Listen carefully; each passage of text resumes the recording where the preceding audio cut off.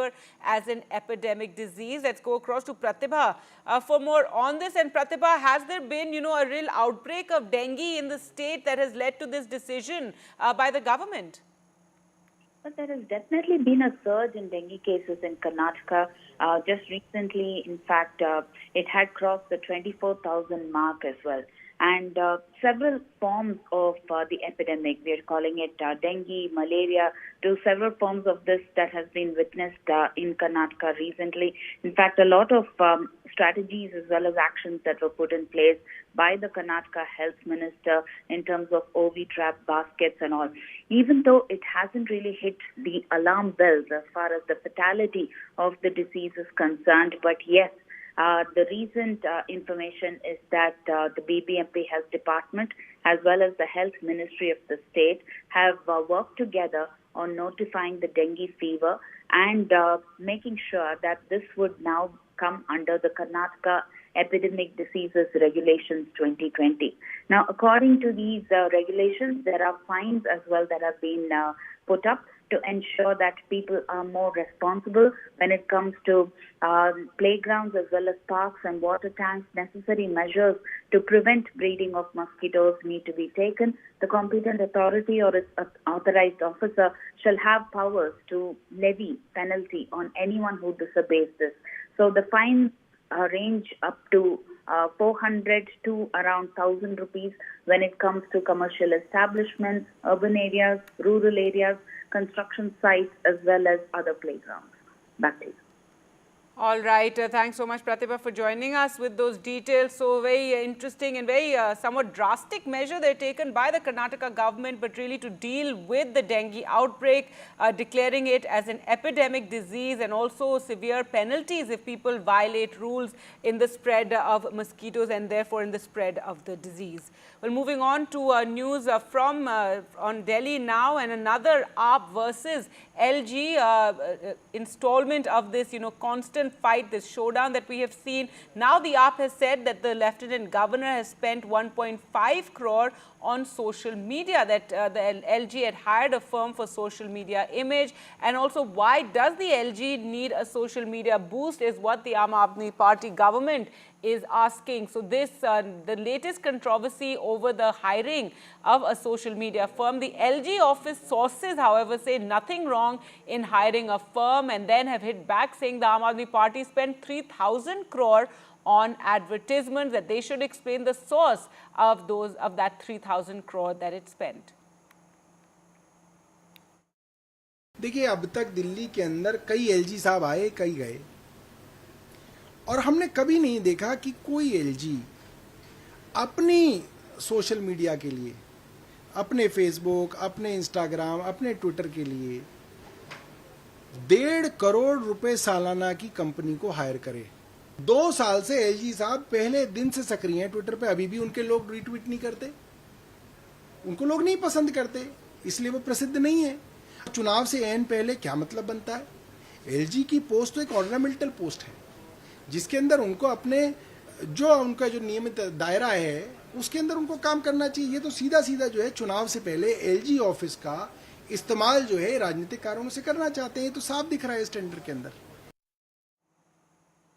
All right, let's go across to Shreya now for more. And Shreya, so this is the latest, LG versus AAP or AAP versus LG, in fact, taking place. And this time, Aam Aadmi Party pointing out what is the need for the LG to have spent so much public money on managing his social media. That's right. This mudslinging has begun right ahead of the assembly elections, and the LG office sources have told us that there is nothing wrong or illegal about the LG office having a social media agency working for them, and instead LG sources have taken a dig at the Aam Aadmi Party, questioning that what about the lump sum amount of rupees 3,000 crores that they have spent on the advertisement of Mr. Arvind Kejriwal. And And because Saurabh Bharadwaj mentioned that, he's not as big a leader, and why would the LG sort of have a social media presence for his publicity, the LG sources have instead said that, they just believe, Aam Aadmi Party just believes that Kejriwal is the biggest leader, and they are allowed to do the social media publicity that is justified. But quite ironically, they are hitting out at LG for having a social media presence, and LG has questioned that where is this rupees 3,000 crores coming from? That is it from some foreign funds or from the very taxes paid by the Delhi citizens? And the LG office has basically commented on this irony in Aam Aadmi Party's claims, and this is a mere mudslinging on a petty subject, as LG having hired an agency to sort of boost the social media presence of LG right ahead of the assembly elections.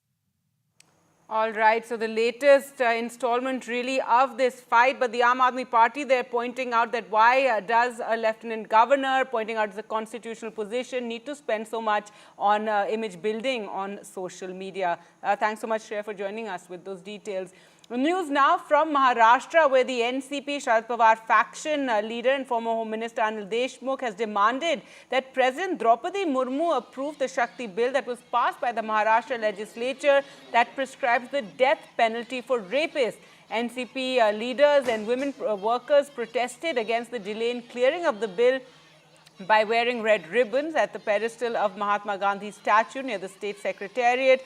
President Draupadi Murmu is currently on a 3-day official visit to Maharashtra. The NCP demanding that the president approve the Shakti Bill that had been passed by the Maharashtra legislature, which prescribes the death penalty for rapists. Let's just listen into what NCP leader Supriya Sule had to say.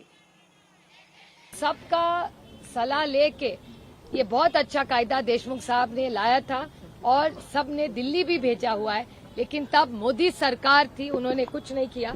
आज NDA की सरकार दिल्ली में है, उन्होंने भी कुछ नहीं किया, उसका हम जाहिर निषेध करते हैं। मैं खुद देशमुख साहब को विनती करूंगी कि देशमुख साहब अगर सब नेताओं गण को, सारे जो इंडिया अलायंस के नेता है, उनको अगर जब खत लिखे तो जब पार्लियामेंट नवंबर में शुरू होगा तो मैं देशमुख साहब को विनती करूंगी वो दिल्ली आए, सब बड़े नेताओं से हम लोग मिलेंगे, उसके बाद हम सब इंडिया अलायंस से उनसे बात करके विनती करेंगे कि हम लोग साथ जाके इस देश के जो होम मिनिस्टर है उनसे मिले और उनको विनती करें कि ये बिल ला दे।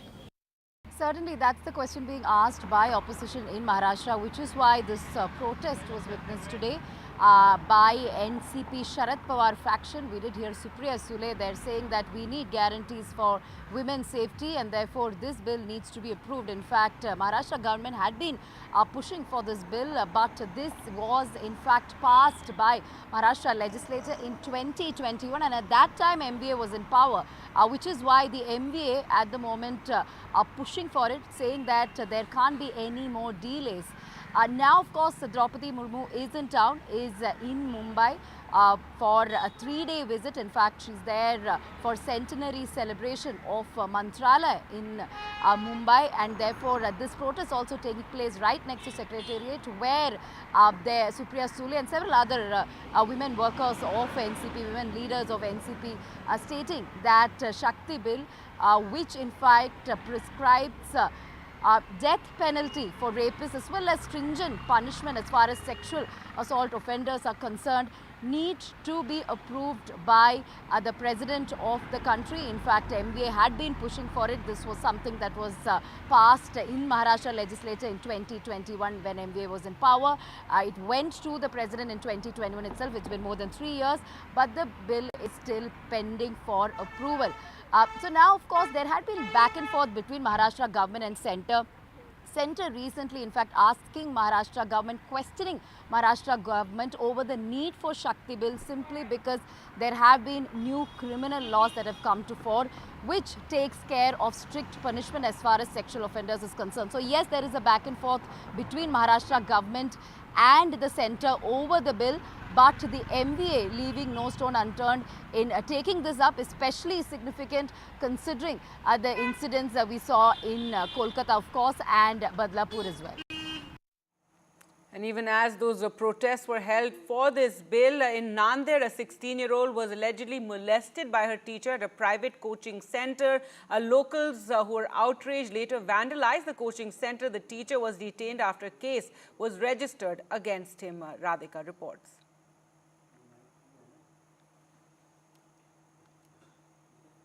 All right, moving on to news now from Haryana and a case that is causing a lot of outrage on the Agra-Delhi National Highway at the Gadpuri toll station. Now, CCTV footage is now available, which shows this teenager, a class 12 student who was killed by cow vigilantes. This took place on the 23rd of August, and now there's this CCTV footage which actually shows this car being chased by the cow vigilantes. The deceased Aryan is in the red car while the accused were following in another car, and the shooting took place shortly after they passed this toll booth. Now, it's a horrifying case really of mob lynching. A class 12 student, Aryan, was shot dead after he was mistaken for cattle smuggler in Faridabad. The accused chased the victim's car for 30 kilometers before he was killed. There were other people in the car with him as well at the time. The 5 people have been arrested now in connection with this incident, but it's a shocking case really. And remember, there has been a huge amount of criticism of the cow vigilante gangs in Haryana and accusations that not enough is done about them. But now an innocent boy there losing his life after being shot at by cow vigilantes. Here's what his father had to say. कसघर वाले गौ वाले ने पीछा किया, गौ हत्या करने वालों को समझ के इनने गोली चलाई। हम पंडित हैं, हमें कोई मतलब ही नहीं, ना कोई हमारा झगड़ा लड़ाई। हमारे पूरे हरियाणा के अंदर मेरे नाम की देख ली पुलिस चौकी में किसी में फायदा कोई भी एप्लीकेशन तक नहीं होगी, क्यों हम लाइन हैं, परदेसी हैं, आदमी कमाने खाने वाले हैं।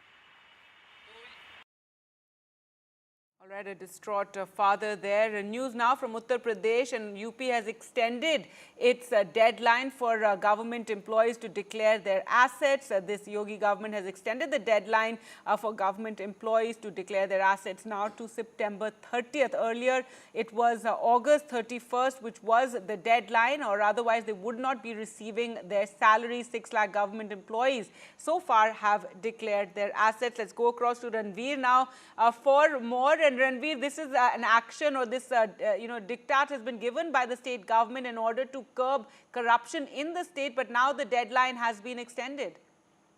Yeah, UP government want to curb corruption. That's why around 2-3 months back, Yogi government ordered all government employees to ensure that they submit their movable and unmovable properties in the human resource portal of UP government.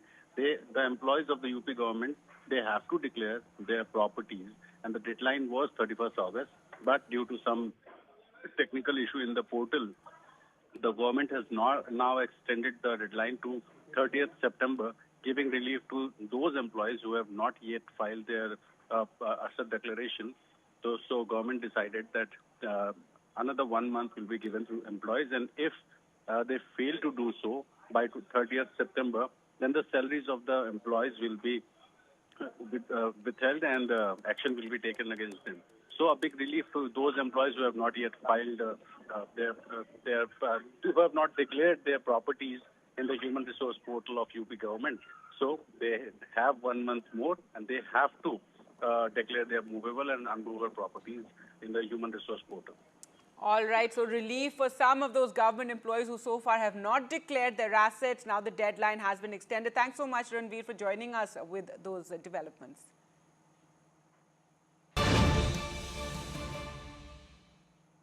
All right, breaking news now coming in on the Badlapur case. Remember the assault or sexual assault that had taken place on 2 minors, just 3 and 4 years old, that had caused massive outrage.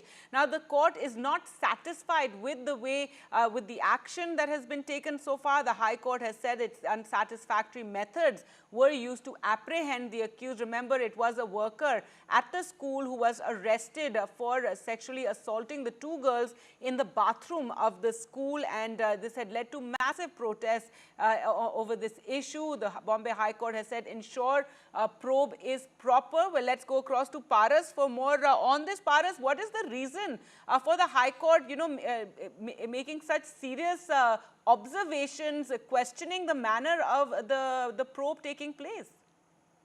Gargi, this is the third time when this entire matter has been heard by Bombay High Court. The Bombay High Court has taken a suo motu petition in this entire matter, which has happened in Batlapur. In this entire matter, on the first time when this matter was heard, there were many things which was asked by the respected Bombay High Court to the investigation team, and now also one important thing has been said by the Bombay High Court is that make sure this is a very serious matter and you should investigate very thoroughly in this entire matter. So whenever this type of any case happens, diary should be maintained, and in this matter also diary has been maintained, but the respected Bombay High Court has asked the investigation team that why is the only way to write the case diary? This is not the purpose of the case diary. You cannot write this same way for last 35 years. Gargi, this is very important in this entire matter, or right. if we see the history. So Bombay High Court is questioning the entire law and order situation.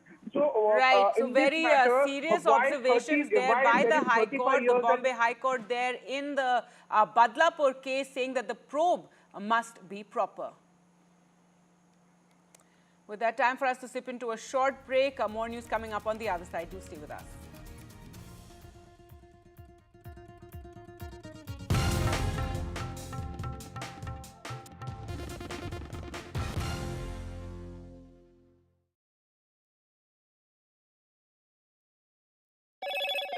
Hello, Moto.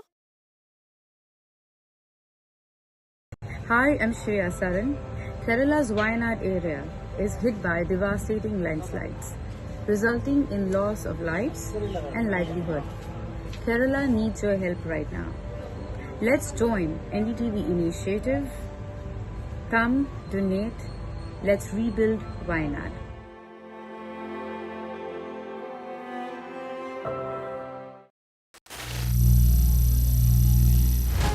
Some people say the metaverse will only be virtual. One day this lecture hall will be made of code, and driverless cars would be trapped in intersections. But even in this maze of the future, you can't wish away health. It's time to become more resilient.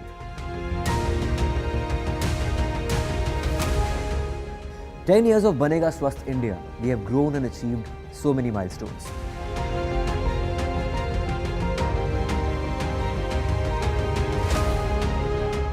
And now I have a plan to beat the urgency, to stop breathing with difficulty, to relieve getting choked with inactivity.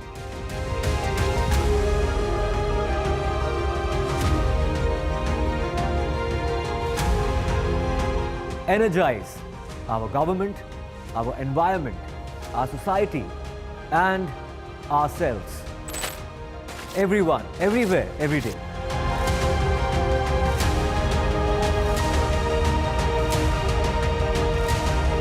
Banega Swasth India. One world hygiene. Stay informed and entertained with the new and updated NDTV News app. You can watch all our channels live, listen to podcasts, read breaking and exclusive news from around the world and more. Download the NDTV app today and get access to the best journalism and storytelling on your smartphone or tablet. The NDTV app. News that matters to you. Landslide devastation in Kerala's Wayanad. Join NDTV's initiative. Donate for Kerala.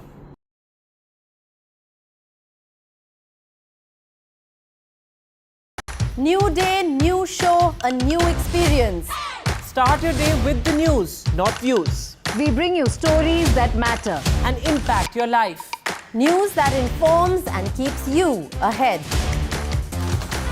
From Maximum City, Mumbai, to the seat of power, Delhi, NDTV brings you the best breakfast show. Breakfast news on NDTV, 8 a.m. every day.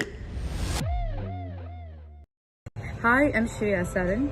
Kerala's Wayanad area is hit by devastating landslides, resulting in loss of lives and livelihood. Kerala needs your help right now. Let's join NDTV initiative. Come, donate. Let's rebuild Wayanad.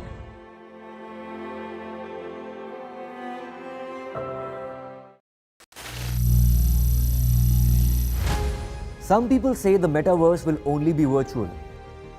One day this lecture hall will be made of code, and driverless cars would be trapped in intersections. But even in this maze of the future, you can't wish away health. It's time to become more resilient.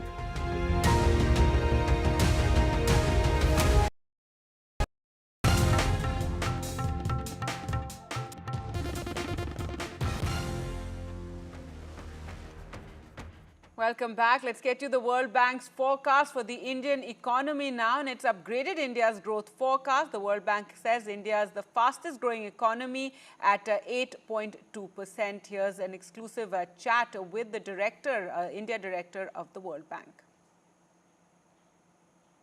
The World Bank has just upgraded India's growth forecast to 7% for FY 24-25 from the earlier projection of 6.6%. To decode what this means and what has led to the growth upgrade, really, we are joined by Country Director India of the World Bank, Mr. August Kwame. Thank you very much for your time. First, for our viewers to understand, what has led to this upgrade really in the growth projection? Thank you, Shakti.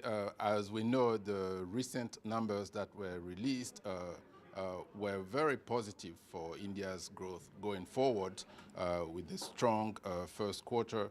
And it's no surprise that we expect growth to be stronger than we had initially thought in our last IDU. And one of the reasons why we have upgraded our forecast from 6.6 to 7 for the coming year is that we think global trade is recovering and will recover a bit faster than we had initially anticipated. And by the way, trade is something that we cover extensively in the IDU, and I will invite your readers to look at the section on trade because it's very rich in analysis. Mm-hmm. So if global trade picks up, India will benefit from it. And we know that India has been doing very well despite a very challenging global environment, but if this global environment improves slightly, it will benefit India, and we hope this will be a trend, this trend will continue. Right. The second reason why we upgraded our forecast is that agriculture is also doing pretty well. Agriculture did, situation was very difficult last year, but with the monsoon and the fact that, farmers have been patient and stayed the course, and the price of fertilizers have also helped. We think that there will be a pickup in agricultural growth this coming year. So these two, trade and agriculture, will really help. Really, the latest study by the World Bank mentions that the labor market has improved, but youth unemployment remains elevated. How do you think India can address this? Yes, measures were announced in the budget, but how do you think we can see implementation on the ground? Well, first, let's focus on the positive. Youth unemployment was at a peak during the pandemic or immediately after the pandemic. Mm-hmm. And it has declined significantly, coming from well over 20, close to 30%, to now 16.5, 17%. It is still high, 17%, but it is much lower than what it was a few years ago. So there is progress. Now, where to go from here? Yes, of course, India will want a youth unemployment that is much lower because India has a young population, many of them well-trained, and they can power the economy going forward.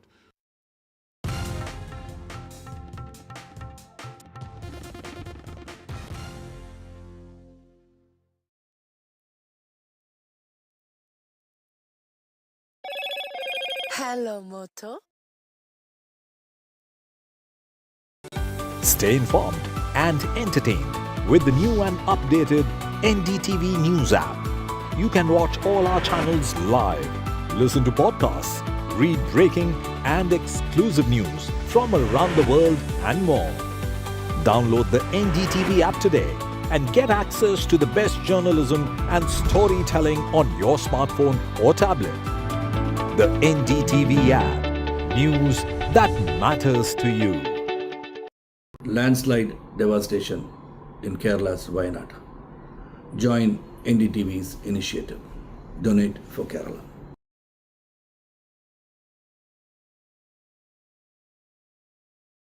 New day, new show, a new experience. Start your day with the news, not views. We bring you stories that matter and impact your life. News that informs and keeps you ahead. From Maximum City, Mumbai, to the seat of power, Delhi, NDTV brings you the best breakfast show. breakfast news on NDTV, 8 a.m. every day. Hi, I'm Shreya Saran. Kerala's Wayanad area is hit by devastating landslides, resulting in loss of lives and livelihood. Kerala needs your help right now. Let's join NDTV initiative. Come, donate. Let's rebuild Wayanad.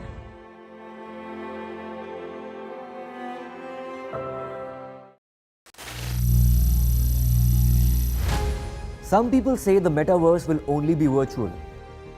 One day this lecture hall will be made of code, and driverless cars would be trapped in intersections.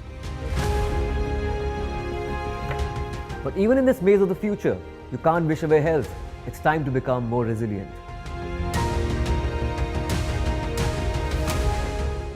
"10 years of Banega Swasth India, we have grown and achieved so many milestones.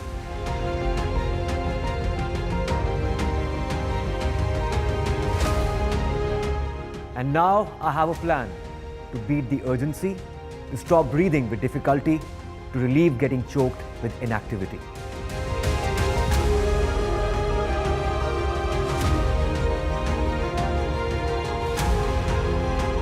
Energize our government, our environment, our society, and ourselves. Everyone, everywhere, every day.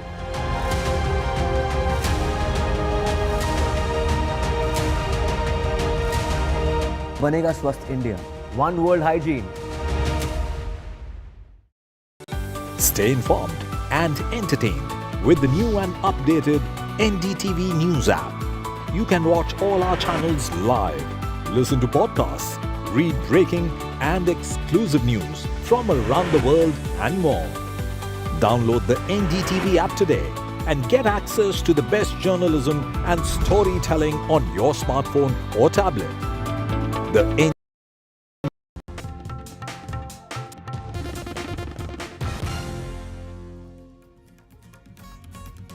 Hello and welcome. You're watching NDTV. I'm Gargi Rawat. Coming up ahead, the Karnataka has declared dengue an epidemic. Also, West Bengal passes the anti-rape bill. All that and more ahead. Let's take a look at the headlines we're tracking. The Bombay High Court finds fault with the Badlapur horror probe in which 2 minor girls were sexually assaulted in the school bathroom by a worker there. The court questions the case diary, the manner in which the accused was nabbed. Ensure proper probe justice should not be rushed, is what the High Court has said. West Bengal, a Prajata anti-rape bill has been passed by the Mamata Banerjee government. The bill seeks death penalty for rape and murder and also fast-tracking of cases. And now Mamata versus the BJP over implementation of the bill. Mamata tells leader of opposition Suvendu Adhikari to get the governor to sign it promptly. He hits back, says immediate implementation is the government's responsibility. After a spike in cases of dengue in the state, Karnataka government has declared dengue an epidemic. Those who are caught being careless or spreading mosquitoes, helping spread mosquitoes, will be punished under the law after dengue has been declared an epidemic in the state.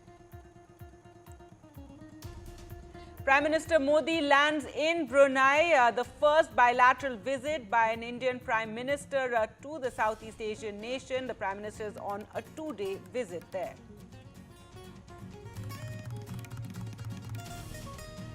And in Haryana's Gurugram, as elections are around the corner, the focus is on infrastructure, and resident welfare associations fed up of shoddy infrastructure in the Millennium City have, in fact, will be contesting the elections on their own.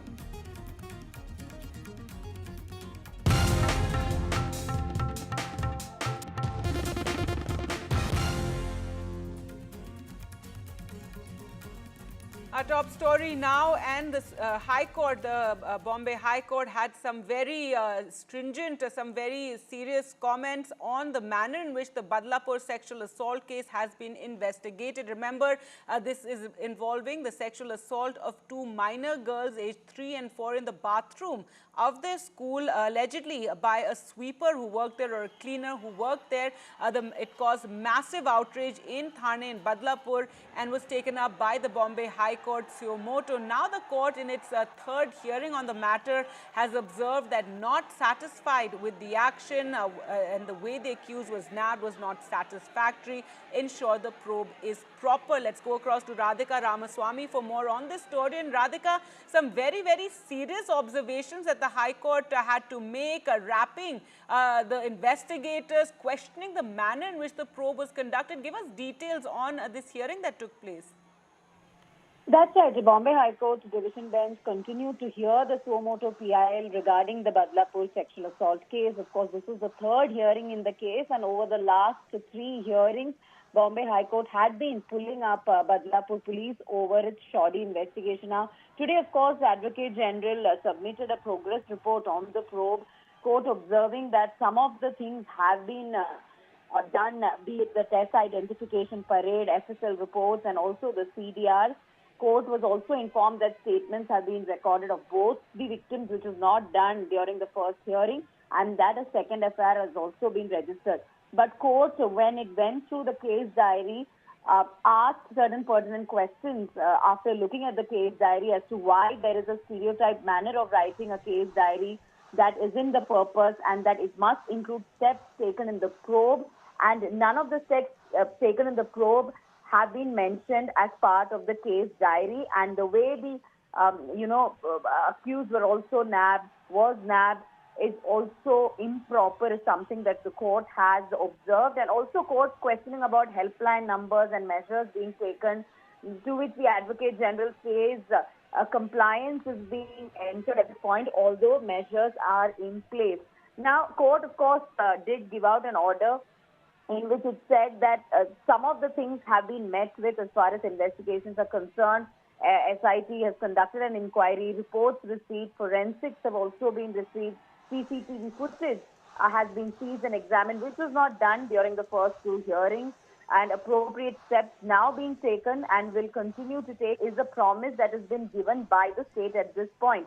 A court also looking at some of the reports of the Education Department and talking about how some of the sentences were incomplete. Therefore, it has been prepared in a haphazard manner, is an observation made by the court.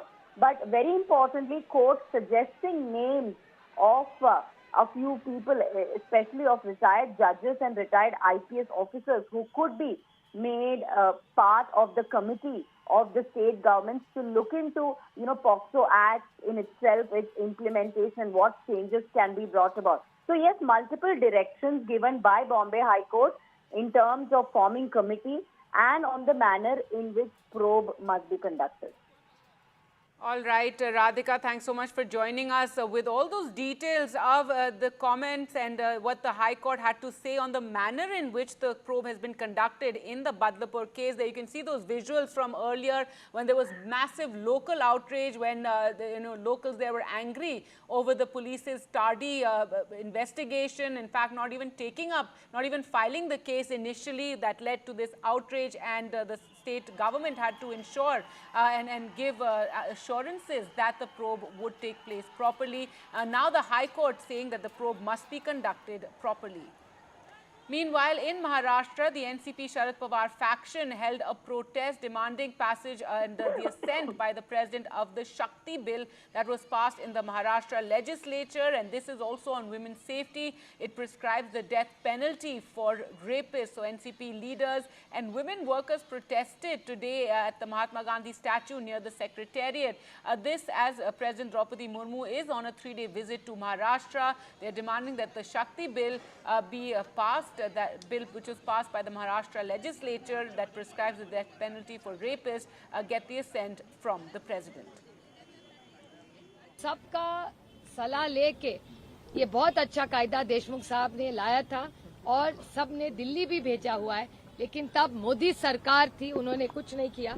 आज NDA की सरकार दिल्ली में है, उन्होंने भी कुछ नहीं किया, उसका हम जाहिर निषेध करते हैं। मैं खुद देशमुख साहब को विनती करूंगी कि देशमुख साहब अगर सब नेताओं गण को, सारे जो इंडिया अलायंस के नेता हैं, उनको अगर जब खत लिखे तो जब पार्लियामेंट नवंबर में शुरू होगा तो मैं देशमुख साहब को विनती करूंगी वो दिल्ली आए, सब बड़े नेताओं से हम लोग मिलेंगे, उसके बाद हम सब इंडिया अलायंस से उनसे बात करके विनती करेंगे कि हम लोग साथ जाके इस देश के जो होम मिनिस्टर है उनसे मिले और उनको विनती करें कि ये बिल ला दे।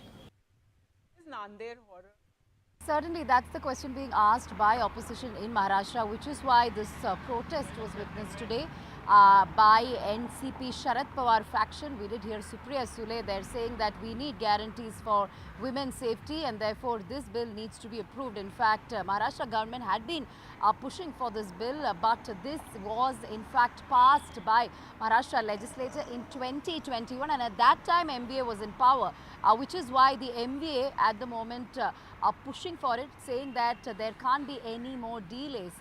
Now, of course, Draupadi Murmu is in town, is in Mumbai for a 3-day visit. In fact, she's there for centenary celebration of Mantralaya in Mumbai, and therefore this protest also taking place right next to Secretariat, where there Supriya Sule and several other women workers of NCP, women leaders of NCP are stating that Shakti Bill, which in fact prescribes death penalty for rapists as well as stringent punishment as far as sexual assault offenders are concerned, need to be approved by the president of the country. In fact, MVA had been pushing for it. This was something that was passed in Maharashtra legislature in 2021 when MVA was in power.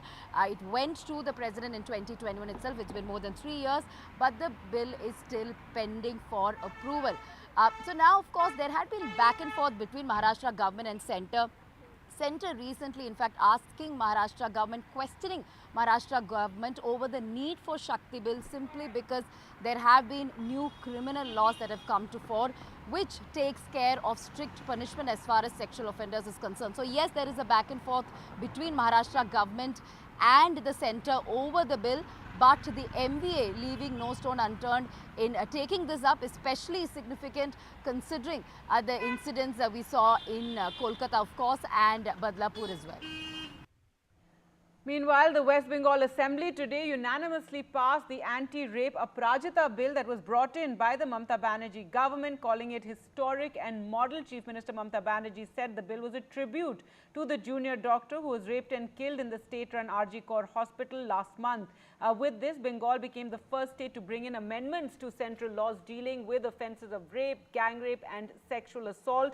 The law will also include provisions for a time-bound trial and enhanced compensation or fine which will be collected from the guilty. But the focus now shifts to the governor's assent to the bill, with Mamata and the BJP sparring over the immediate implementation. Mamata Banerjee said the opposition should ask the governor to sign the bill. It is our responsibility to enact it. After that, the BJP hit back, saying that it is the government's responsibility. This is, of course, a new law that the state government has been talking about in terms of not only ensuring stricter punishment, including the death penalty for all rape cases by making rape a crime commensurate with murder, but also what they are saying is that there should be a case where many, of course, many times where you see there's a lag in the justice system, and they are saying that this has to be a mandated time-bound process of delivering justice, and that is something that this law looks at. Now, during the passing of the bill, of course, there was a political debate on it, and this is, of course, in the Legislative Assembly. Entire bill, of course, looks at what can be improved in terms of punishment, in terms of processes to ensure that rapes, that the laws against rape are actually a deterrent against such crimes. Now, there was exchange of, sort of arguments and counter-arguments between the opposition and the government, and leader of opposition, Shubhendu Adhikari, also delivered a speech. He, of course, made several important points and also raised some allegations especially in specific to the RG Kaur case, including other BJP MLAs, including Ognimitra Paul, also spoke, but the point is that both the BJP and the TMC, this bill was passed with support from both, and the leader of opposition Shubhendu Adhikari also made it clear that that they were in support of the bill. However, West Bengal has now got a new law, and there was a little bit of an argument over actually ensuring the implementation of these laws, because often we've seen how laws are passed but they never become rules. They just languish. So in that context, the Chief Minister Mamata Banerjee, Shubhendu Adhikari said we want it to be implemented as soon as possible, to which Chief Minister Mamata Banerjee responded, you should ask the governor to sign it immediately. And therefore, now, of course, once this is passed, it's sent to the governor. Then it depends on what the governor does, whether he signs it or whether he sends it back to the assembly, or what he does, or whether he sends it to the president. All of these possibilities remain. So therefore, it is a law that's been passed by both the opposition and the government here. Of course, albeit there were arguments on the amendments that were moved by Shubhendu Adhikari, the leader of opposition. But at this point, we can report that this law, the Aparajita Women and Child West Bengal Criminal Laws Amendment Bill 2024, has been passed by the West Bengal Assembly, looking at stricter punishment, death penalty for rapes, making rape a crime commensurate with murder, and also ensuring time-bound processes to ensure the judicial process in such cases also moves fast and justice is delivered, and thereby it actually acts as a deterrent against rape. All of this, as you know, comes in the backdrop of the horrific incident at the RG Kaur Medical College and Hospital, where a young postgraduate doctor was brutally raped and murdered. Her body was found on the 9th of August. Even as the Aparajita bill was passed in the West Bengal Assembly, BJP MP Soumitra Khan shot off a letter to the Union Law Minister seeking action against the Kolkata Police Commissioner. He alleges that the law and order situation in the state has been deteriorating since the 9th of August, when this horrific rape and murder took place. Soumitra Khan has sought the centre's intervention in restoring law and order in the state. Kolkata का police commissioner Mr Vineet Goyal, इसको क्यों नहीं arrest हो रहा है? इन्होंने जो आरजीकर घटना में घटने के बाद जो महीना तदंत में जो सब कुछ में ये जो इसका हाथ है, ये क्यों अरेस्ट नहीं हो रहा है? और पब्लिक पूरा पुलिस का विरोध में चला गया, तो पुलिस का एक्शन जब ममता बंदोबस्त कर रहा है तो उसका खिलाफ क्यों नहीं होगा? उसलिए हम 355 मांग रहा हूँ। जब आप 355 लगाइए, क्योंकि पश्चिम बंगाल का हालत कश्मीर से भी खराब है। सर, आपने ये भी लिखा है लेटर में कि एविडेंसेस को कहीं ना कहीं टेम्पर किया गया है। जिस तरीके से सीबीआई ने पूरी जांच को टेक ओवर किया गया है, कोलकाता पुलिस ने एविडेंसेस देने में छेड़खानी भी की गई। नहीं, जो एविडेंस छेड़छाड़ किया है उसको तो पहले अरेस्ट करना चाहिए, तो सीबीआई को भी अरेस्ट करना चाहिए विनीत गोयल को, क्योंकि वो भी तो छेड़छाड़ किया है। तो छेड़छाड़ जो किया है वो भी तो गलती है, तो उसको क्यों अरेस्ट नहीं हो रहा है? तो हम लोग उसलिए दिया है। मैंने दिल्ली में बहुत सारे मंत्री का पास जा रहा हूँ, मैंने एचएम सर से भी टाइम मांगेंगे। सब देश का पूरा मंत्री को हम बताएंगे कि परिस्थिति क्या है बंगाल पे। एक महीना होने जा रहा है, फिर भी ऐसे तो फिर भी सब चुपचाप है, तो नहीं, ऐसे तो नहीं चलेगा ना। ये कश्मीर से भी खराब हो गया। आपने डिमांड की है कि कोलकाता पुलिस कमिश्नर को कोलकाता पुलिस कमिश्नर को इमीडिएट हटाइए, उसको अरेस्ट करना चाहिए, क्योंकि पोस्टमार्टम के बाद टाइम वो क्यों डिस्टर्ब किया है, तो उसको अरेस्ट करना चाहिए। आपको लगता है सीबीआई को वहां पर जांच करने के लिए जो टीम गई है उनको निष्पक्ष जांच करने दी जा रही है? मैं तो सीबीआई में, देखिए एक बात बोलूँ, राजीव कुमार जो घटना घटी थी रात में, ममता सीएम उसके घर के सामने बैठ गए थे जी हम जांच करने नहीं देंगे। कौन एक भी फाइनल रिजल्ट अभी तक निकला? मैं चाहता हूं सीबीआई के कम से कम जो देश का सबसे बड़ा क्राइम ब्रांच का सबसे बड़ा इन्वेस्टिगेशन टीम है तो कुछ करके दिखाओ। 15 साल लग जाएगा, उसके बाद यहाँ पे जो स्टूडेंट है वो देखेगा 15 साल के बाद वो हुआ है। ये पश्चिम बंगाल का पब्लिक हंस रहा है। तो हम चाहते हैं भाई जल्दी जल्द इसका जो आरोपी है उसको अरेस्ट करो, और कल अरेस्ट किया है, इस सबसे बड़ी धन्यवाद। लेकिन आरजीकर घटना जिसका पोस्टमार्टम का पीछे जिसका रोल है उसको भी अरेस्ट करना चाहिए। To us. That was Soumitra Khan, West Bengal BJP MP, demanding removal of Kolkata Police Commissioner. We are demanding justice for the victim from day one. Having said that, we have our leader of opposition in the West Bengal Assembly, Shri Shubhendu Adhikari, has laid down certain amendments. The primary of which is that whoever is responsible for falsifying evidences or tampering the evidences should be held guilty. In that context, why hasn't Mamata Banerjee's government, who is wanting capital punishment to the Arjikar rapists or gang of rapists, why isn't she taking any action against the police commissioner? Because has been made clear in the Supreme Court as well that the police department, especially the top levels of the police, they have been shielding. The FIR was lodged, can you believe it, Gargi? FIR was lodged long after the victim was cremated. There was no FIR lodged by the hospital or the police. The FIR was lodged by the father of the victim. So whoever is responsible for tampering of the evidences or manipulating the evidences has to be held guilty. And also, we have also wanted a number of other amendments also, that the witnesses should be given ultimate protection by the state police.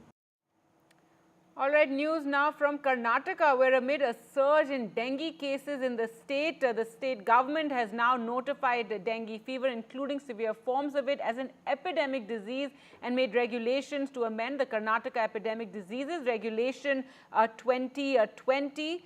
So that's a big step. This is a mosquito-borne disease, as one knows, and the penalty if people violate rules, that it shall be the duty of every owner, and the government has also mobilized resources and personnel across various departments to focus on source reduction, which involves eliminating mosquito breeding sites. ASHA workers and volunteers will also be tasked to conduct door-to-door visits. Let's go across to Pratibha now for more. And Pratibha, this is quite, a big measure to counter the spread of dengue. Clearly, Karnataka is dealing with a huge spike in the number of cases, and now the government also wants to take, action against those who are careless or in some way responsible for the spread of dengue. Give us the details.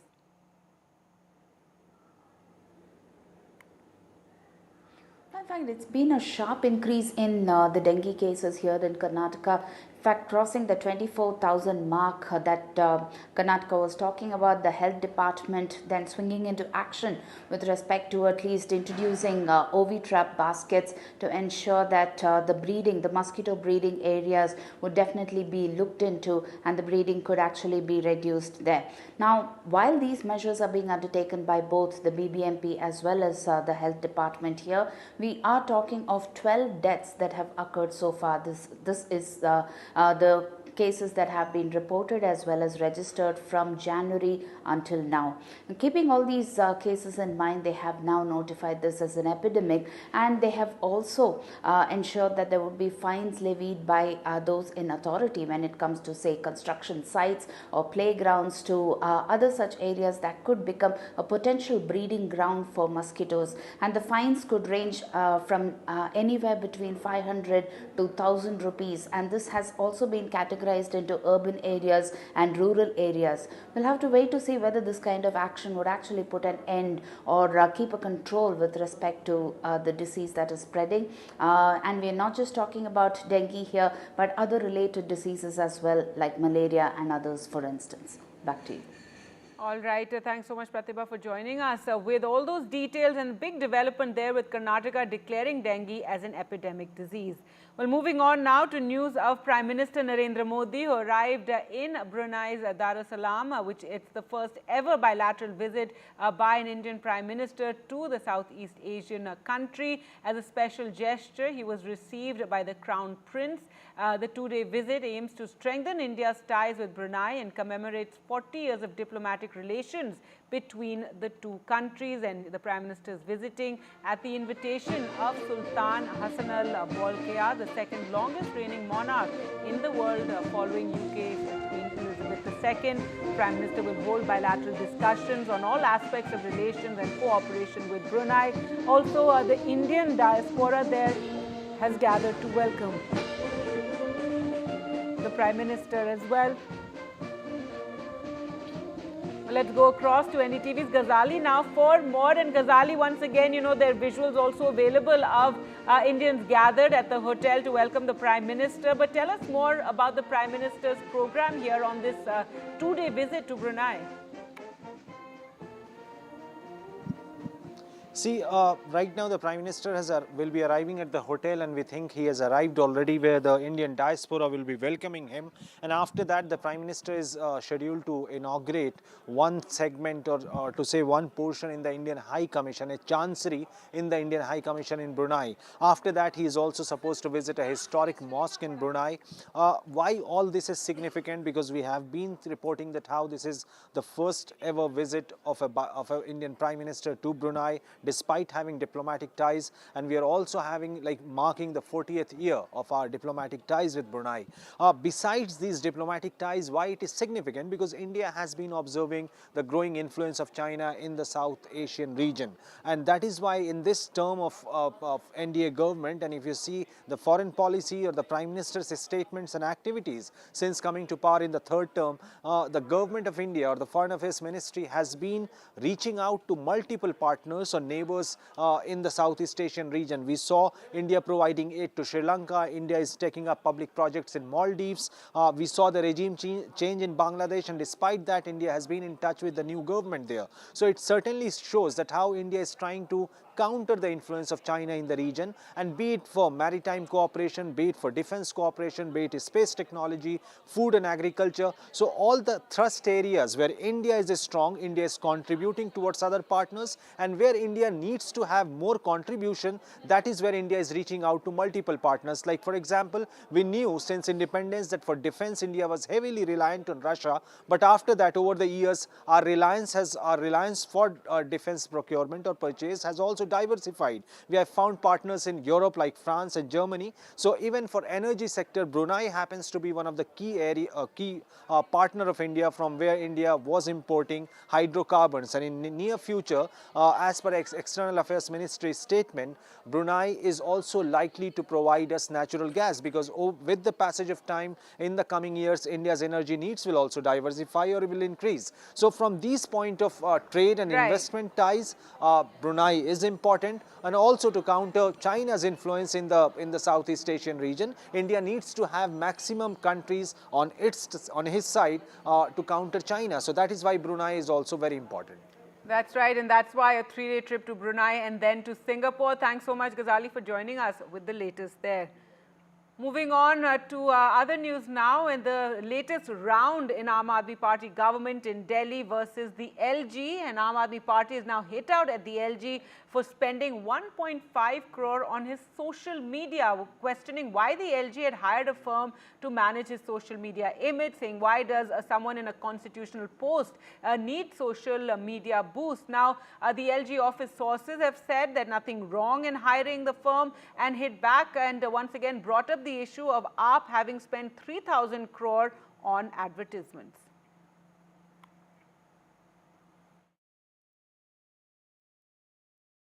अब तक दिल्ली के अंदर कई LG साहब आए, कई गए, और हमने कभी नहीं देखा कि कोई एलजी अपनी सोशल मीडिया के लिए, अपने फेसबुक, अपने इंस्टाग्राम, अपने ट्विटर के लिए 1.5 करोड़ रुपए सालाना की कंपनी को हायर करे। 2 साल से एलजी साहब पहले दिन से सक्रिय हैं ट्विटर पे, अभी भी उनके लोग रीट्वीट नहीं करते। उनको लोग नहीं पसंद करते, इसलिए वो प्रसिद्ध नहीं है। चुनाव से ऐन पहले क्या मतलब बनता है? एलजी की पोस्ट तो एक ऑर्नामेंटल पोस्ट है, जिसके अंदर उनको अपने उनका जो नियमित दायरा है उसके अंदर उनको काम करना चाहिए। ये तो सीधा सीधा जो है चुनाव से पहले एलजी ऑफिस का इस्तेमाल जो है राजनीतिक कारणों से करना चाहते हैं। तो साफ दिख रहा है इस टेंडर के अंदर। All right, let's go across to Shreya now for more. And Shreya, the Aam Aadmi Party raising the issue of why a governor an LG needs to spend 1.5 crore of public money on his social media and having a firm, handle it as well, pointing out that they have made many LGs, but no one has ever, spent money like this. That's right. The Delhi minister has clearly said that posts like that of the president or lieutenant governor is for the public interest and not for self-promotion.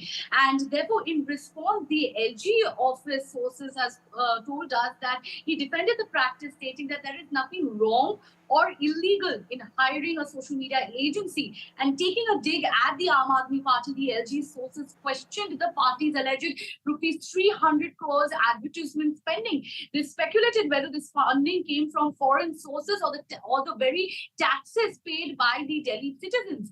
And the LG office sources said that there is nothing wrong in having a social media presence, and rather criticized the Aam Aadmi Party for hitting out at LG for having a social media presence, and also alleged that they and has questioned that where would they spend rupees 300 crores on the advertisement of their party leaders, including Arvind Kejriwal. Then why cannot the LG have a basic social media presence? And remember that this mudslinging is happening right ahead of the Delhi Assembly elections, and therefore this war of words has erupted.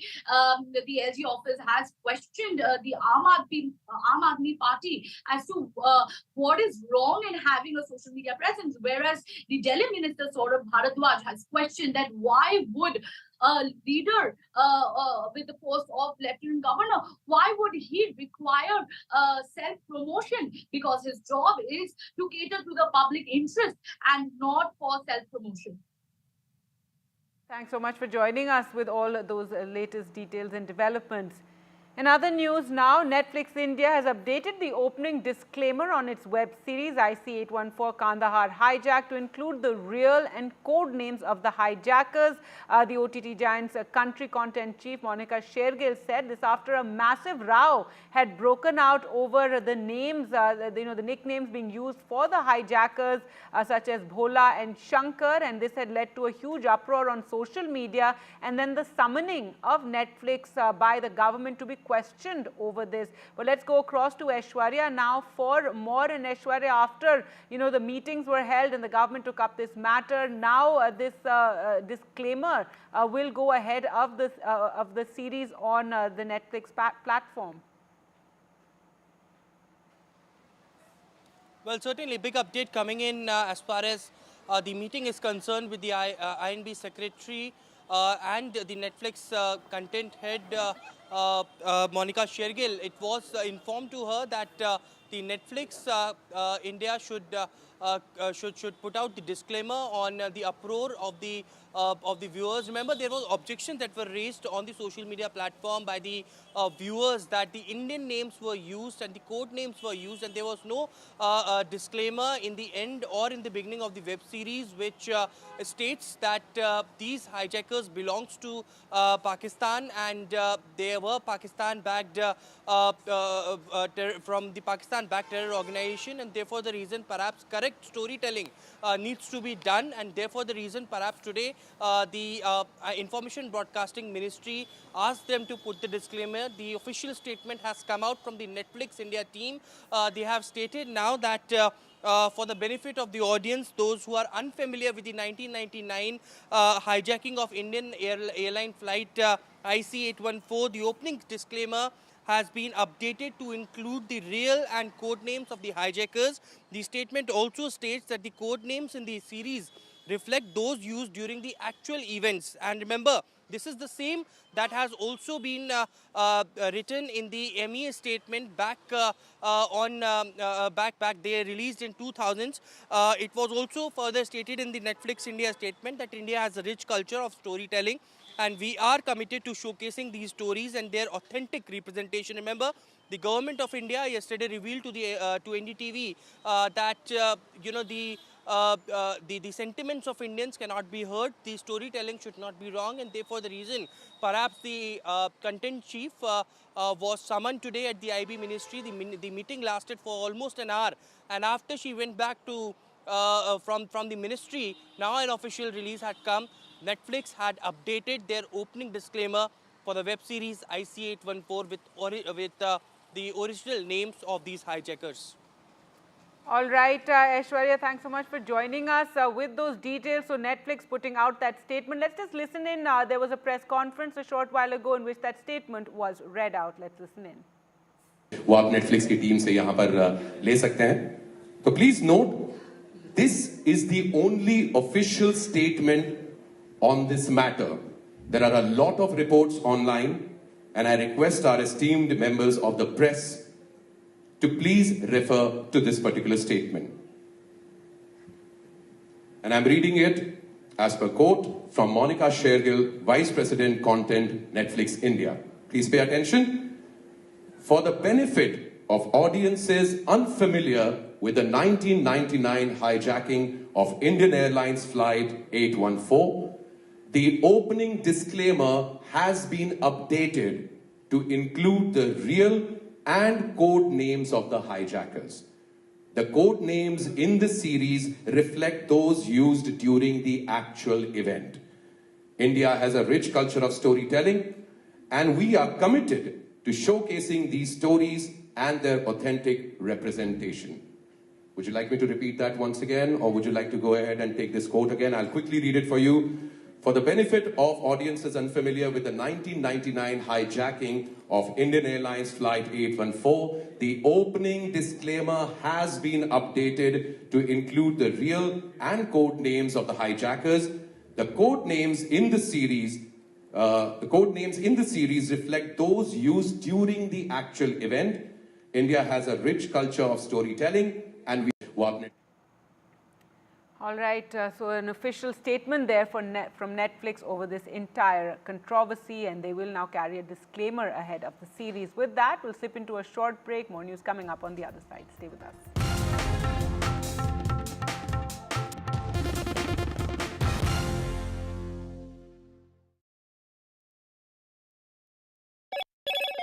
Hello, Moto. Motorola Razr 50 Ultra comes with Google Gemini.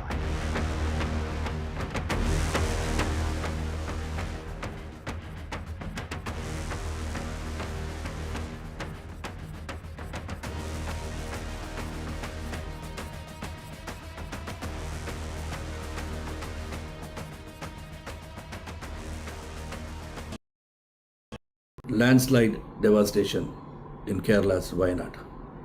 Join NDTV's initiative. Donate for Kerala.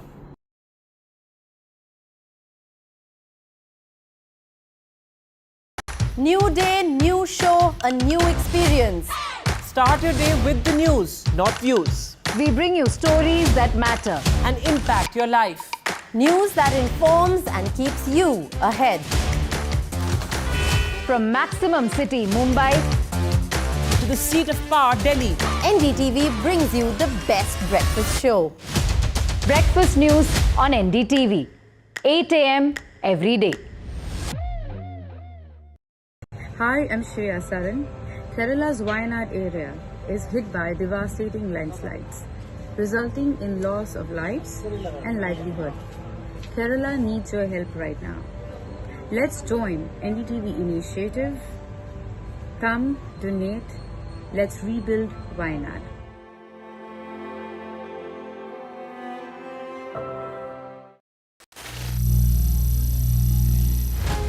Some people say the metaverse will only be virtual. One day this lecture hall will be made of code, and driverless cars would be trapped in intersections. But even in this maze of the future, you can't wish away health. It's time to become more resilient.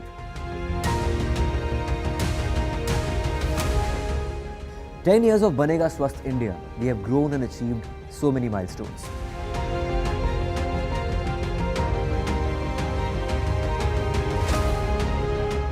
And now I have a plan to beat the urgency, to stop breathing with difficulty, to relieve getting choked with inactivity.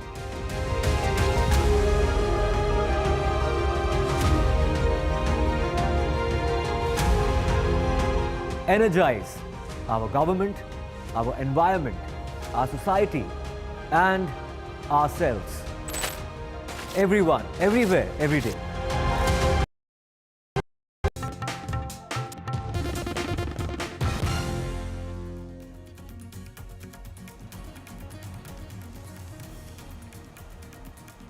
Welcome back. Now, special coverage ahead of the Jammu and Kashmir elections. And what are the issues of the common man that he wants a resolution through his vote during the assembly elections?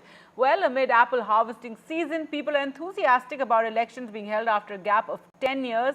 In Pulwama, locals and first-time voters talk about why this election is so important. They say the drug menace and unemployment is the biggest challenge for the people of Jammu and Kashmir that they're facing, and the new government should address it as its first priority.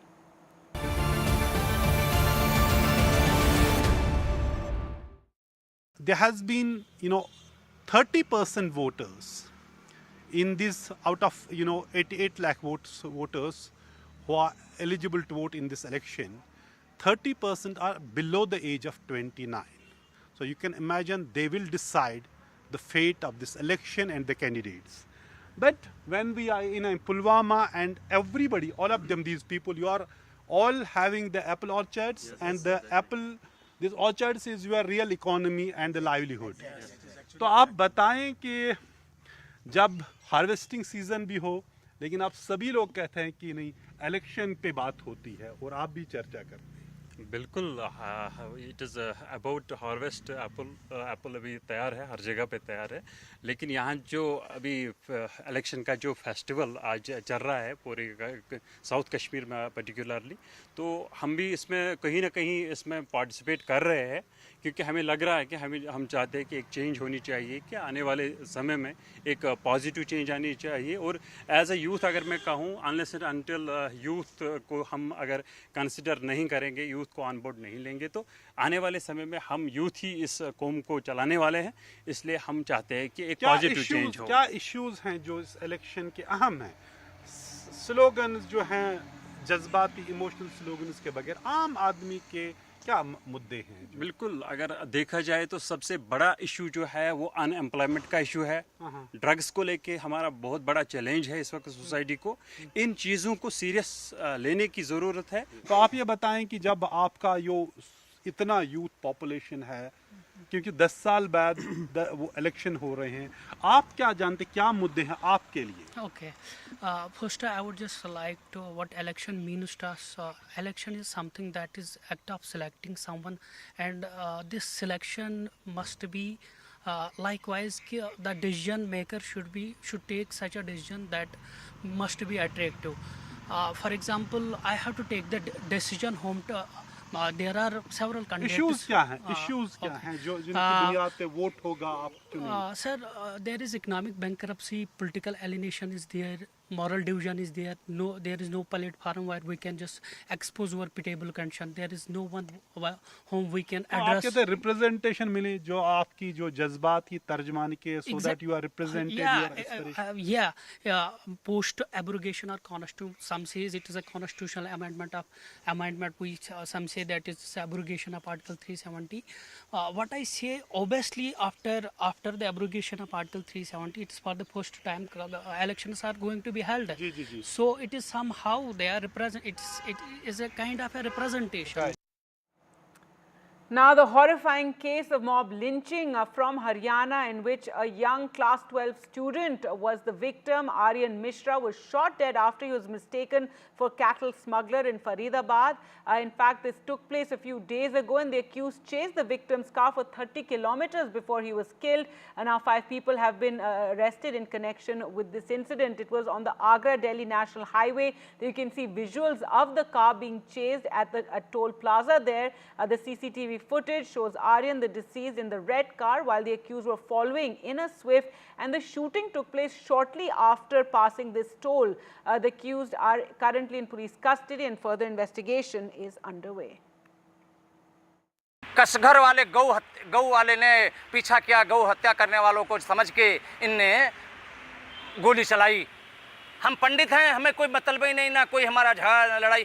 हमारे पूरे हरियाणा के अंदर मेरे नाम की देख ली police चौकी में किसी में फायदा कोई भी एप्लीकेशन तक नहीं होगी, क्यों हम लाइन है, परदेसी हैं आदमी, कमाने खाने वाले हैं। All right, so very tragic case there. Let's go across to Mukesh now for more. And Mukesh, this is a very shocking case in which a class 12 student was shot dead by cow vigilantes. They have been arrested. What is the latest you can share with us? देखिए, जो Faridabad police है उसने दावा किया था कि जितने लोग अरेस्ट हुए हैं 5 के 5 वो किसी भी गौरक्षा दल से जुड़े हुए नहीं हैं। ये क्लेम था फरीदाबाद पुलिस का। लेकिन एनडीटीवी की टीम ने जो एक्यूज पकड़े गए हैं उनमें से एक मेन एक्यूज है अनिल कौशिक। हम लोग उसके घर गए हैं और उसकी माँ से बात की है। उसकी माँ ने ये बताया कि हाँ, मेरा बेटा एक गौरक्षक है और बहुत लंबे समय से गायों की सेवा कर रहा है और उसके लिए काम कर रहा है। उसकी माँ ने यह भी कहा कि उस रात में मेरा बेटा जो डस्टर गाड़ी है उसका पीछा कर रहा था। उसको लगा था कि इस डस्टर गाड़ी में गौ तस्कर बैठे हुए हैं और उसी शक में वो पीछा कर रहा था। इसके बाद माँ का दावा ये है कि जो पहली गोली है वो डस्टर कार में बैठे हुए लोगों ने चलाई और उसके बाद दूसरी कार से फायरिंग हुई। हालांकि वो दावा ये भी कर रही है कि मेरे बेटे ने कोई गोली नहीं मारी है, उसको गलत पकड़ा गया है। लेकिन उसने इतना माना है कि गौ तस्कर समझकर उसका बेटा जो आर्यन है उसकी गाड़ी का पीछा कर रहा था। और फिर हमने यहाँ पर और जांच की तो पाया कि अनिल कौशिक की 2 गाड़ियां खड़ी हुई हैं जिन पर गौरक्षा दल लिखा हुआ है। एक गाय की एम्बुलेंस है वो भी उसके पास है और उसने एक संगठन बनाया हुआ है। उस संगठन का नाम है लिव फॉर नेशन और उस संगठन के पेज पर आप जाएंगे यूट्यूब पर तो उसमें अनिल कौशिक के बहुत सारी वीडियोस पड़े हुए हैं और उनमें वो गौरक्षा करता हुआ दिखाई दे रहा है। किसी वीडियो में वो किसी का पीछा कर रहा है। तो एनडीटीवी ने ये जानकारी निकाली है कि आरोपी गौ रक्षा दल से जुड़ा हुआ है और गौ तस्कर के शक में ही ये पूरी घटना हुई है। All right, thanks so much Mukesh for joining us with those details. So Mukesh telling us even though the police for the moment have denied that these were a gang of cow vigilantes, NDTV visited the residence of one of them who've been arrested and it's very clear that he is associated with such a group. With that, we'll slip into a short break. More news coming up on the other side.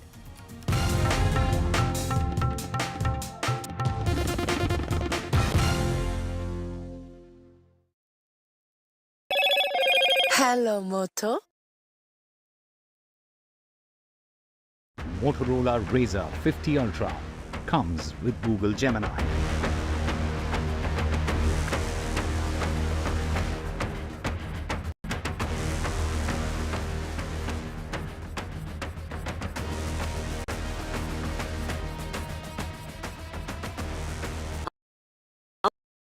Stay informed and entertained with the new and updated NDTV News app. You can watch all our channels live, listen to podcasts, read breaking and exclusive news from around the world and more. Download the NDTV app today and get access to the best journalism and storytelling on your smartphone or tablet. The NDTV app. News that matters to you.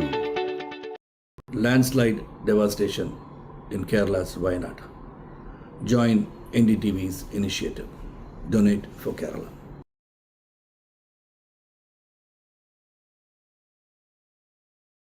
New day, new show, a new experience.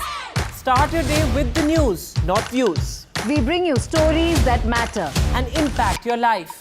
News that informs and keeps you ahead. From Maximum City, Mumbai, to the seat of power, Delhi, NDTV brings you the best breakfast show. Breakfast news on NDTV, 8 a.m. every day. Hi, I'm Shreya Saran. Kerala's Wayanad area is hit by devastating landslides, resulting in loss of lives and livelihood. Kerala needs your help right now. Let's join NDTV initiative. Come, donate. Let's rebuild Wayanad.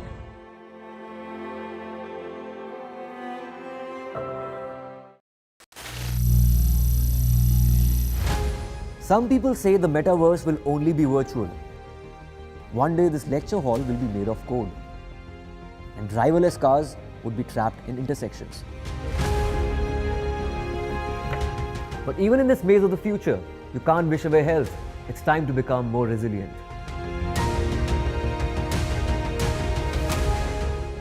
"10 years of Banega Swasth India, we have grown and achieved so many milestones.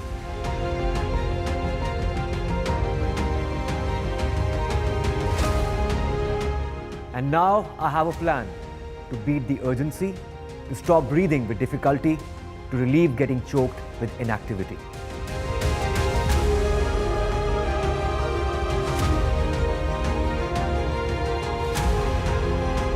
Energize our government, our environment, our society, and ourselves. Everyone, everywhere, every day.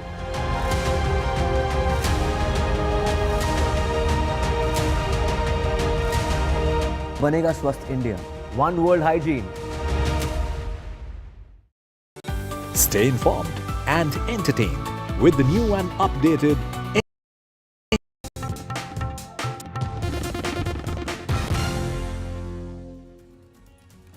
Welcome back. The World Bank's forecast for the Indian economy and a boost for India as the World Bank has upgraded India's growth forecast, and it's the fastest growing economy with 8.2% in financial year 23-24. The World Bank has also said that the growth will remain strong and India has significant untapped potential to leverage. Here's an interview with the World Bank India director. The World Bank has just upgraded India's growth forecast to 7% for FY 24-25 from the earlier projection of 6.6%. To decode what this means and what has led to the growth upgrade, really, we are joined by Country Director India of the World Bank, Mr. August Kwame. Thank you very much for your time. First, for our viewers to understand, what has led to this, upgrade really in the growth projection? Thank you, Sakshi. As we know, the recent numbers that were released were very positive for India's growth going forward with a strong first quarter. And it's no surprise that we expect growth to be stronger than we had initially thought in our last IDU.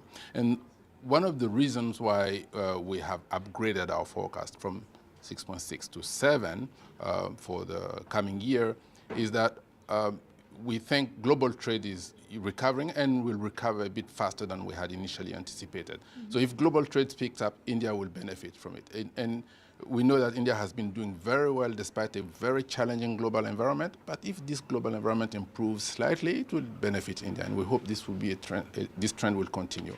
Right. The second reason why we upgraded our forecast is that agriculture is also doing pretty well. Agriculture did, situation was very difficult last year, but with the monsoon and the fact that farmers have been patient and stayed the course, and the price of fertilizers have also helped, we think that there will be a pickup in agricultural growth this coming year. So these two, trade and agriculture, will really help. Really, the latest study by the World Bank mentions that the labor market has improved, but youth unemployment remains elevated. How do you think India can address this? Yes, measures were announced in the budget, but how do you think we can see implementation on the ground? Well, first, let's focus on the positive. Youth unemployment was at a peak during the pandemic or immediately after the pandemic. Mm-hmm. And it has declined significantly, coming from well over 20, close to 30%, to now 16.5, 17%. It is still high, 17%, but it is much lower than what it was a few years ago. So there is progress. Now, where to go from here? Yes, of course, India will want a youth unemployment that is much lower because India has a young population, many of them well-trained, and they can power the economy going forward. Now news from Haryana as elections are in focus and the issue of lack of basic facilities in Gurugram next to Delhi and called the Millennium City is now being seen as an assembly elections issue. People living in Sector 33 are raising the issue of no road, no vote, and the Resident Welfare Association is now going to contest the elections itself. Take a look.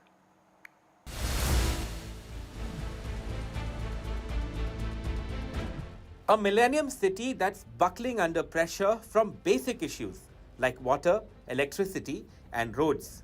With assembly elections in Haryana just weeks away, residents of Gurugram near Delhi say they have lost faith in the government and public representatives. These flats in a premium Gurugram location are worth rupees 3 to 4 crores each, but the approach road is in such bad shape. मेरा बेटा अभी उसके फिलहाल surgery हुई थी और हम उसको हॉस्पिटल से लेके आ रहे थे, उसके बैक में इशू था तो मेजर सर्जरी थी, यहाँ से कैब वाले ने मना कर दिया। उस बच्चे को after 6 days of his surgery he has to come all the way through walking till the house. The society, Unitech Residency, has about 700 flats in which about 2,000 people live and pay crores of rupees in taxes. But residents claim not one politician or government official is ready to address their woes. पिछले 2-3 साल से समस्या बढ़ती जा रही है। जो builder ने सड़क बना के दी थी वो सड़क जो है बारिश में पानी भरने के कारण खराब हो गई है और जब भी हम बिल्डर के पास जाते हैं वो हाथ झाड़ के खड़ा हो जाता है। बिल्डर कुछ नहीं करेगा, गवर्नमेंट को ही करना है जो भी करना है, चाहे वो म्युनिसिपैलिटी से कराएं, चाहे वो खुद करें। Now the Federation of Apartment Owners Association, an organization of different RWOs of Gurugram, has decided to contest the elections on its own. The association is fielding its candidates from Gurugram and Badshahpur. पूरा गुड़गांव हमारे साथ है। जब मैं कह रहा हूँ कि पूरा गुड़गांव साथ है हमारे, तो पूरा गुड़गांव साथ है। ये पूरे गुड़गांव की आवाज़ है और ये गुड़गांव की जनता की आवाज़ है जो हम लोग यहाँ आपके सामने खड़े हैं। और ये आने वाला समय और जो इलेक्शन का जो रिज़ल्ट ही बताएगा कि कौन जीतेगा और कौन हारेगा। हम लोग बहुत कॉन्फिडेंट हैं। Gurugram residents say that while the move may be symbolic, it may help them spotlight issues of basic infrastructure in a supposedly ultra-modern city. With Ashwini Kumar Singh, Bureau Report, NDTV. International news now. In weeks after announcing his historic decision to step away from the presidential race, Joe Biden has now fully embraced the role of a Kamala Harris campaigner. Reports say that it's Biden's carefully crafted return to the campaign trail as he shifts from candidate to surrogate mode. My colleague Vishal Vivek with the details. It's been the honor of my life to serve as your president. But in the defense of democracy, which is at stake, I think it's more important than any title. Weeks after announcing his historic decision to step away from the presidential race, Joe Biden has now fully embraced the role of a Kamala Harris campaigner. The duo tried to woo working-class voters at an event at a local union hall in Pittsburgh on Monday. Biden said that there is only one choice as far as the US presidential race is concerned: Kamala Harris. The first decision I made, the nominee in 2020, was selecting her as my vice president. And by the way, it was the single best decision I made as President of the United States of America. Reports say that it is Biden's carefully crafted return to the campaign trail as he shifts from candidate to surrogate mode. According to reports, Biden's advisors in the last few weeks have been going over what his plans on the campaign trail will entail. Biden will visit Pennsylvania, Wisconsin and Michigan over the next 5 days. All three are blue wall states where he beat former President Donald Trump in 2020 by a thin margin. Reports suggest that Biden will be promoting the Democratic Party's popular agenda items during these visits. The president is expected to spend a substantial amount of time in Pennsylvania, the state where he was born. Reports say that his allies are hoping that his political influence in the state can help Harris. During his visit to the state, the 81-year-old did not waste any time in vouching for Harris. I promise you, if you elect Kamala Harris as president, it'll be the best decision you will have ever made. Interestingly, ever since ending his campaign, Biden has seen a small uptick in his approval ratings. Whether this influences Harris's approval ratings remains to be seen. Historically, a vice president running for the Oval Office has almost always benefited when the incumbent president has a good approval rating. With Vishal Vivek, Bureau Report, NDTV World.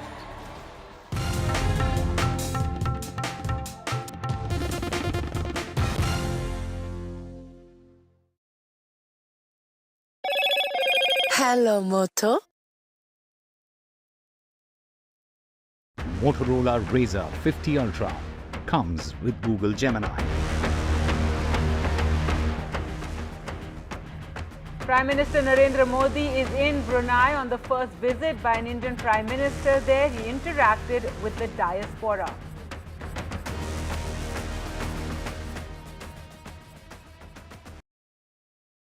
Landslide devastation in Kerala's Wayanad.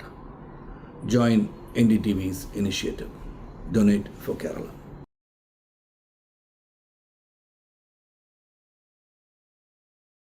New day, new show, a new experience. Start your day with the news, not views. We bring you stories that matter and impact your life. News that informs and keeps you ahead. From Maximum City, Mumbai, to the seat of power, Delhi, NDTV brings you the best breakfast show. Breakfast news on NDTV, 8 a.m. every day. Hi, I'm Shreya Saran. Kerala's Wayanad area is hit by devastating landslides, resulting in loss of lives and livelihood. Kerala needs your help right now. Let's join NDTV initiative. Come, donate. Let's rebuild Wayanad.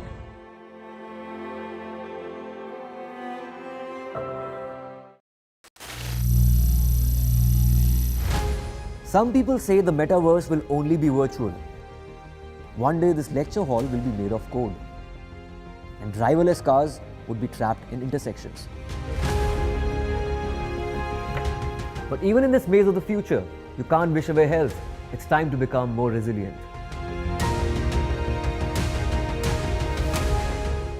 "10 years of Banega Swasth India, we have grown and achieved so many milestones.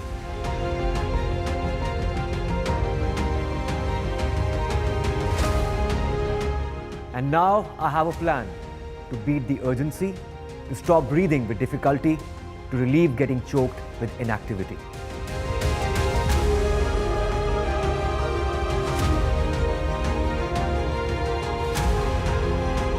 Energize our government, our environment, our society, and ourselves.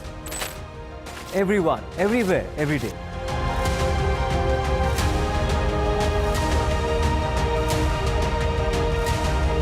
बनेगा।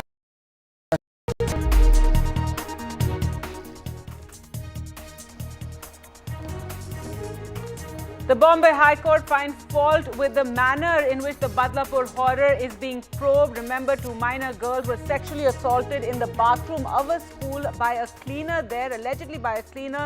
The court now questions the case diary. The manner in which the accused was nabbed, say, ensure proper probe. Justice should not be rushed.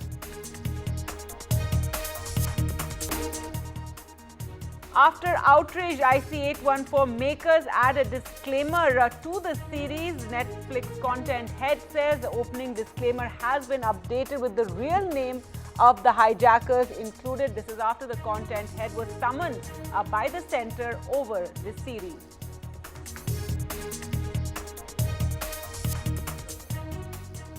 West Bengal's Aprajita anti-rape bill is passed unanimously. The bill seeks death penalty for rape and murder. Now Mamata Banerjee is sparred with the BJP over implementation of the bill. She tells the leader of opposition to get the governor to sign it promptly so it can be implemented. Suvendu hits back, says immediate implementation is the government's responsibility.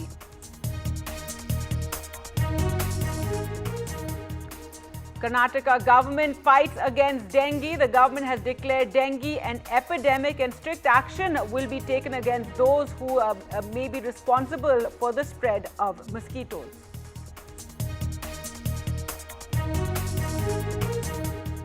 Prime Minister Narendra Modi is in Brunei on his historic two-day visit to the country, the first bilateral visit by an Indian Prime Minister. Prime Minister Modi interacts with the Indian diaspora there.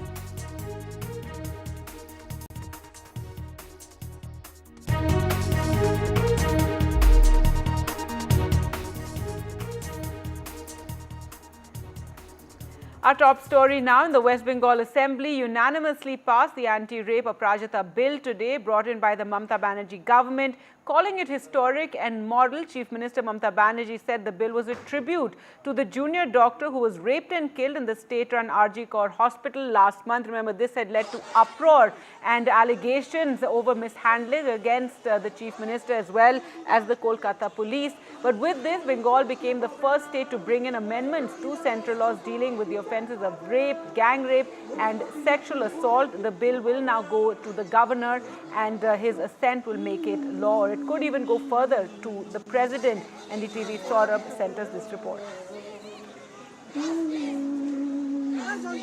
is, of course, a new law that the state government has been talking about in terms of not only ensuring stricter punishment, including the death penalty for all rape cases by making rape a crime commensurate with murder, but also what they are saying is that there should be a case where many, of course, many times where you see there's a lag in the justice system, and they are saying that this has to be a mandated time-bound process of delivering justice, and that is something that this law looks at. Now, during the passing of the bill, of course, there was a political debate on it, and this is, of course, in the Legislative Assembly. Entire bill, of course, looks at what can be improved in terms of punishment, in terms of processes to ensure that rapes, that the laws against rape are actually a deterrent against such crimes. Now, there was exchange of, sort of arguments and counter-arguments between the opposition and the government, and leader of opposition, Shubhendu Adhikari, also delivered a speech. He, of course, made several important points and also raised some allegations especially in specific to the RG Kaur case, including other BJP MLAs, including Ognimitra Paul, also spoke, but the point is that both the BJP and the TMC, this bill was passed with support from both, and the leader of opposition Shubhendu Adhikari also made it clear that that they were in support of the bill. However, West Bengal has now got a new law, and there was a little bit of an argument over actually ensuring the implementation of these laws, because often we've seen how laws are passed but they never become rules. They just languish. So in that context, the Chief Minister Mamata Banerjee, Shubhendu Adhikari said we want it to be implemented as soon as possible, to which Chief Minister Mamata Banerjee responded, you should ask the governor to sign it immediately. And therefore, now, of course, once this is passed, it's sent to the governor. Then it depends on what the governor does, whether he signs it or whether he sends it back to the assembly, or what he does, or whether he sends it to the president. All of these possibilities remain. So therefore, it is a law that's been passed by both the opposition and the government here. Of course, albeit there were arguments on the amendments that were moved by Shubhendu Adhikari, the leader of opposition. But at this point, we can report that this law, the Aparajita Women and Child West Bengal Criminal Laws Amendment Bill 2024, has been passed by the West Bengal Assembly, looking at stricter punishment, death penalty for rapes, making rape a crime commensurate with murder, and also ensuring time-bound processes to ensure the judicial process in such cases also moves fast and justice is delivered, and thereby it actually acts as a deterrent against rape. All of this, as you know, comes in the backdrop of the horrific incident at the RG Kaur Medical College and Hospital, where a young postgraduate doctor was brutally raped and murdered. Her body was found on the 9th of August. Okay, those are live visuals. The BJP has organized a protest in Kolkata today on the same day that the Mamata Banerjee government introduced a stringent anti-rape bill in the West Bengal Assembly. The proposed law also seeks to impose capital punishment for individuals convicted of rape. Those are live visuals that you can see. This is a protest by residents of Kolkata. It's been organized by the BJP. Remember, junior doctors have also been protesting since the August 9th incident of the brutal rape and murder of a 31-year-old junior doctor in the RG Card Medical College and Hospital. The erstwhile principal of that college has been arrested by the CBI yesterday on charges of irregularities. The crime is anyway being investigated by the CBI. That's Shivendu Adhikari, the leader of opposition in Bengal Assembly, walking as part of the protest.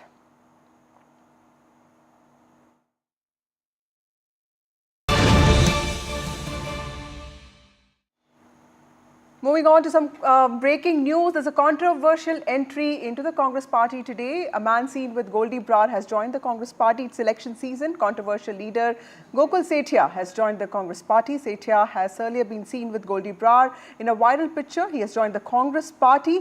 Gangster Goldie Brar has links with Lawrence Bishnoi. That's what sources have told NDTV. Those are the pictures that you can see.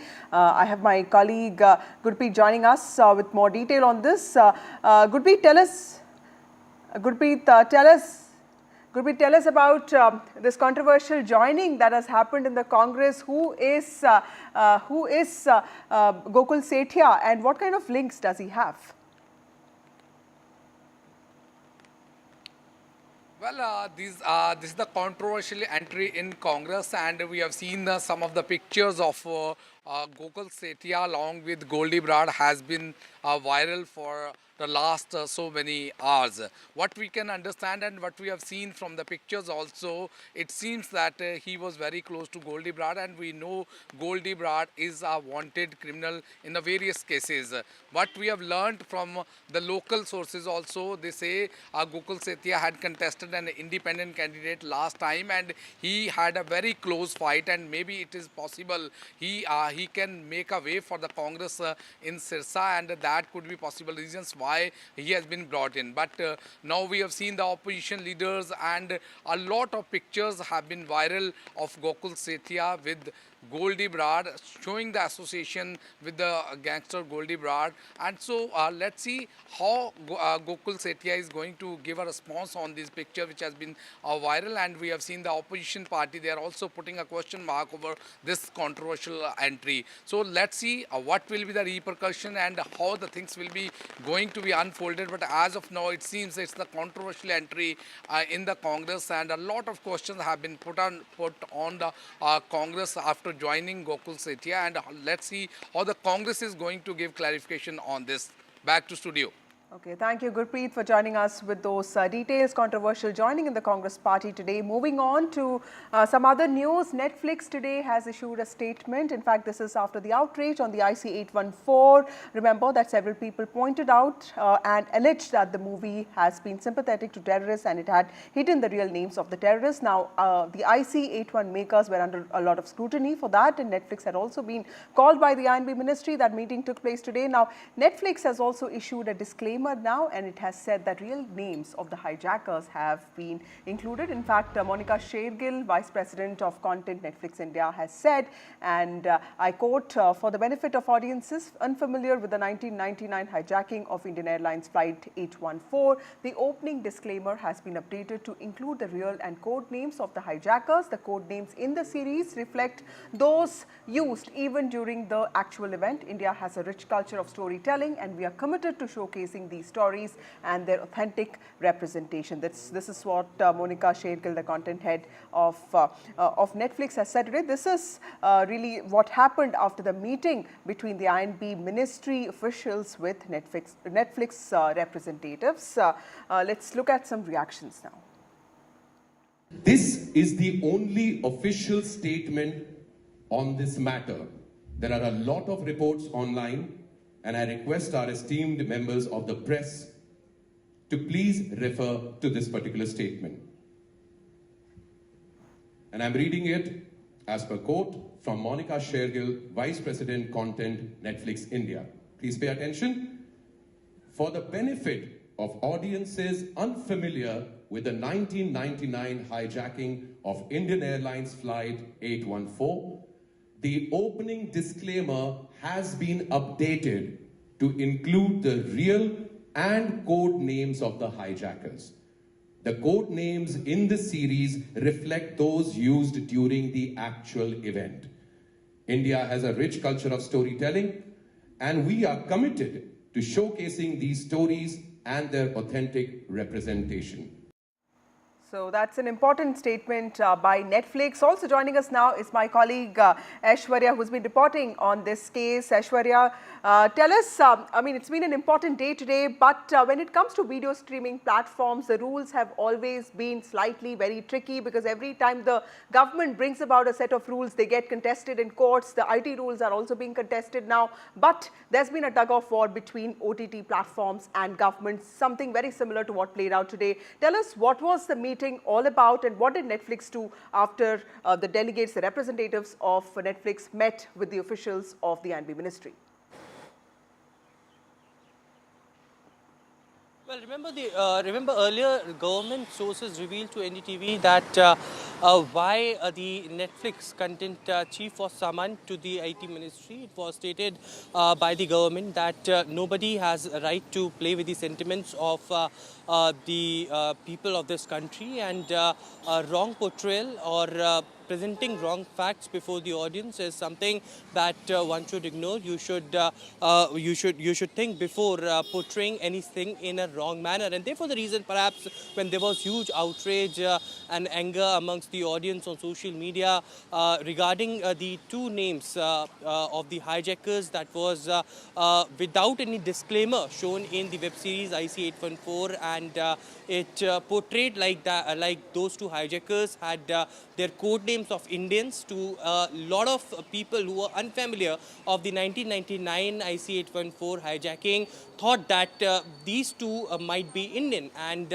certainly that had made government to think upon it. Government has stated earlier that they are very, very serious as far as the portrayal of the facts on the OTT platforms are concerned, and therefore the reason today it was the Netflix content VP and the other members from the Netflix who were summoned.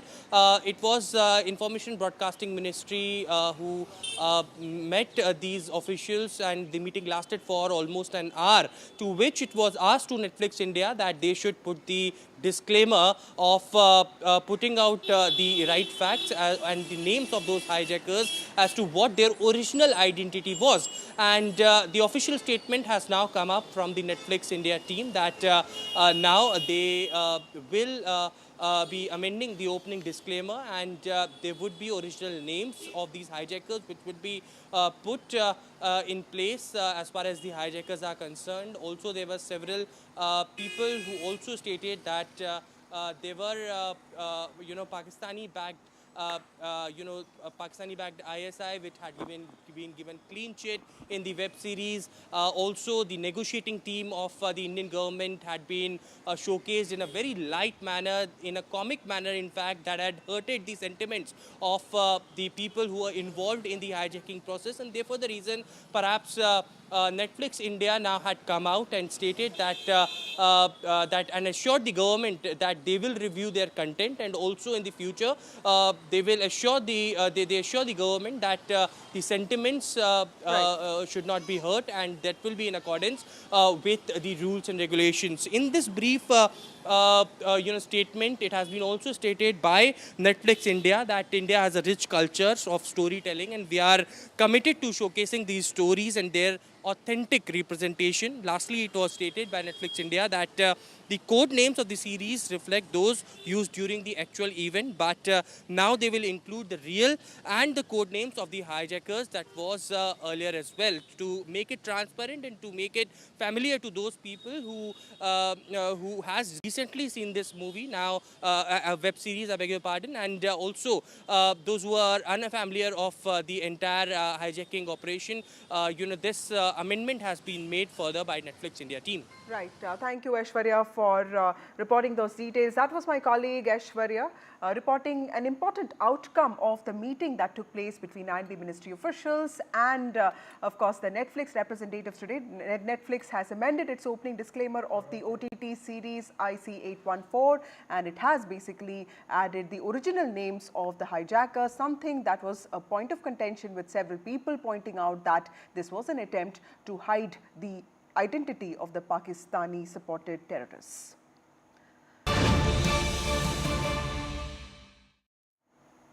Moving on, former principal of RG Medical College and Hospital in Kolkata, the site where the brutal rape and murder of a 31-year-old junior doctor took place on the 9th of August, Sandeep Ghosh has been sent to 8 days police custody now. CBI arrested him yesterday. Remember that this was with regard to his involvement in financial irregularities, something that the CBI has been probing. Apart from the investigation into the crime that took place, CBI has sought 10 days custody for the accused.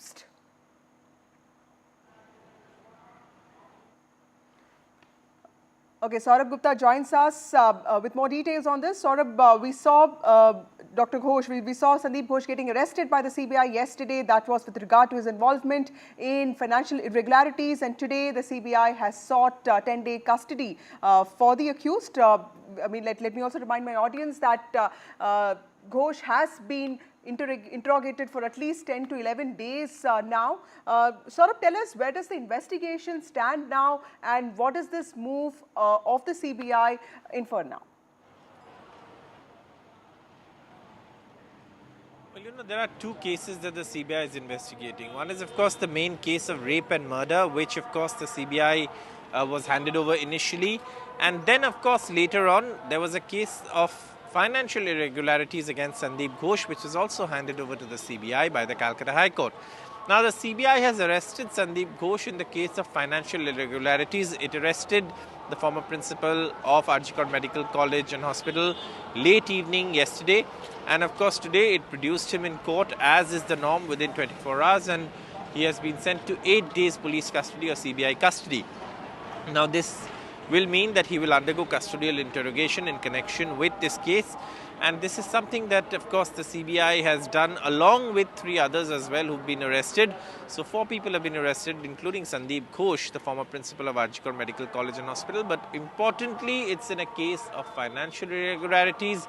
It is not in connection with the case which pertains to the investigation of the rape and murder at the RG Medical College and Hospital that has seen West Bengal go into a series of protests, and political and non-political as well.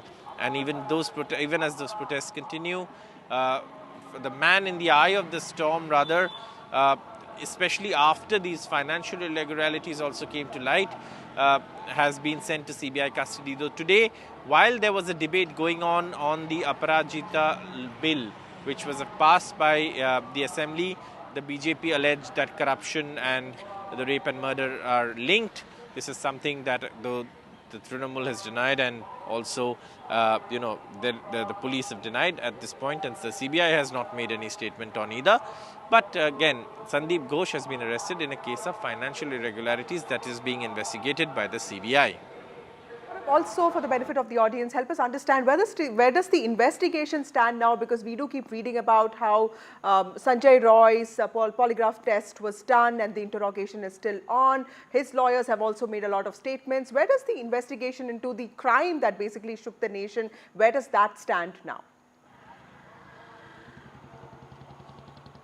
You know, that's a very important question, and unfortunately there's been no public statement, a public sort of update on the progress of that investigation, leading many to believe that that investigation has taken a back seat, at least for the agency CBI, which seems to be now focusing on the financial irregularities investigation that really has led to the arrest of Sandeep Ghosh.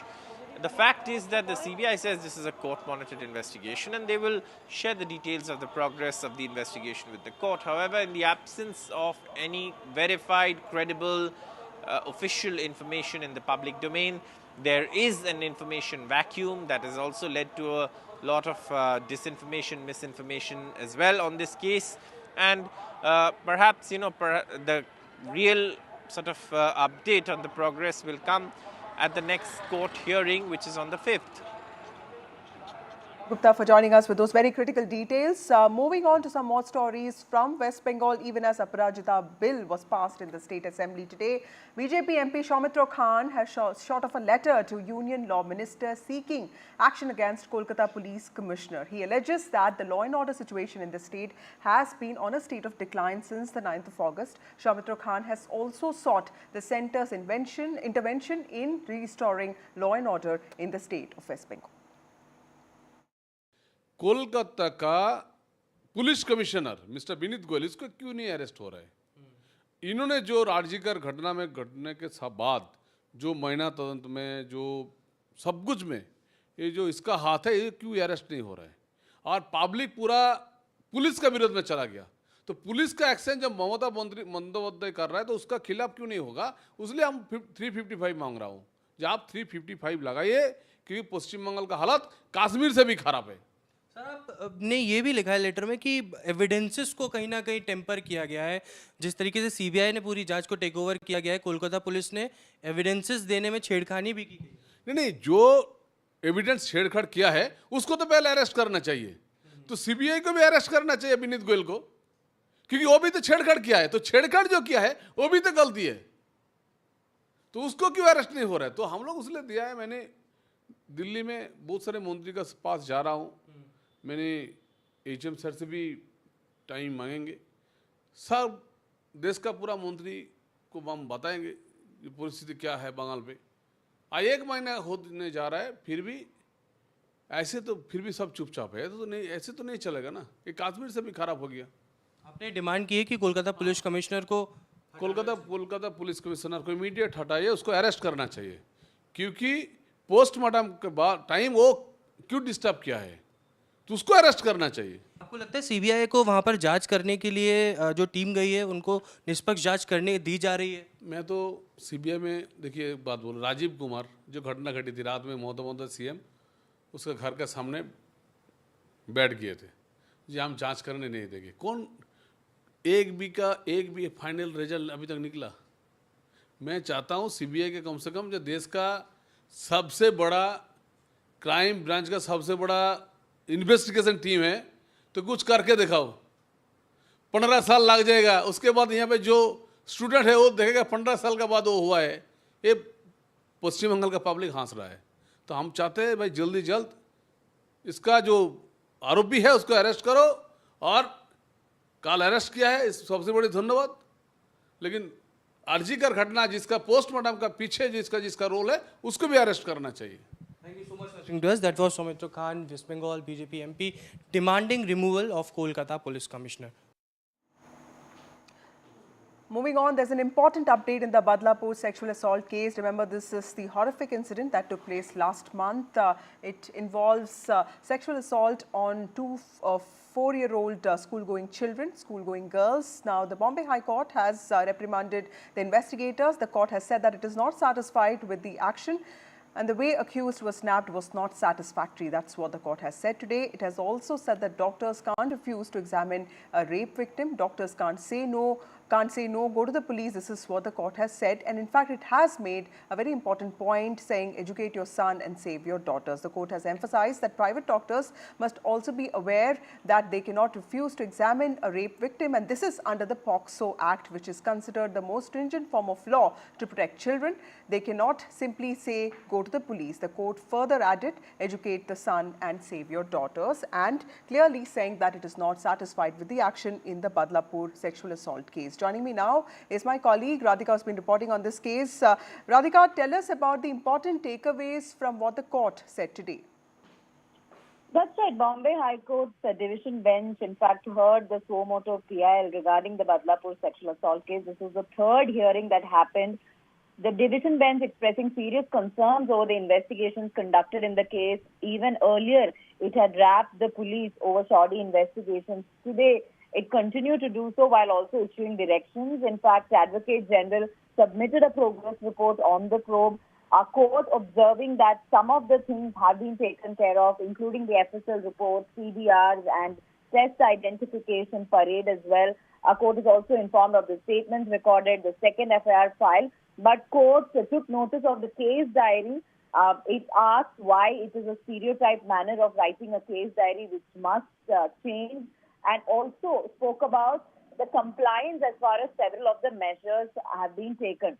Our court went through some of the points of the report that was submitted and also pointed at who the committee should be headed by. Some of the suggestions were given as far as who should head the committee, that could include Neeran Borwankar, the IPS officer, and also a former Bombay High Court judges, including Justice Sadhana Jadhav and Shalini Phansalkar Joshi. These are, of course, the names suggested by the court as far as the whole committee is concerned. But also, court pointing at how, as far as the accused is concerned, it took a while for them to arrest the accused.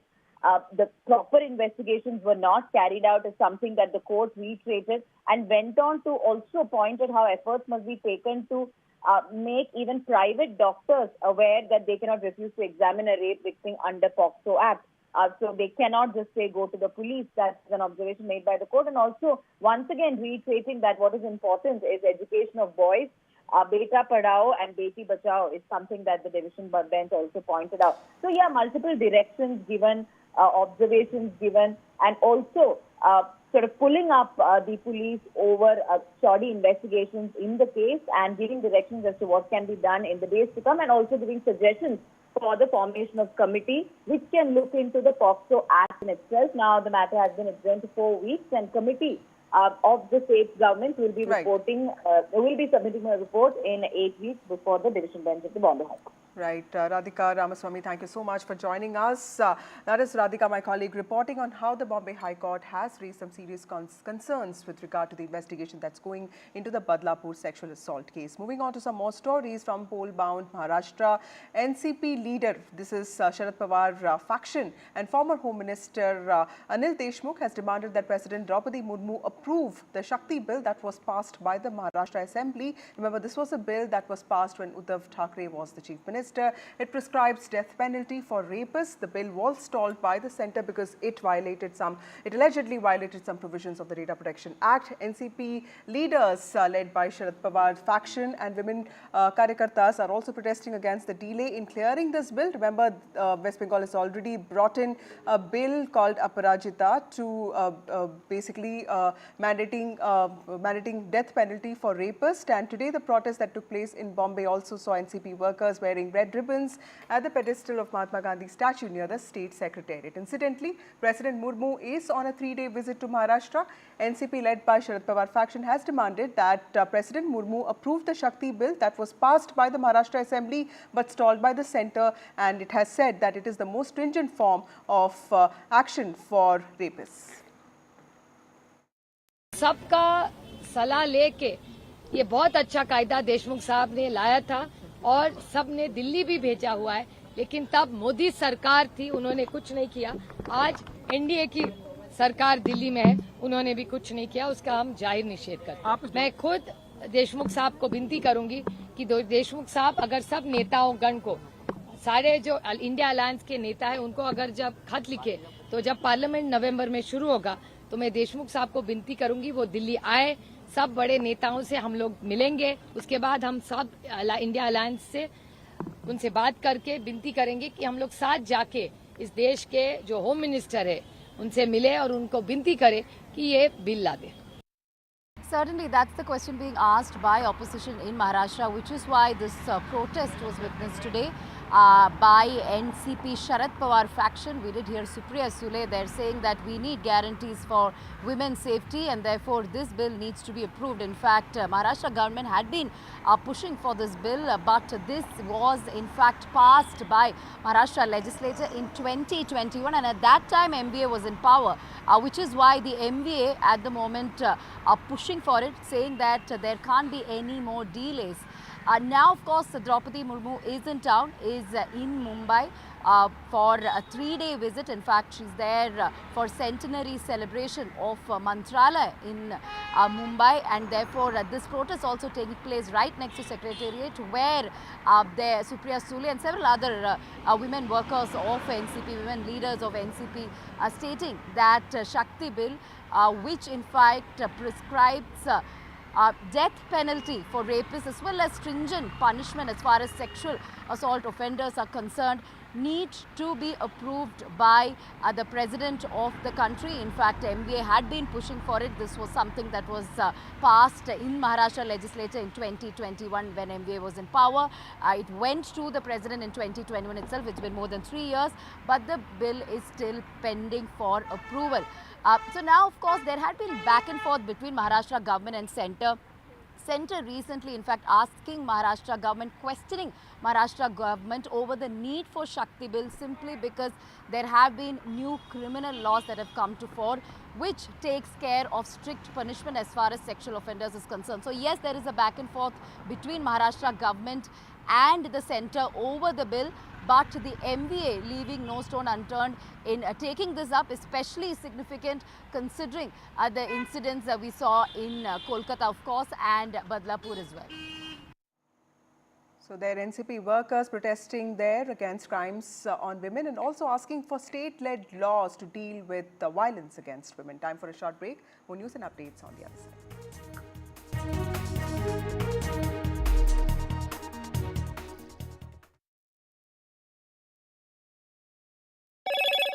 Hello, Moto. Motorola Razr 50 Ultra comes with Google Gemini.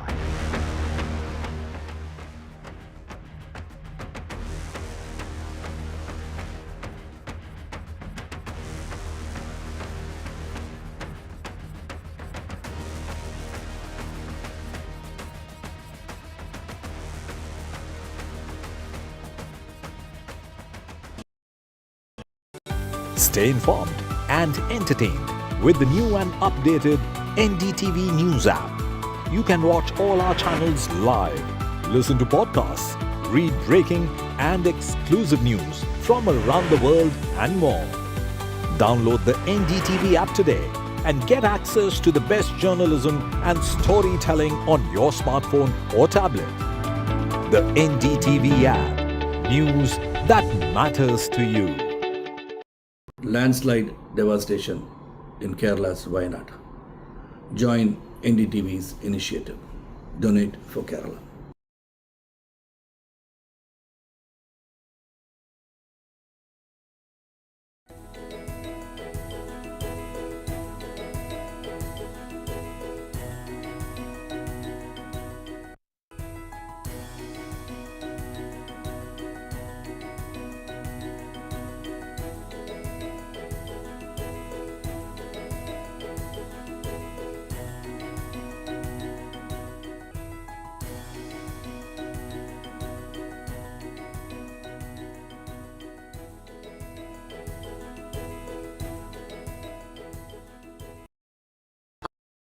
New day, new show, a new experience.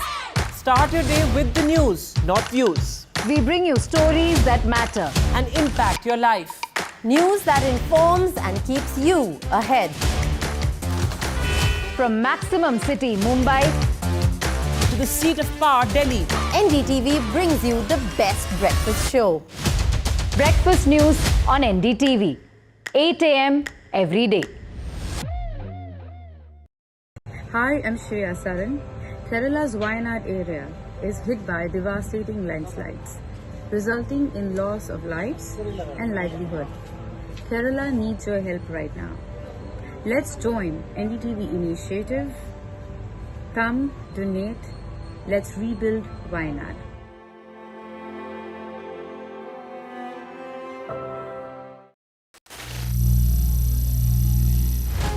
Some people say the metaverse will only be virtual.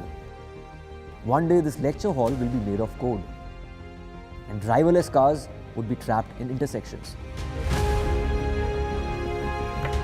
But even in this maze of the future, you can't wish away health. It's time to become more resilient.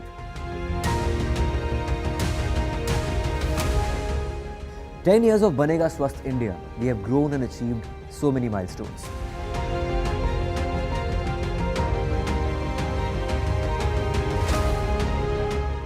And now I have a plan to beat the urgency, to stop breathing with difficulty, to relieve getting choked with inactivity.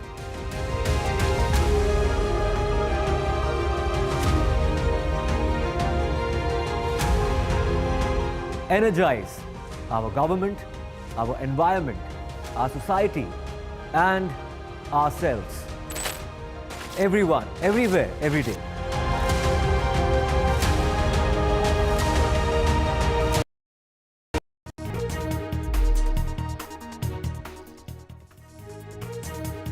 Welcome back. Now, Preeti Pal made history by becoming the first Indian female track and field athlete to win 2 medals at the Paralympic Games in Paris, securing a bronze in 200-meter T35 category, which was her second medal, in fact, with a personal best time of 30.01 seconds.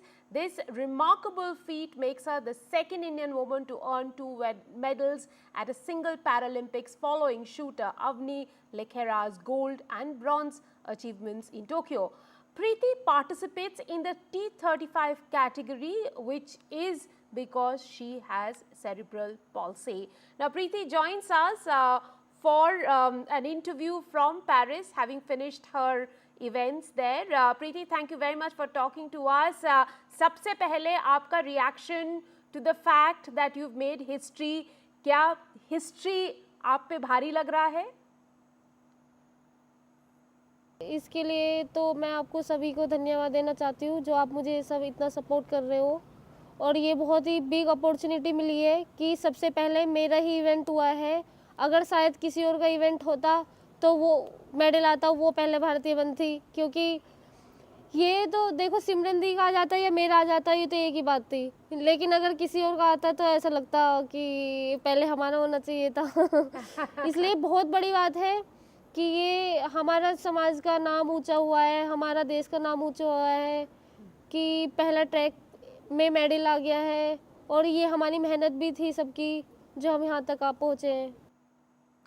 प्रीति, आपको हम ये पूछना चाहेंगे कि suddenly आपका जो performance बहुत अच्छा हो गया है, एशियाड से पहले आपका परफॉर्मेंस इतना अच्छा नहीं था, क्या कुछ आपने टेक्निकल एडजस्टमेंट्स किया होगा जिसकी वजह से your performance really has surged?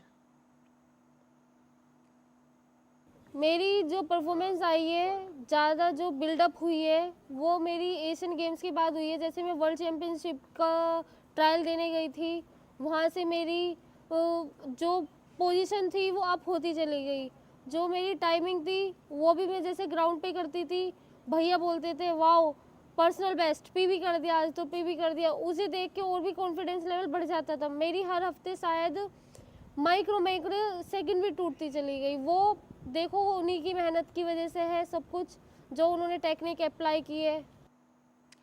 प्रीति, आप सेरेब्रल पॉल्सी से जूझ रहे हैं, काफ़ी टाइम हो गया है, तो शायद कुछ इवेंट्स जैसे कि 200 मीटर आपके लिए बहुत टफ था, लेकिन मेंटली आप अपने आप को एडजस्ट किया, क्या कुछ मेंटल बैटल्स का सामना करना पड़ा while you were preparing for the Paris Paralympics?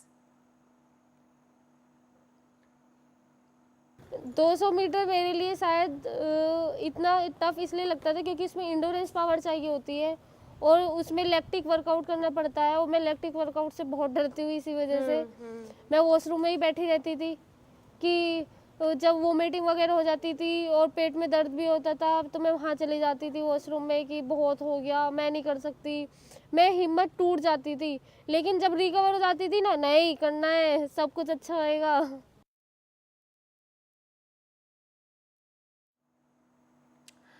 प्रीति, ये आपने जो पेरिस में शानदार परफॉर्मेंस दिया, 2 ब्रॉन्ज मेडल, पेरिस पैरालंपिक्स में इस तरह का परफॉर्मेंस देना, जब एक्सपेक्टेशंस काफ़ी हाई था, आपके लिए कितना मुसीबत था, आपके लिए कितना बड़ा चैलेंज था ये? दबाव तो नहीं था, लेकिन ये था कि हाँ कलर चेंज कर सकती हूँ, मुझे अपने आप पे भी बिलीव था कि मैं कर सकती हूँ। लेकिन लास्ट में इतना टाइट हो गई थी मैं, ऐसा लग रहा था कि शायद दूसरी लड़की आगे निकल जाएगी मेरे से, पर लेकिन नहीं, मेरी हिम्मत रही और मैं भागती चली गई और मेरा आज मेडल आ गया। शायद सब लोगों की दुआ भी थी और मेरे पास सबका ये भी था कि मतलब नहीं यार इसका आएगा आएगा, सब मुझे पहले ही बोल रहे हैं कि कॉन्ग्रेचुलेसन, इसमें अपना बेस्ट करना, कि मेडल का कलर चेंज करना। मैंने कहा नहीं कि मैं बेस्ट करूँगी और जो होगा वो देखा जाएगा। प्रीति, बहुत लंबा समय नहीं हुआ है कि आपने अपना इवेंट शुरू किया है। 2018 में you came into the circuit. What were the initial challenges? मुझे ये भी सुनने को आया था initially your classification was not a part of Paralympic Games.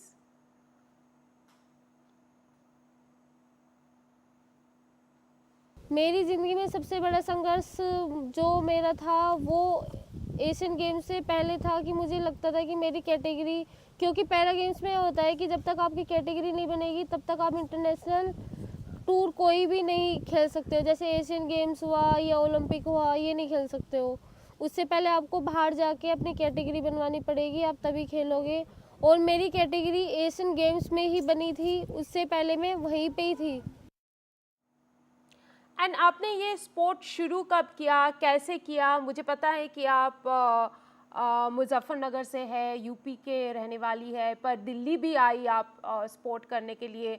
हमें इनिशियल चैलेंजेस, इनिशियल डेज के बारे में थोड़ा बताइए।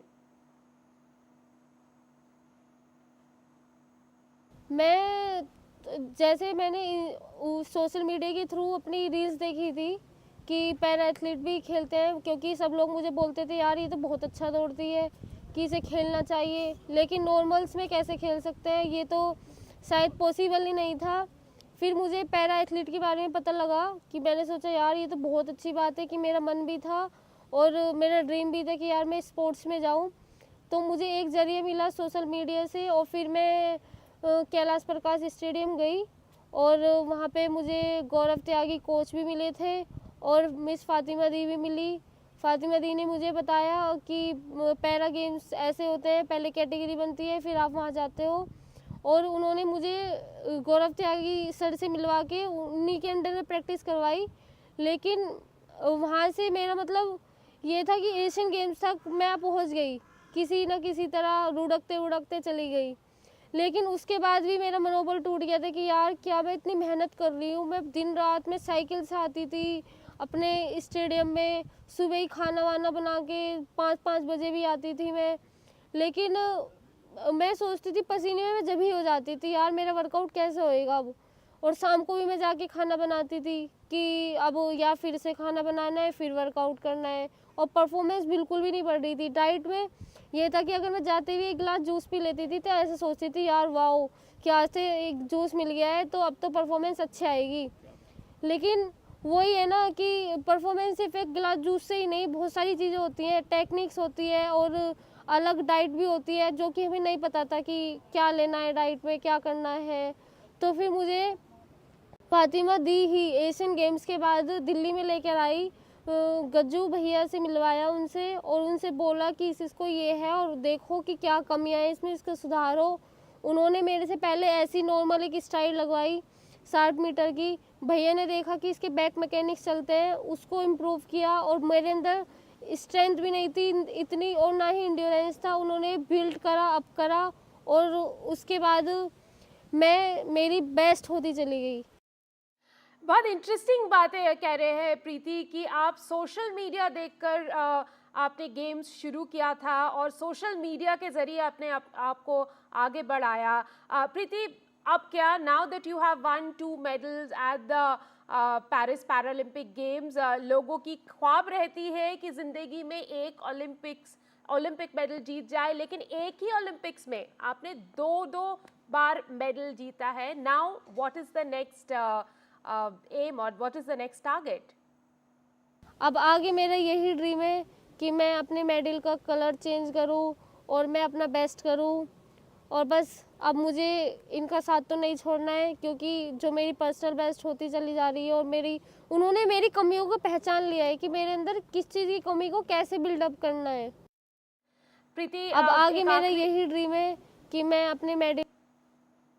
प्रीति, एक आखिरी सवाल, who do you credit this win to?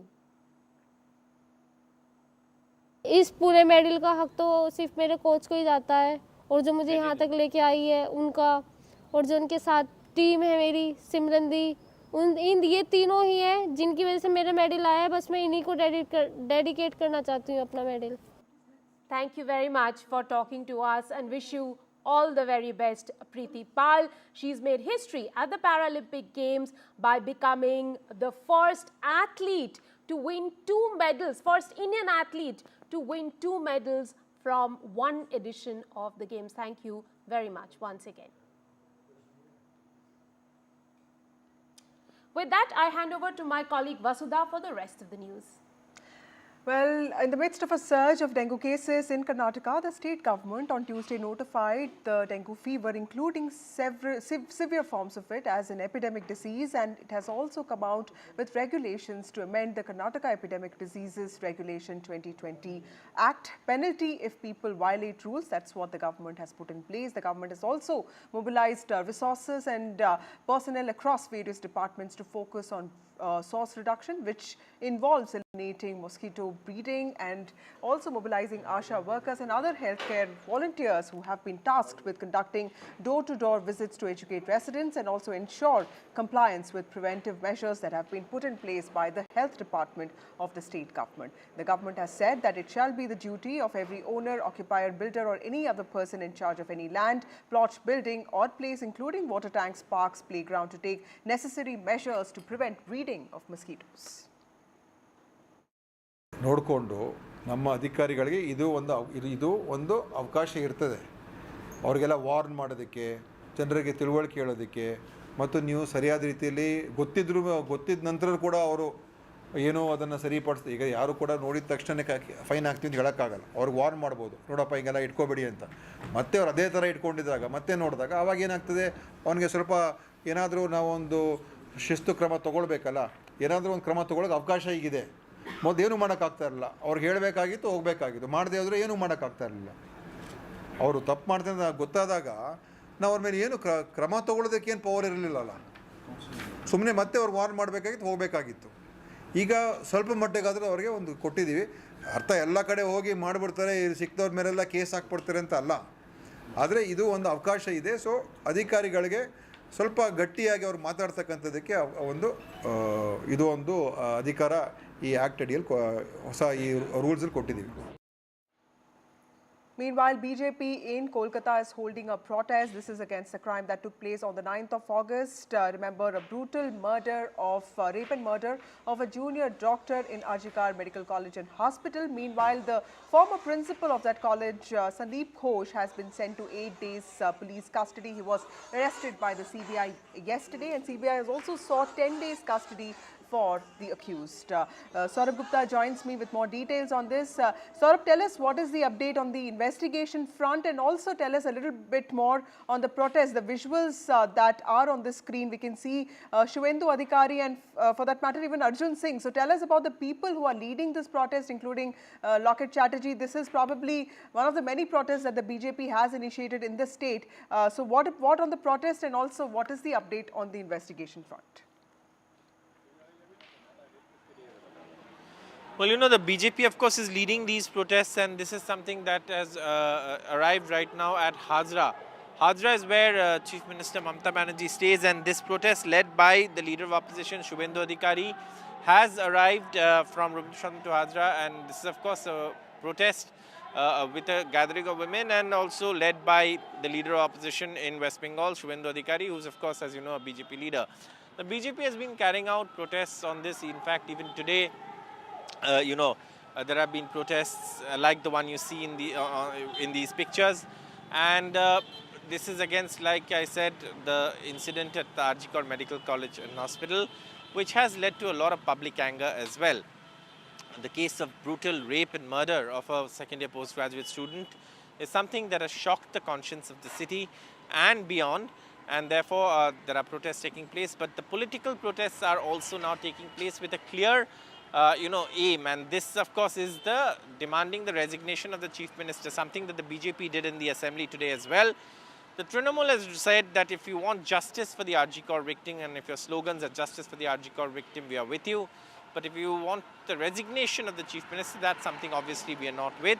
and also accused the BJP of attempting to destabilize Bengal. The BJP says that Trinamool is diverting attention or attempting to divert attention from public anger and mass protests on this issue. So this has become a largely political issue now, with the focus on the case for justice for this young woman and, calls for justice, etc., slowly receding into the background, while the political protests like the demanding of the resignation of the Chief Minister and the BJP leading those protests come into the foreground as days progress, given the fact that the CBI also has not made any public statement on the progress of the investigation into the rape and murder, though it says that it's a court-monitored investigation and it will provide whatever updates it has to a court. Right. Thank you, Saurabh Gupta, for joining us with those details. Stay with us. Tell us a little bit more about the bill that was passed today by the West Bengal Assembly, because that is being seen as one of a kind. And I was also looking at how parties like NCP, led by Sharad Pawar, is also demanding, the clearance of bills that were passed during Uddhav Thackeray. States are increasingly asking to be empowered when it comes to dealing with crimes against women, and West Bengal seems to have set that example. But of course, there are concerns with regard to duplication of laws. How is the state government looking at Aparajita?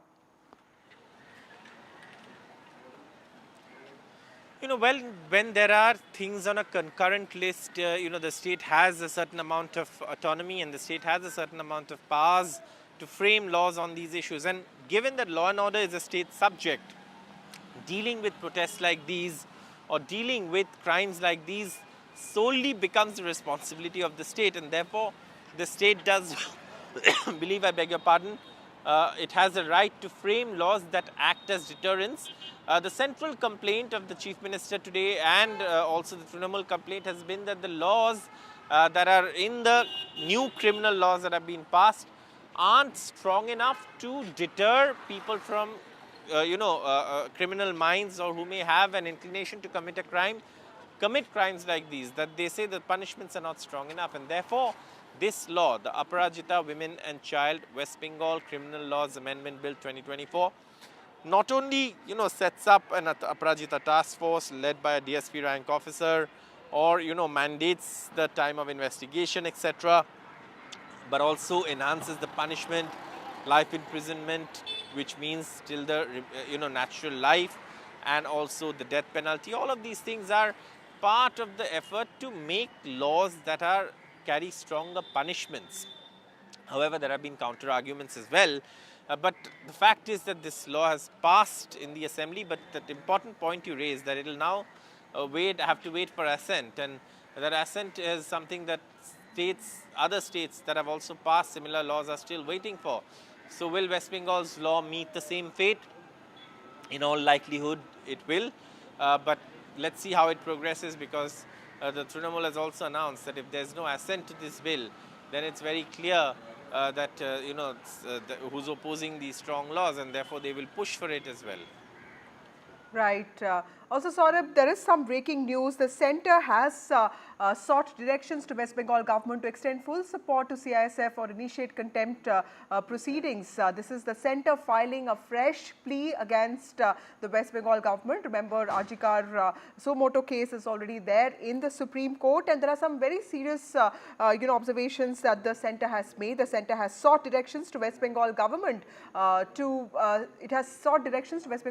extend full support to the CISF or it will initiate contempt proceedings. It has alleged that the CISF personnel meant for providing security of hospital is facing huge issues of accommodation. It has also alleged that the lady contingent is not getting proper accommodation, and there's no place for keeping their security gadgets, and there is no proper transportation. It has also said that there are no proper facilities for the men, and in fact it has asked for contempt proceedings to be initiated against state government officials if proper facilities are not offered by the state to the CISF personnel who are required to be who are responsible for the safety of government hospitals. Can you tell us about how this clearly deepens the gap between the centre and state? Clearly the centre is putting the state government in a dock here. Mamata Banerjee's government is already on the back foot with whatever happened on 9th of August. How do you see the state government responding to the centre's charges?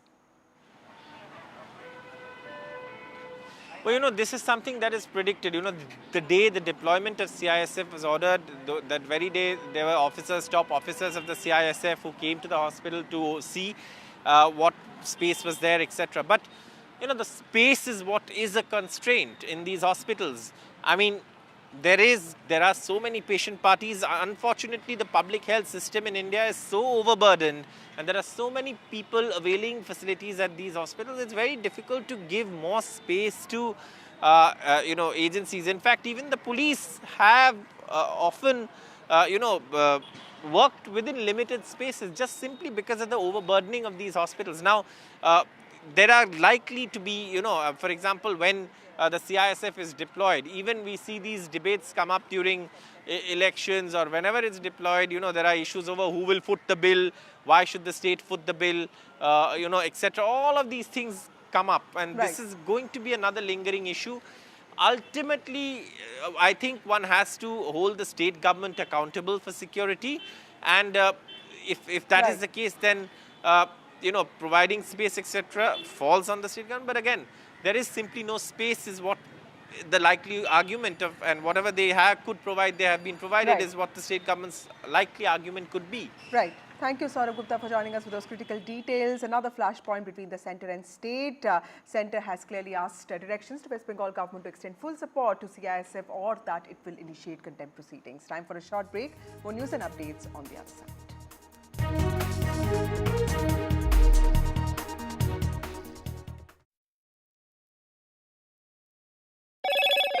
Hello, Moto. Motorola Razr 50 Ultra comes with Google Gemini.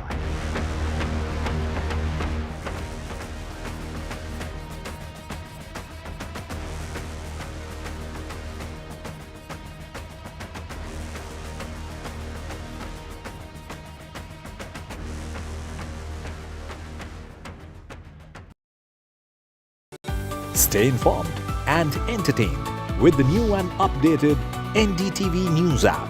You can watch all our channels live, listen to podcasts, read breaking and exclusive news from around the world and more. Download the NDTV app today and get access to the best journalism and storytelling on your smartphone or tablet. The NDTV app. News that matters to you. Landslide devastation in Kerala's Wayanad. Join NDTV's initiative. Donate for Kerala.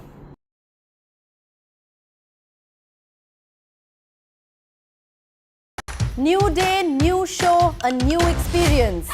Start your day with the news, not views. We bring you stories that matter and impact your life. News that informs and keeps you ahead. From Maximum City, Mumbai, to the seat of power, Delhi, NDTV brings you the best breakfast show. Breakfast news on NDTV, 8 a.m. every day. Hi, I'm Shreya Saran. Kerala's Wayanad area is hit by devastating landslides, resulting in loss of lives and livelihood. Kerala needs your help right now. Let's join NDTV initiative. Come, donate. Let's rebuild Wayanad.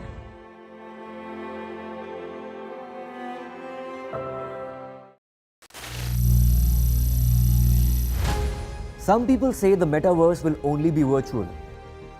One day this lecture hall will be made of code, and driverless cars would be trapped in intersections.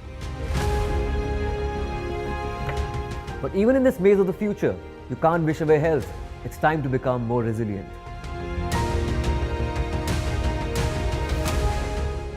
"10 years of Banega Swasth India, we have grown and achieved so many milestones.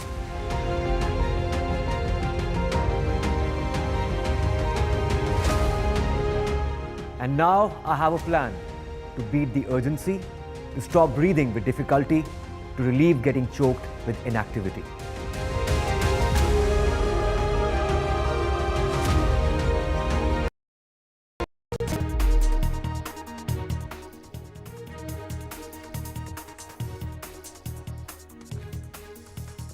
Good evening and welcome to NDTV. I am Ankit Tyagi. Ladies and gentlemen, we have an action-packed 1 hour lined up for you. Lots of breaking news and of course top stories that we will be discussing this evening. Let's start with the headlines at 6.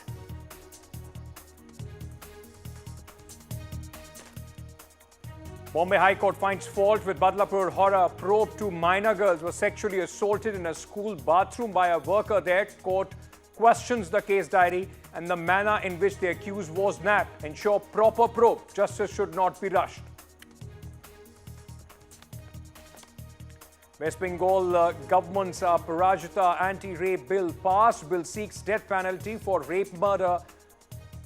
Mamata Banerjee versus BJP over implementation of the bill. Mamata Banerjee speaks to, in fact, to Shubhendu Adhikari. Get governor to sign this promptly. After outrage, IC 814 makers add disclaimer. Netflix content head meeting with the Information and Broadcasting Ministry. Real names of hijackers included.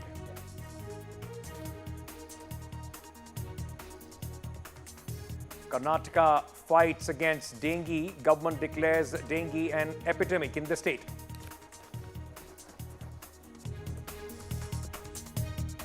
Prime Minister Modi lands in Brunei. Prime Minister Modi on 2-day visit to Brunei. First bilateral visit of an Indian Prime Minister.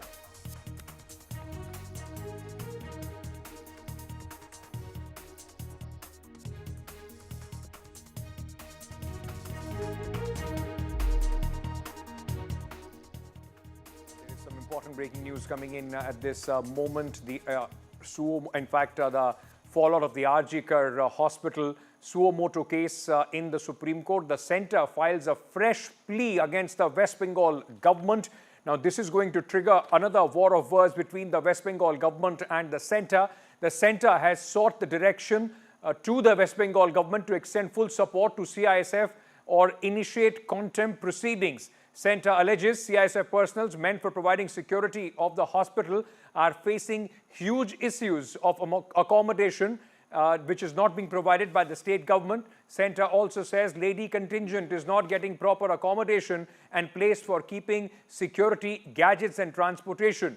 Meanwhile, the Arjikar hospital in this case, which the Supreme Court took suo moto, the MHA has now moved to the Supreme Court. No proper facilities for CISF personnel. And they have, in fact, asked the Supreme Court to direct the Bengal government or face contempt proceedings. All right, let's turn our focus and get you more details on this with my colleague Aishwarya, who is joining us, ladies and gentlemen, at this moment. Aishwarya, quite an important, in fact, direction that the centre has asked is also an admission that they still face, the CISF contingent still faces in cooperation as far as the West Bengal government is concerned.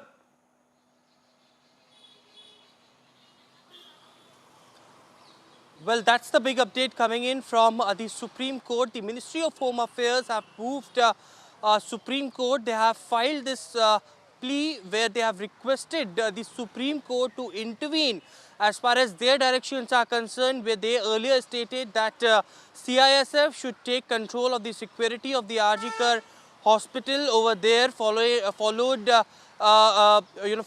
by the vandalism and the protest that had taken place earlier at the Arjikar hospital in Kolkata. After that, the deployment of CISF forces was seen at the hospital premises. But now the MHA in this plea had categorically stated that West Bengal government is not giving support to the CISF as far as their the facilities are concerned, their accommodations are concerned, the transportations and logistics are concerned. It has been stated in the plea by the MHA that either the West Bengal government should give full support to the CISF personnel, or the Supreme Court should file a contempt case against the West Bengal government.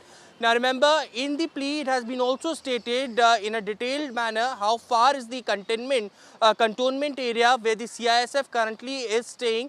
It takes almost 1 hour for the from the cantonment for these security personnel who have been deployed over there to reach Archikar Hospital.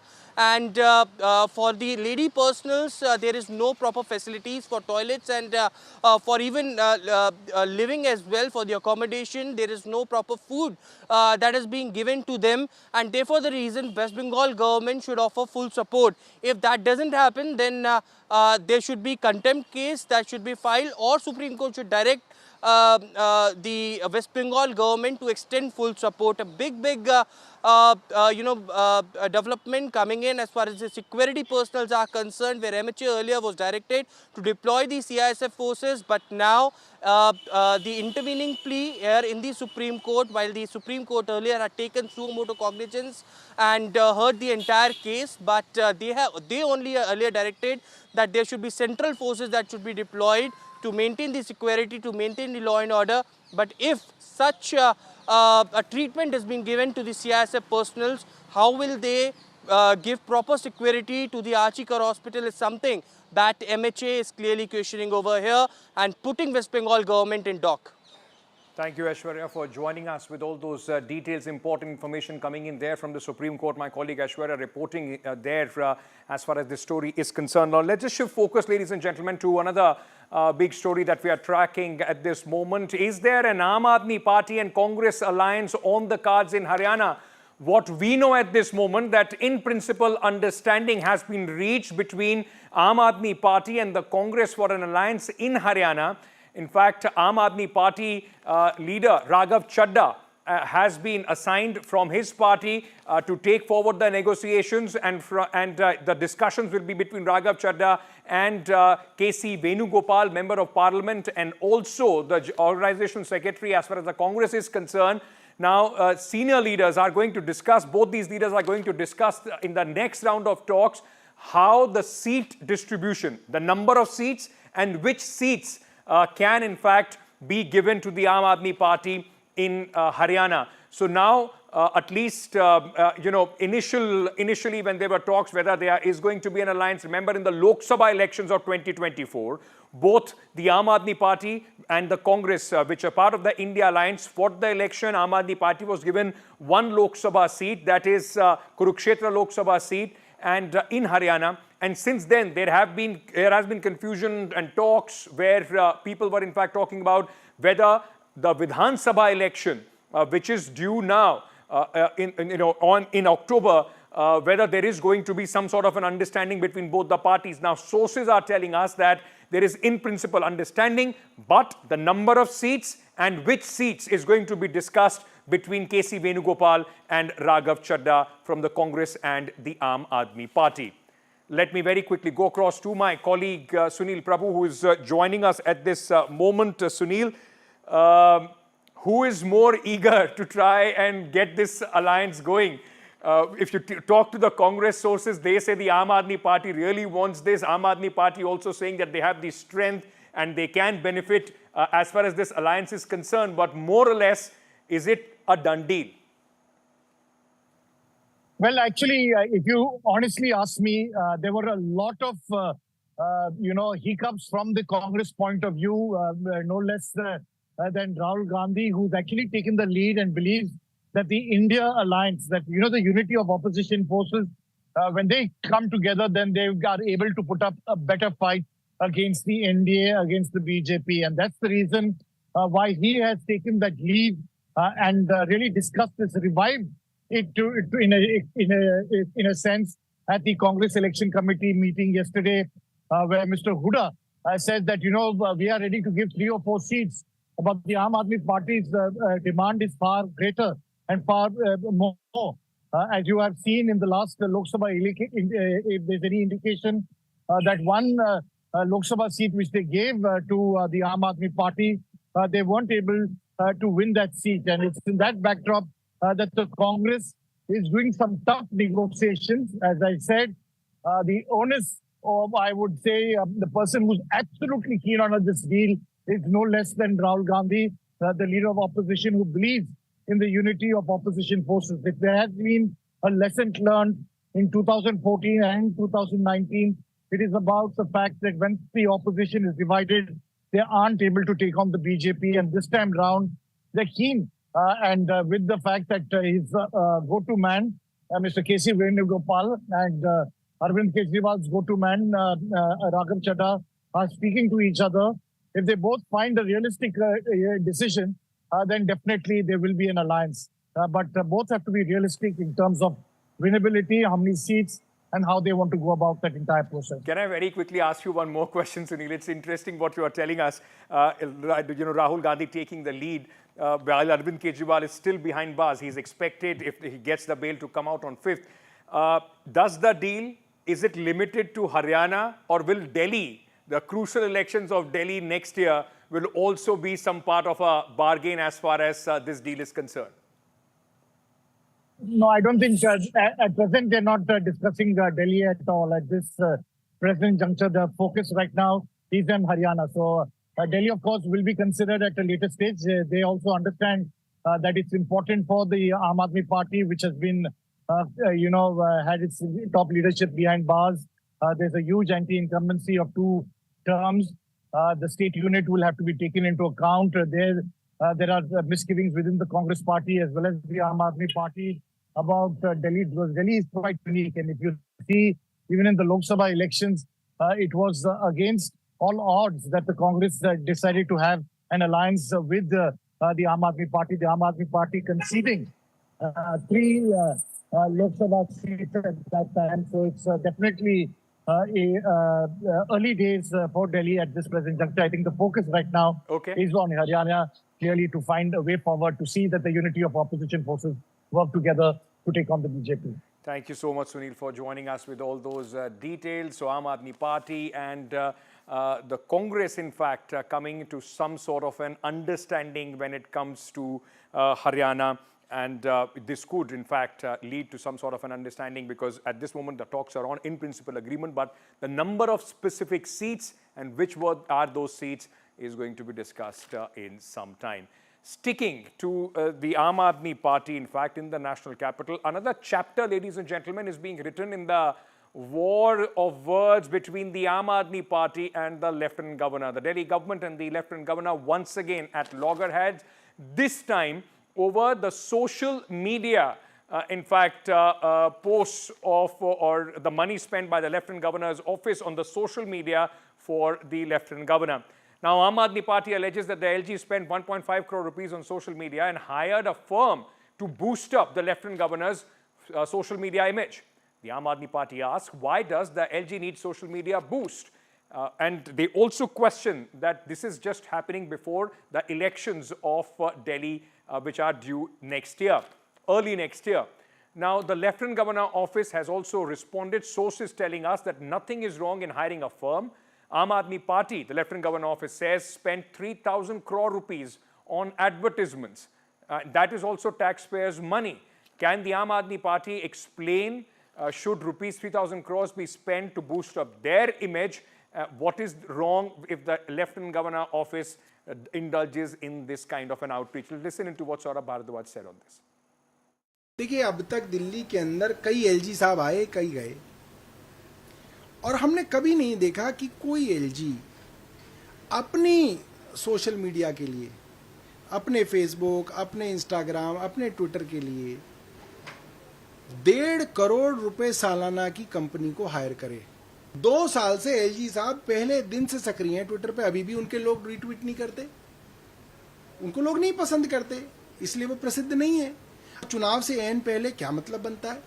LG की post तो एक ornamental post है, जिसके अंदर उनको अपने उनका जो नियमित दायरा है उसके अंदर उनको काम करना चाहिए। ये तो सीधा सीधा जो है चुनाव से पहले एलजी ऑफिस का इस्तेमाल जो है राजनीतिक कारणों से करना चाहते हैं, तो साफ दिख रहा है इस टेंडर के अंदर।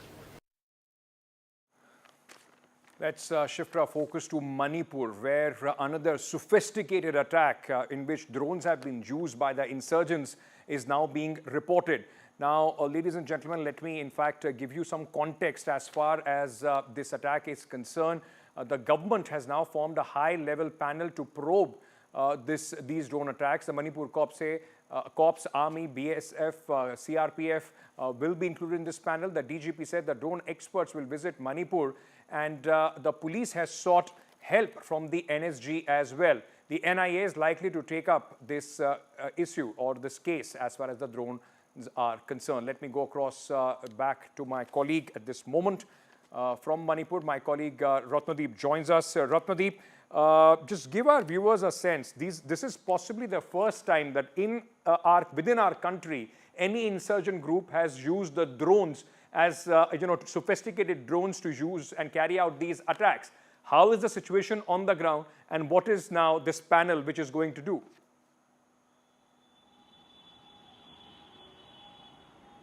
Well, there have been a series of drone launched bomb attacks in Manipur since Sunday afternoon, and in that over a dozen people are injured. 2 people have already lost their lives. In fact, today the DGP had gone to ground zero. He oversaw the reinforcement which has been sent into the fringe areas between particularly Imphal West and Kankopi district. Now the state government has constituted a high level panel which is a multi-agency panel. It will be led by a senior state police officer, but it has representatives, senior officials of Army, senior officials of Assam Rifles, of CRPF and BSF. So central paramilitary forces posted in Manipur, Assam Rifles which guards the porous Myanmar-Manipur border, as well as Assam Rifles is posted in the hill areas of Manipur. They are there, Indian Army is there and Manipur Police is there. So these are also the agencies which are part of the unified command in Manipur. So these agencies will together examine the situation that led to these series of drone attacks, and then recommend the government what would be the new strategies. What we are picking up from our sources within the government in Manipur, that already a status report has been sent to center. In fact, DGP Rajiv Singh, while interacting today with media, clearly said that Manipur Police is in touch with NSG for their support. Experts are reaching Imphal in terms of studying the situation due to which these drone attacks have taken place. Anti-drone guns that are used in Kashmir in all likelihood will be deployed in Manipur. That's what we are picking from police sources. Also, official sources have given us to understand that the state government might actually write to NIA to take over the investigations of these drone attacks that have started from Sunday afternoon. So therefore, these are the series of measures, series of action that the government has taken. Remember, the Chief Minister also today posted on X saying that this is an act of terrorism and therefore the government will act on it.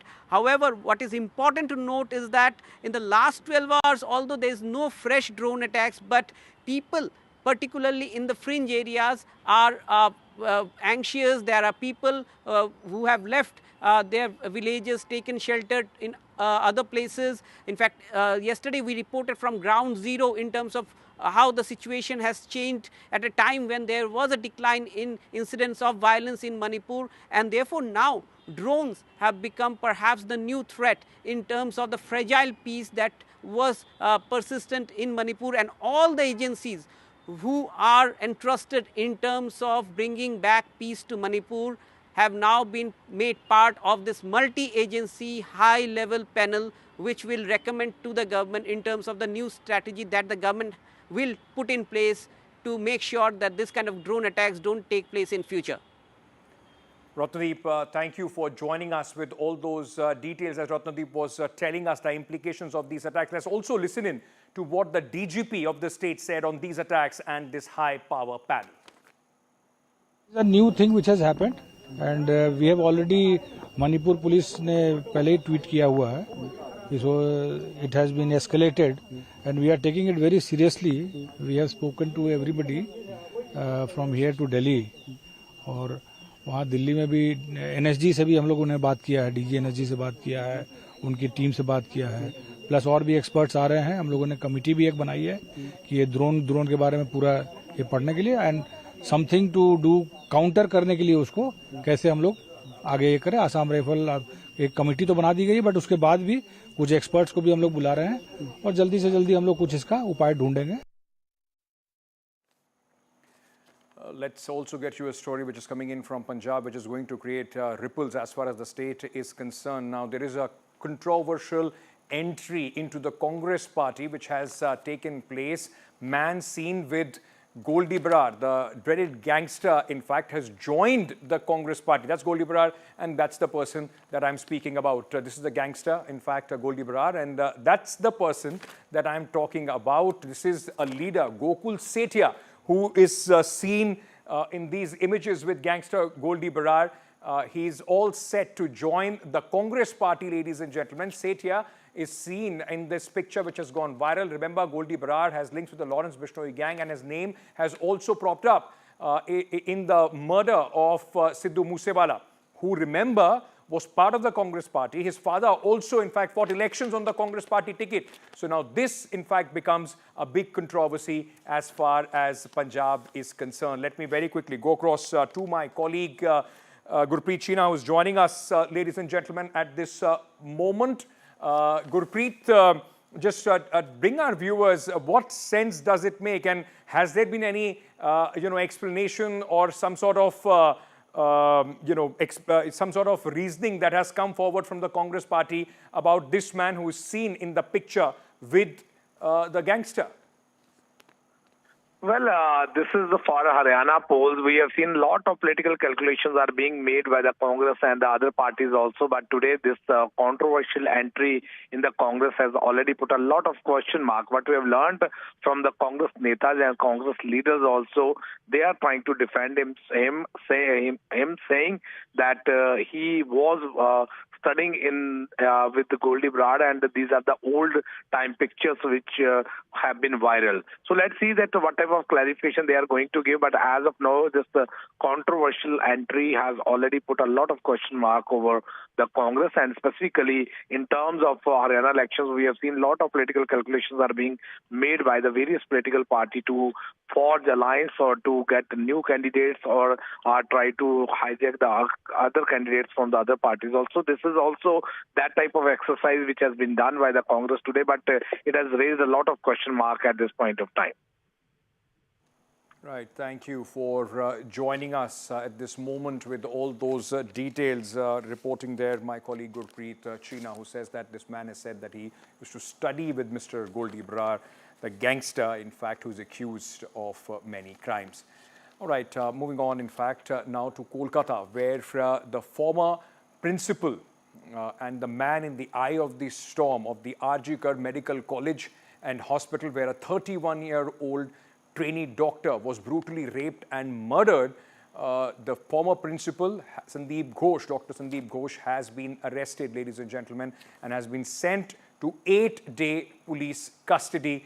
Remember, CBI had sought 10-day police custody for the accused. This is the latest which is coming in. He was arrested yesterday along with 4 others is what we know. And the allegations are of financial irregularities when he was the principal. There were in fact, complaints which were filed against him by the former, assistant, in fact, principal of this college, the man who was second in command. And on his complaints, now the CBI and the Enforcement Directorate are investigating various charges of corruption. Meanwhile, on the backdrop of this horrific crime that took place at the RG Kar Medical College and Hospital, the West Bengal Assembly has unanimously passed the Anti-Rape Aparajita Bill brought in by the Mamata Banerjee government, calling it historic and model. Chief Minister Mamata Banerjee said the bill was a tribute to junior doctor who was raped and killed in the state-run RG Kar hospital last month. With this, Bengal becomes the first state to bring in amendments to the central law dealing with offences of rape, gang rape and sexual assault. The law will also include provisions for a time-bound trial and enhanced compensation or fine, which will be collected from the guilty. The focus now shifts to the governor's assent to the bill, with Mamata Banerjee and the BJP sparring over immediate implementation of the bill. The Mamata Banerjee government, in fact, the Chief Minister had said the opposition should ask the governor to sign the bill. It is our responsibility to enact it after that. The bill the BJP hit back by saying that it is the responsibility of the government. Remember, even after the governor signs it, the president has to give the final nod before this can become a law in West Bengal. Cross check করে আপনি যদি দেখেন correct information, I don't have any problem. কিন্তু যদি দেখেন wrong information, misleading information, disinformation and distorted information and destructive information and provocative information, then speaker has the right to deal it. মনে আছে আপনাদের, কেউ তো একবারও স্বীকার করলেন না উন্নাওয়ের কথা। এটা ফ্যাক্ট যে আজকে প্রতিদিন দেশে প্রায় 90টি ধর্ষণের ঘটনা ঘটে, তার মধ্যে অনেকেরই মৃত্যু ঘটে, খুব বেদনাদায়ক।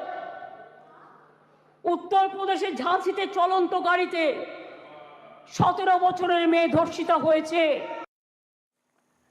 All right, with that, we are slipping into a very short break. News and updates continue here. Stay tuned to NDTV.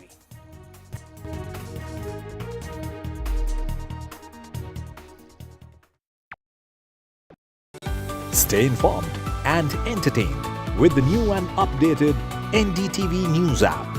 You can watch all our channels live, listen to podcasts, read breaking and exclusive news from around the world and more. Download the NDTV app today and get access to the best journalism and storytelling on your smartphone or tablet. The NDTV app. News that matters to you. Landslide devastation in Kerala's Wayanad. Join NDTV's initiative. Donate for Kerala.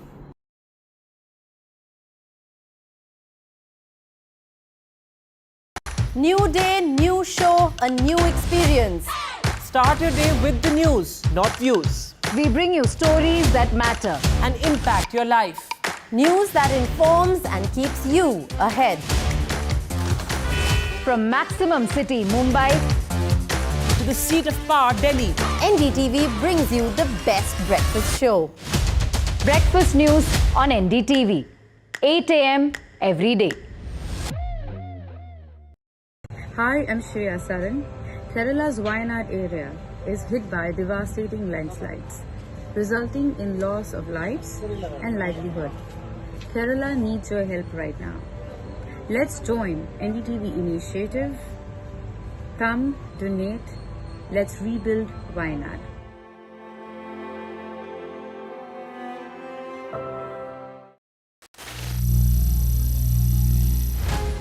Some people say the metaverse will only be virtual.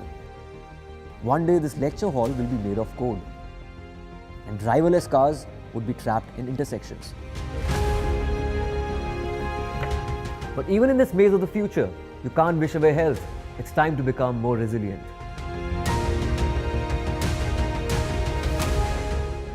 10 years of Banega Swasth India, we have grown and achieved so many milestones.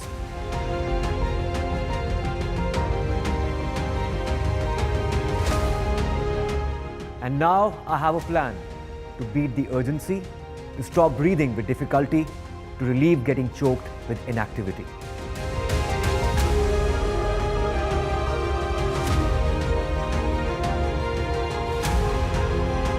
Energize our government, our environment, our society, and ourselves. Everyone, everywhere, every day.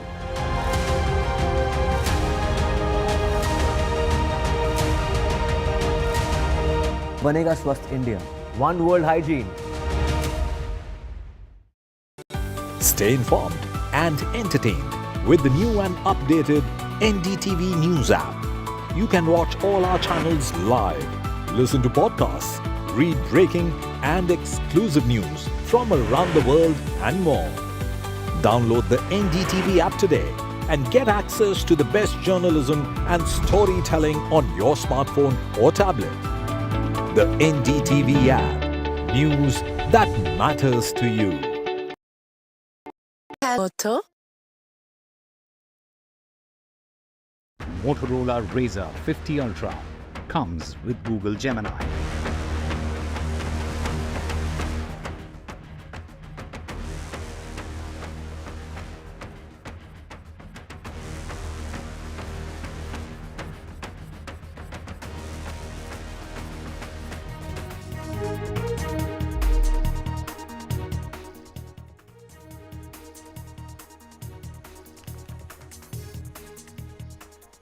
Welcome back, ladies and gentlemen. Remember the horrific story that we had reported for a few days continuously, which took place in Badlapur in Thane near Mumbai, where two young girls, two kids in fact, were sexually molested by a helper as per the allegations in the school itself, which resulted in these kind of massive agitation and anger from the people. Now, the Bombay High Court, ladies and gentlemen, have taken, which had taken the suo motu cognizance of this case as well, spoke and came down very heavily on the investigation which is being conducted by the police in Maharashtra.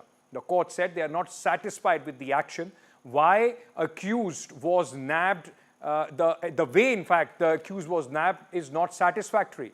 Doctors can't refuse to examine a rape victim. Doctors can't say, go to the police, is what the court has said. Educate your son and save your daughters. The court emphasized that private doctors must also be made aware that they cannot refuse to examine a rape victim under the POCSO Act, and they cannot simply say, go to the police. The court further, in fact, went on and said that they're not satisfied with the action taken so far by the police. So this is very, very important, in fact, details which are coming in at this moment. But remember, the court had asked the police to produce their case diary, and on the basis of the investigation so far, they have made these comments. Let me go across to my colleague Radhika, who's joining us with more details from Mumbai.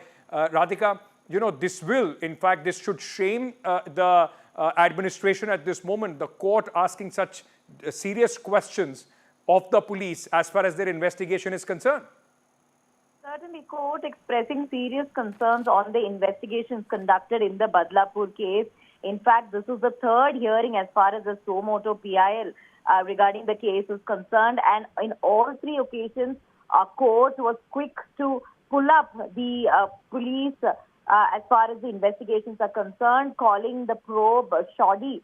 This is what court had said in the previous hearing, once again continuing to say that it is not satisfied with the investigations carried out, especially the way or the steps taken to apprehend absconding accused. Also went through the case diary and asked why this stereotyped manner of writing a case diary. Of course, court was presented with the investigation update as well as report in which the police spoke about, the AG spoke about test identification parade, FSL, CDRs, all of them conducted, all of them since the last hearing. In fact, our court also pointing at that committee needs to be formed. This was done the last hearing, and then went through the committee suggestions, which the court said are good, but the implementation will be under question, is something that the court said. The division then also suggesting a female attendant should look after minor boys also in school, and that former Justice Sadhana Jadhav and Shalini Pansalkar Joshi should head the committee. So court suggesting names as far as the committee for looking into POCSO Act and other suggestions are concerned. Also suggesting the name of IPS Neeran Borwankar as well for the committee.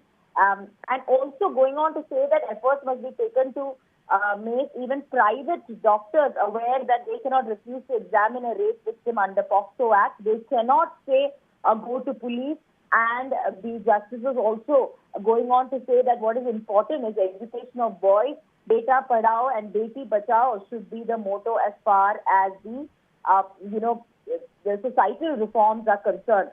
So yes, court coming down heavily on the police investigation, looking into the report that was given by the police, also making suggestions in terms of forming the committee as to who should head the committee, and also giving directions as far as the investigations in the future is concerned. So now, of course, the matter has been adjourned to 4 weeks, and the committee has to submit a full and final report within 8 weeks' time before the division bench of the Bombay High Court, which continues to hear this suo motu PIL.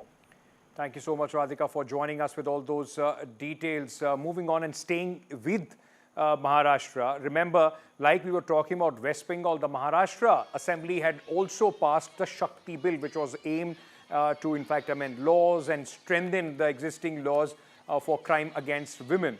Now, there is a war of words which is taking place between the government and the opposition as far as the Shakti Bill is concerned, which is pending at this moment, ladies and gentlemen, with the President. Maharashtra NCP Sharad Pawar faction leaders and former Home Minister Anil Deshmukh has demanded President Draupadi Murmu to approve the Shakti Bill passed by the Maharashtra Assembly that prescribes death penalty for the rapist. Now, leaders from the NCP Sharad Pawar faction and women workers today protested against a delay in clearing the bill by wearing red ribbons at the pedestal of the Mahatma Gandhi statue near the state secretariat. President Draupadi Murmu is on a 3-day visit to Maharashtra. The party has demanded President Draupadi Murmu to approve the Shakti Bill in Maharashtra at the back of some of the heinous crimes that the state has seen in the recent past. सबका सलाह लेके ये बहुत अच्छा कायदा देशमुख साहब ने लाया था और सब ने दिल्ली भी भेजा हुआ है, लेकिन तब मोदी सरकार थी, उन्होंने कुछ नहीं किया। आज एनडीए की सरकार दिल्ली में है, उन्होंने भी कुछ नहीं किया, उसका हम जाहिर निषेध करते हैं। मैं खुद देशमुख साहब को विनती करूंगी कि देशमुख साहब अगर सब नेताओं गण को, सारे जो इंडिया अलायंस के नेता है, उनको अगर जब खत लिखे तो जब पार्लियामेंट नवंबर में शुरू होगा तो मैं देशमुख साहब को विनती करूंगी वो दिल्ली आए, सब बड़े नेताओं से हम लोग मिलेंगे, उसके बाद हम सब इंडिया अलायंस से उनसे बात करके विनती करेंगे कि हम लोग साथ जाके इस देश के जो होम मिनिस्टर है उनसे मिले और उनको विनती करें कि ये बिल ला दे। All right, moving on to the controversy as on the IC-814, the Netflix web series, which is in fact inspired by true events which took place on the hijacking of this aircraft, which was Kathmandu to Delhi bound in 1999. Now, there was, remember, objections and a lot of outrage that took place online with the names of the aliases that were used by the hijackers. Now, for the benefit of the audience unfamiliar with the 1999 hijacking of the Indian Airlines Flight 814, the opening disclaimer has been updated to include the real and code names of the hijackers. The code names in the series reflect those used during the actual event. And India has a rich culture of storytelling, and in fact, this will be included as far as the discussions between the content head of Netflix and the INB ministry is concerned. Now, after the outrage, the makers have added a disclaimer, and the opening disclaimer will project both the names of the hijackers and also their aliases. This is the only official statement on this matter. There are a lot of reports online, and I request our esteemed members of the press to please refer to this particular statement. And I'm reading it as per quote from Monica Shergill, Vice President Content, Netflix India. Please pay attention. For the benefit of audiences unfamiliar with the 1999 hijacking of Indian Airlines Flight 814, the opening disclaimer has been updated to include the real and code names of the hijackers. The code names in the series reflect those used during the actual event. India has a rich culture of storytelling, and we are committed to showcasing these stories and their authentic representation. Remember earlier, government sources revealed to NDTV that why the Netflix content chief was summoned to the IT ministry. It was stated by the government that nobody has a right to play with the sentiments of the people of this country, and wrong portrayal or presenting wrong facts before the audience is something that one should ignore. You should think before portraying anything in a wrong manner, and therefore the reason perhaps when there was huge outrage and anger amongst the audience on social media regarding the two names of the hijackers, that was without any disclaimer shown in the web series IC-814, and it portrayed like that, like those two hijackers had their code names of Indians to a lot of people who were unfamiliar of the 1999 IC-814 hijacking. thought that these two might be Indian, and certainly that had made government to think upon it. Government has stated earlier that they are very serious as far as the portrayal of the facts on the OTT platforms are concerned, and therefore the reason today it was the Netflix content VP and the other members from the Netflix who were summoned. It was Information Broadcasting Ministry who met these officials, and the meeting lasted for almost an hour, to which it was asked to Netflix India that they should put the disclaimer of putting out the right facts and the names of those hijackers as to what their original identity was. Meanwhile, amid a surge in cases in Karnataka, dengue cases, the state government on Tuesday notified that dengue fever, including severe forms of it, as an epidemic disease and made regulations to amend Karnataka Epidemic Disease Regulations 2020. Penalty if people violate the rules. The government has mobilized resources and personnel across various departments to focus on source reduction, which involves eliminating mosquito breeding sites. ASHA workers and volunteers have also been tasked for conducting door-to-door visits to educate people and ensure compliance of preventive measures.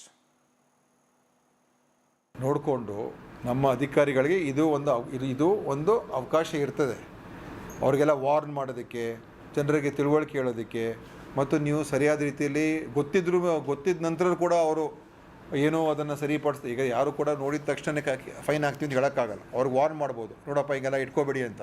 ಮತ್ತೆ ಅವ್ರು ಅದೇ ಥರ ಇಟ್ಕೊಂಡಿದ್ದಾಗ ಮತ್ತೆ ನೋಡಿದಾಗ ಆವಾಗ ಏನಾಗ್ತದೆ, ಅವನಿಗೆ ಸ್ವಲ್ಪ ಏನಾದರೂ ನಾವೊಂದು ಶಿಸ್ತು ಕ್ರಮ ತೊಗೊಳ್ಬೇಕಲ್ಲ, ಏನಾದರೂ ಒಂದು ಕ್ರಮ ತೊಗೊಳಕ್ಕೆ ಅವಕಾಶ ಈಗಿದೆ. ಮೊದಲೇನು ಮಾಡೋಕ್ಕಾಗ್ತಾ ಇರಲಿಲ್ಲ, ಅವ್ರಿಗೆ ಹೇಳಬೇಕಾಗಿತ್ತು, ಹೋಗಬೇಕಾಗಿತ್ತು, ಮಾಡದೇ ಹೋದರೆ ಏನೂ ಮಾಡೋಕ್ಕಾಗ್ತಾ ಇರಲಿಲ್ಲ.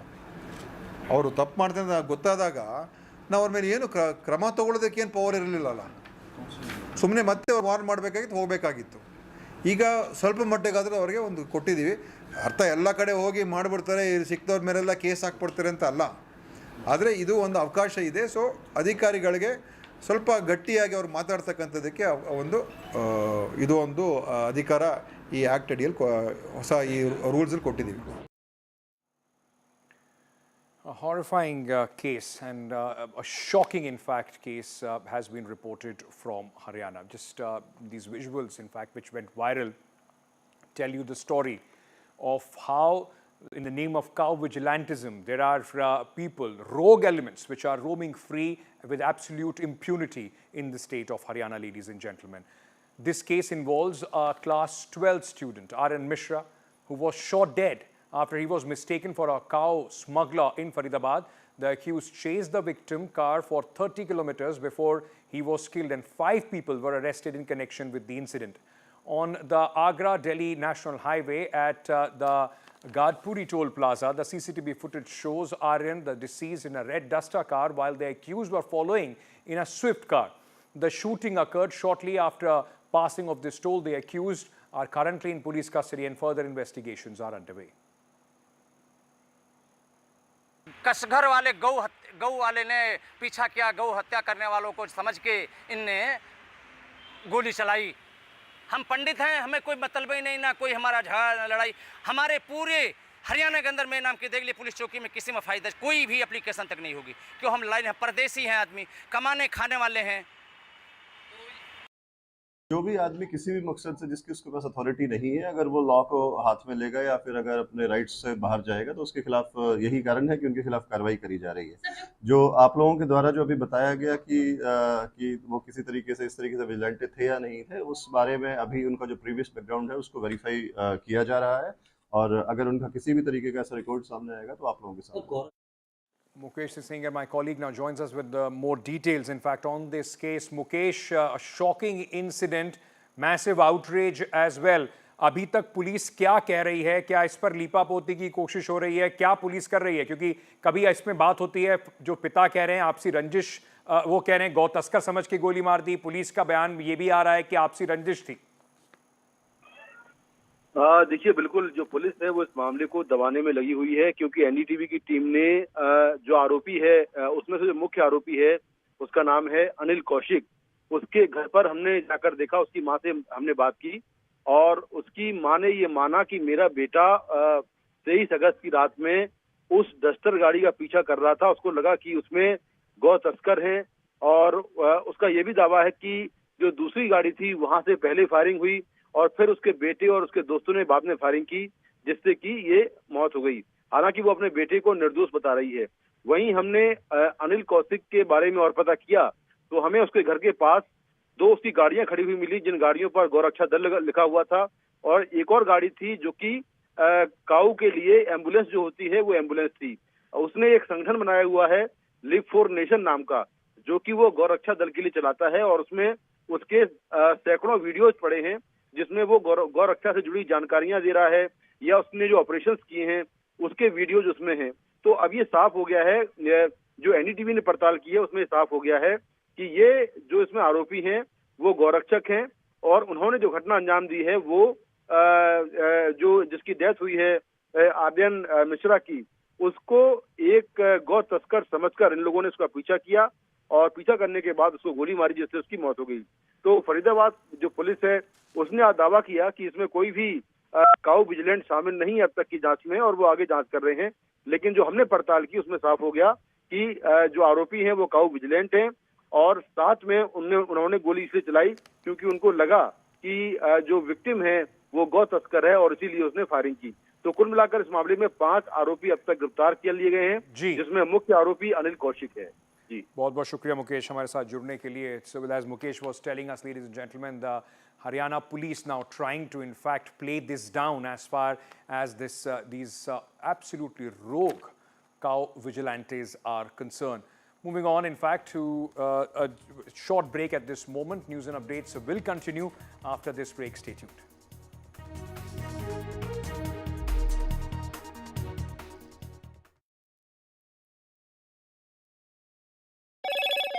Hello, Moto. Motorola Razr 50 Ultra comes with Google Gemini.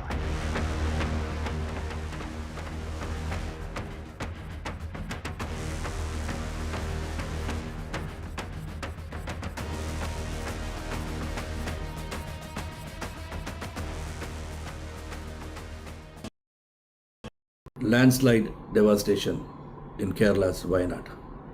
Join NDTV's initiative. Donate for Kerala.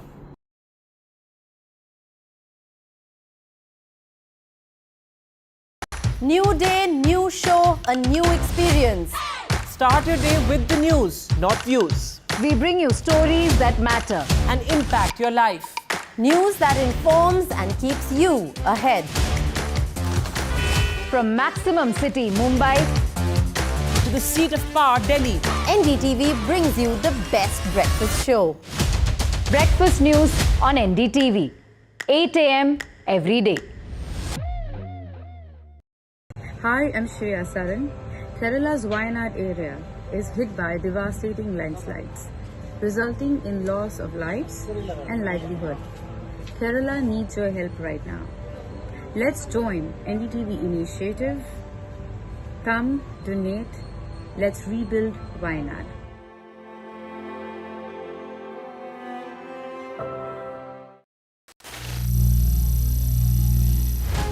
Some people say the metaverse will only be virtual. One day this lecture hall will be made of code, and driverless cars would be trapped in intersections. But even in this maze of the future, you can't wish away health. It's time to become more resilient.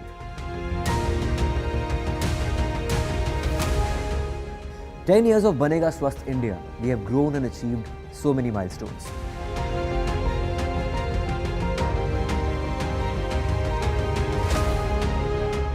And now I have a plan to beat the urgency, to stop breathing with difficulty, to relieve getting choked with air."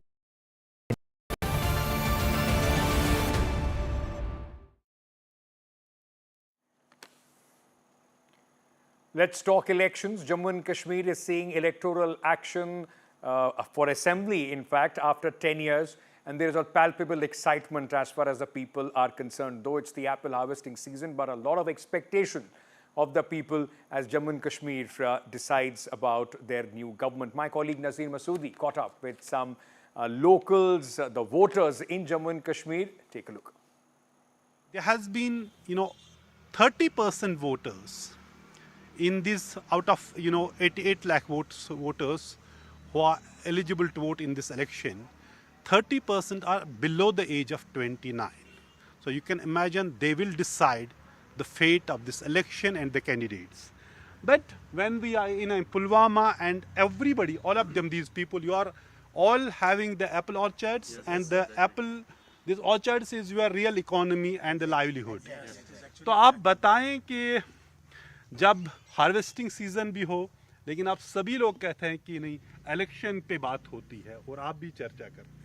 बिल्कुल, it is about harvest Apple अभी तैयार है, हर जगह पे तैयार है, लेकिन यहाँ जो अभी इलेक्शन का जो फेस्टिवल आज चल रहा है पूरे साउथ कश्मीर में पर्टिकुलरली, तो हम भी इसमें कहीं ना कहीं इसमें पार्टिसिपेट कर रहे हैं, क्योंकि हमें लग रहा है कि हम चाहते हैं कि एक चेंज होनी चाहिए, कि आने वाले समय में एक पॉजिटिव चेंज आनी चाहिए। और एज अ यूथ अगर मैं कहूँ, अनलेस एंड अनटिल यूथ को हम अगर कंसिडर नहीं करेंगे, यूथ को ऑन बोर्ड नहीं लेंगे, तो आने वाले समय में हम यूथ ही इस कौम को चलाने वाले हैं।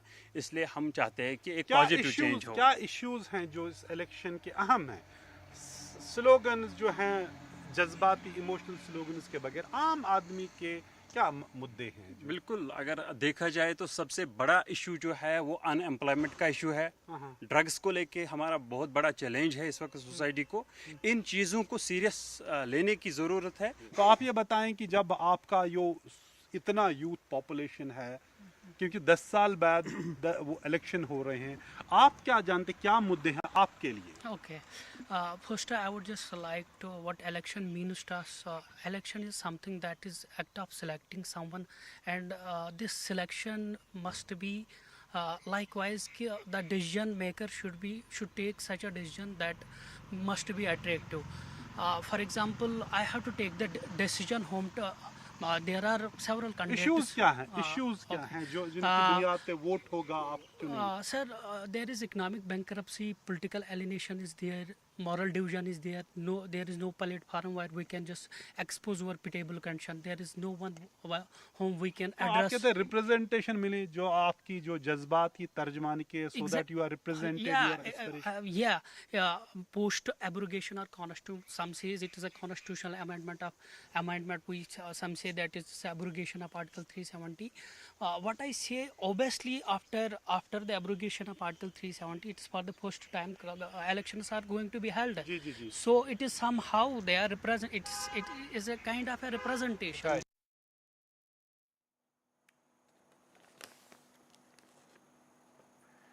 The Olympians, in fact, have been felicitated. In fact, the Olympic medal winners were facilitated. Shooter Manu Bhaker, Swapnil, Sarabjot, all were in fact facilitated at an event to celebrate India's shooting prowess. Pranay Rekard, India partnered with National Rifle Association to felicitate Indian Olympic medalists. The event celebrated the extraordinary achievements of Indian Olympic shooting team, who clinched bronze medals at Paris Olympic 2024.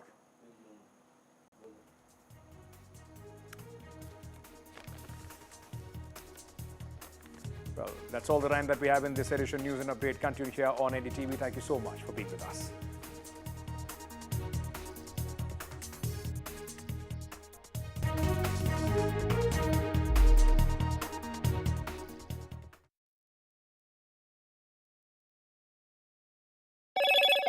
Hello, Moto.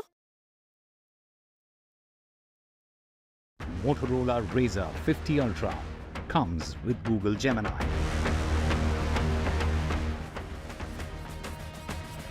Bombay High Court finds fault with Badlapur Rohra probe. The court comes down heavily on the police, says ensure proper probe. Justice should not be rushed.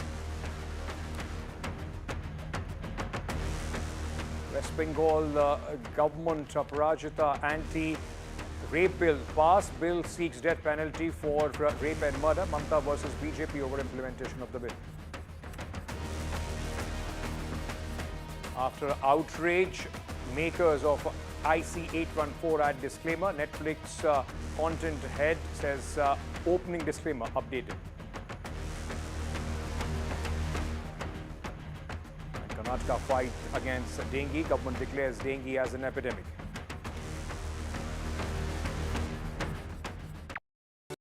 Stay informed and entertained with the new and updated NDTV News app. You can watch all our channels live, listen to podcasts, read breaking and exclusive news from around the world and more. Download the NDTV app today and get access to the best journalism and storytelling on your smartphone or tablet. The NDTV app. News that matters to you. Landslide devastation in Kerala's Wayanad. Join NDTV's initiative. Donate for Kerala.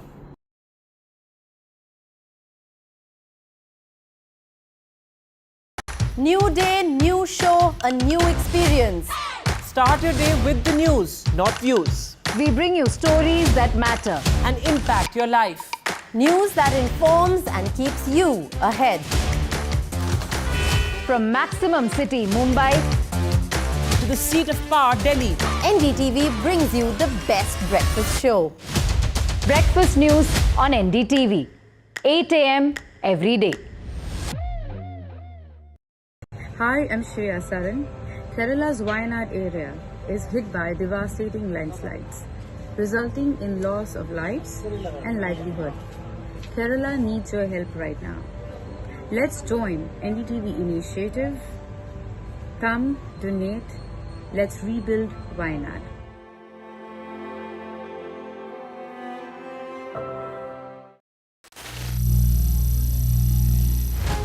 Some people say the metaverse will only be virtual. One day this lecture hall will be made of code, and driverless cars would be trapped in intersections. But even in this maze of the future, you can't wish away health. It's time to become more resilient.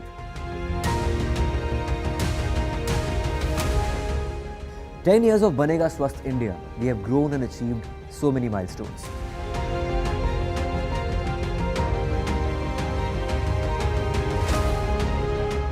And now I have a plan to beat the urgency, to stop breathing with difficulty, to relieve getting choked with inactivity.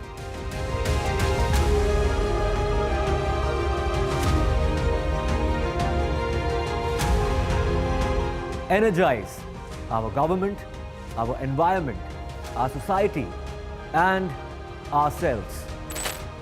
Everyone, everywhere, every day.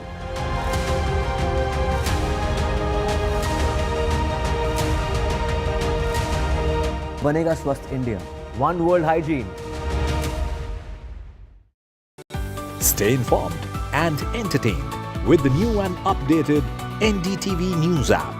You can watch all our channels live, listen to podcasts, read breaking and exclusive news from around the world and more. Download the NDTV app today and get access to the best journalism and storytelling on your smartphone or tablet. The NDTV app. News that matters to you. Landslide devastation in Kerala's Wayanad. Join NDTV's initiative. Donate for Kerala.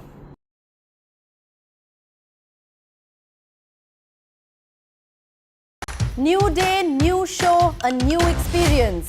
Start your day with the news, not views. We bring you stories that matter and impact your life.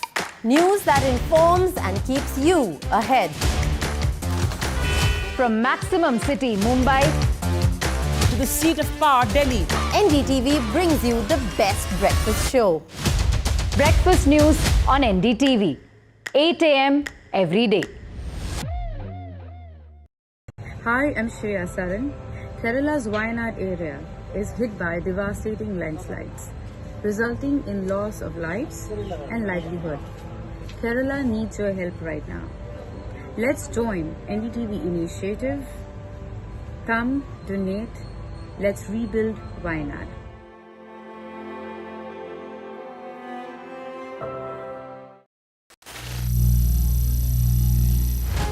Some people say the metaverse will only be virtual.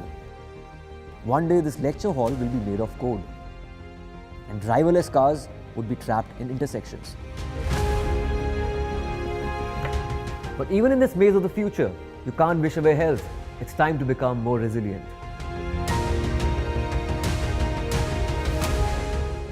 "10 years of Banega Swasth India, we have grown and achieved so many milestones.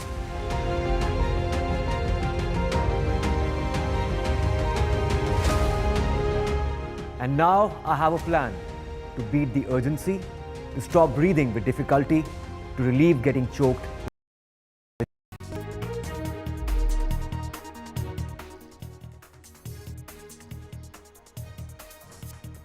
Centre's plea in Supreme Court against West Bengal government. Centre has urged Supreme Court to initiate contempt proceedings against state government officials if proper facilities are not provided to CISF personnel. Bombay High Court finds fault with Badlapur horror probe. 2 minor girls were sexually assaulted in a school bathroom by a worker there. Court has questioned the case diary, the manner in which accused were nabbed. It has in fact said it has asked the government to ensure proper probe. Justice should not be rushed. After massive outrage, IC814 makers have added a disclaimer now. This comes after Netflix officials met and the ministry officials. Netflix content head has now said that the opening disclaimer has been updated and real names of the hijackers have been included. Karnataka fights against dengue. In fact, government has declared it an epidemic.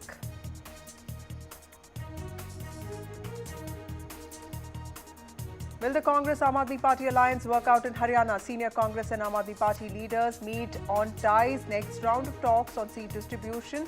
Raghav Chadda and KC Venugopal to meet.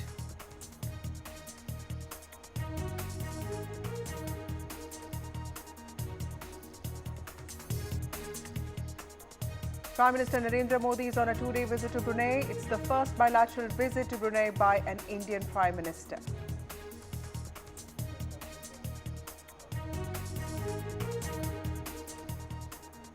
Good evening, everybody. You're watching NDTV. The southern Indian states of Andhra Pradesh and Telangana are grappling with one of the most severe flood situations in recent history, as continuous rainfall has inundated many villages and towns, leaving a trail of destruction in both these states. Over the past 72 hours, the deluge has claimed at least 35 lives, displacing hundreds of thousands, and has also inflicted damage estimated to run into several crores. Now, Chief Minister of Andhra Pradesh, Chandrababu Naidu, has visited the flood-affected areas. In fact, he was seen on a JCB assessing the situation in the state. Remember, he took over as the Chief Minister for the 4th time of the state just a few weeks ago. He has called it the biggest disaster that he has witnessed in his life.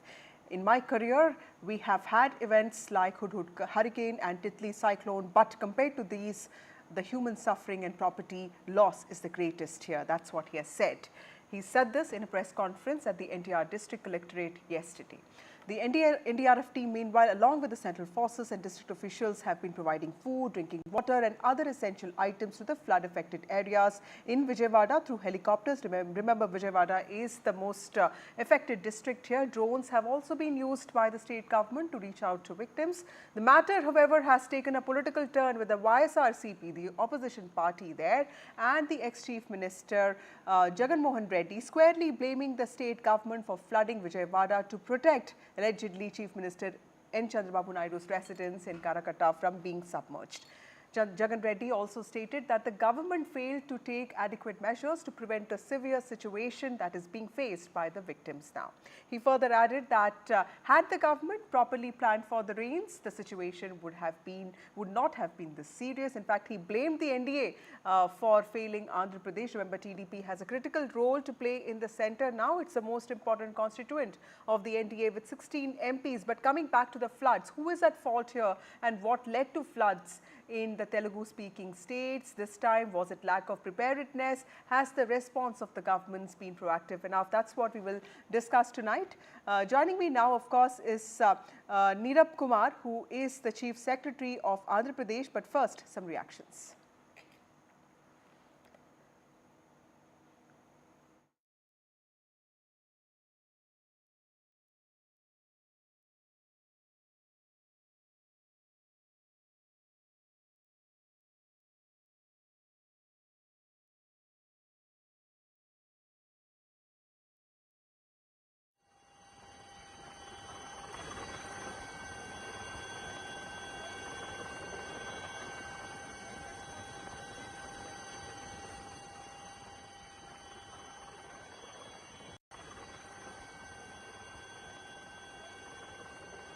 So, good evening, first, Vasudha, to all your viewers. The main point here is that on 30th and 31st, we had a very heavy depression over the coast of West Bengal, and we had a lot of rainfall. And in these 2 days of 30th and 31st, we received on an app about 500 mm of rainfall. And just to give you a figure, the intensity, it would have been 10 mm in a normal course. So 10 mm to 500 mm is the very heavy rainfall we received in this area. Now, this heavy rainfall in this area itself, all the rivulets and canals and other storm streams were all full, and they started, with full force, they started moving. That's one part of it. The other part was the depression, which had caused a heavy rainfall in the whole catchment area of Krishna district on the Krishna River, and it went up till Telangana and the further catchment areas.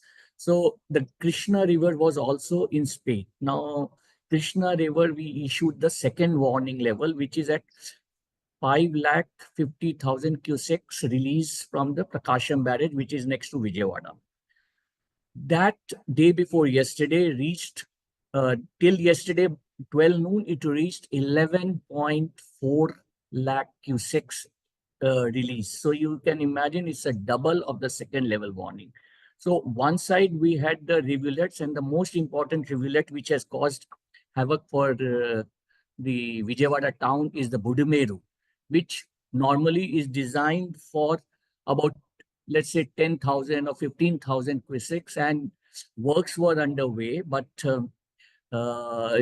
it had a flow of about 35,000 cusecs in it. So the whole Budumeru overflew its course, went into the Vijayawada city. So about 34 wards out of the 64 wards have got affected in this, including the surrounding rural areas. We expect that about 5 lakh population are affected, of which 2,75,000 we treat as very intensively affected due to the marooning effects in the water. The good news is that we have not got rainfall for the last 2 days, and the water level is receding, both in the Krishna River as well as in the marooned areas. So Krishna River has now come down to about 8 lakh, and 7 is going further down. So still above the danger level. It's at second warning level. It is still at danger. We are still on alert. We are continuing watching at the bunds, but the water level is reducing. The water level in the Vijayawada town is also increasing. It has reduced by 2-3 feet, and we are continuing our relief efforts there, evacuation, provision of food, water, whatever is the requirements, medical camps, sanitation, and all other activities. So that was Neerab Kumar Prasad, the Chief Secretary of Andhra Pradesh. Mr. Prasad, also you did explain as to the scale and intensity of this disaster. The rainfall is being seen as the worst in last 50 years. Also, most importantly, Vijayawada has been critically hurt. But what is the extent of the economic damage? Do we have an idea or assessment on the kind of economic damage that the state has seen because of these floods? Yeah, so enumeration, we have not yet started. We have planned for starting of the enumeration from tomorrow, so I'm not able to give you exact figures. But I can tell you that large extents of areas of agriculture crops, horticulture crops have been affected. We have had 18 casualties till now. We have a lot of cattle loss of life, as well as washing away in the floods. We have had fishermen and weavers being affected badly. So we have all those figures with us, and the rough estimates are available, but we have not enumerated the damage till now, which we will starting tomorrow only. Also, Mr. Prasad, when can we expect the situation to normalize in Andhra Pradesh? I know it's difficult to answer that question, but have you set any target for yourself? What does the situation say right now? We expect the waters to come down tomorrow. However, I must add, we have to continue our alert because the predictions are for some more rain on the 5th evening night. So we have to continue our red alert for the whole area. And unless the Krishna water goes down below 3.5 lakh liters, 3.5 lakh cusecs, and the Budameru water gets subsided, we can't remove our red alert. Thank you, Mr. Prasad. That was the Chief Secretary of Andhra Pradesh, Nirab Kumar Prasad, speaking to NDTV exclusively on the situation of the floods in Andhra Pradesh. Also joining us now is Ravikant Reddy, who's the political editor of the Hindu Telangana. Hafiz Khan from YSRCP joins us, and also Deepak Reddy, the spokesperson of TDP. Thank you, all of you, for joining me on this show. To you, Mr. Khan, first, in the last 2 days, Andhra Pradesh has halted life in various places, especially in Vijayawada and also several other districts. Several individuals have been affected. Reports have said that this region has recorded the heaviest rain in 50 years, prompting the government to launch the statewide relief and rescue operations. During such a time, your head, Jagan Mohan Reddy, the former Chief Minister, has raised some very important questions, but it's also being seen as a criticism of a government that has just taken over. Would it be a better, move on your part to actually help with the disaster efforts? Would you think that? Good evening, everyone, to all the distinguished members on the panel. Thank you for taking us onto the panel, ma'am. I would like to tell you that whatever the good this government does, we as a political party will be with them. There is no question about it. But if the government does failure, it is our duty to raise the questions, to make sure that at the end of the day, the public shouldn't get affected. Here, when the weather department is telling the government that there is going to be heavy rainfall, and there is going to be heavy rainfall in the Telangana region, there are upstream projects and that there are downstream projects. There are the inflow and the outflow of the Srisailam Dam, Nagarjuna Sagar Dam, Pulichandala project, they all need to be maintained properly. When the weather department and the IMD and everyone, when they are saying that there is going to be a huge and a heavy rainfall, the proper flood management has not been done is the fact on the ground. You can send your cameraman, your reporter on the ground. For last 2 days, it's an utter failure of the government where they have not been able to... But wouldn't you agree, Mr. Khan, that, when the floods took place in Godavari, it was often seen that Mr. Jagan Mohan Reddy, went to those places much later, whereas Chandrababu Naidu at least is on the ground. Do you think that at least is something that, has been seen as a proactive measure from the state government, or do you think there's more that needs to be done? That's exactly a wrong way to do that. The way we did it when it came, when the floods came in our time, Jagan Mohan Reddy Garu, he contributed by giving all the things that were needed on the ground, gave the instructions to the collector, and the collector instructed up to the Sachivalayam level and the volunteer level, where this kind of flooding, in this kind of flooding situation, we have been able to reach out to the last man on the most interior households. Now, for last 2 days, lakhs of people have not received drinking water, food, no rescue boats, no relief camps, and even if they have kept the relief camps, no one can have been able to access those relief camps, and only 6 relief camps have been kept. Our Honorable Chief Secretary sir just now told us that around 5 lakh people have been affected and around 2.8 lakh severely affected.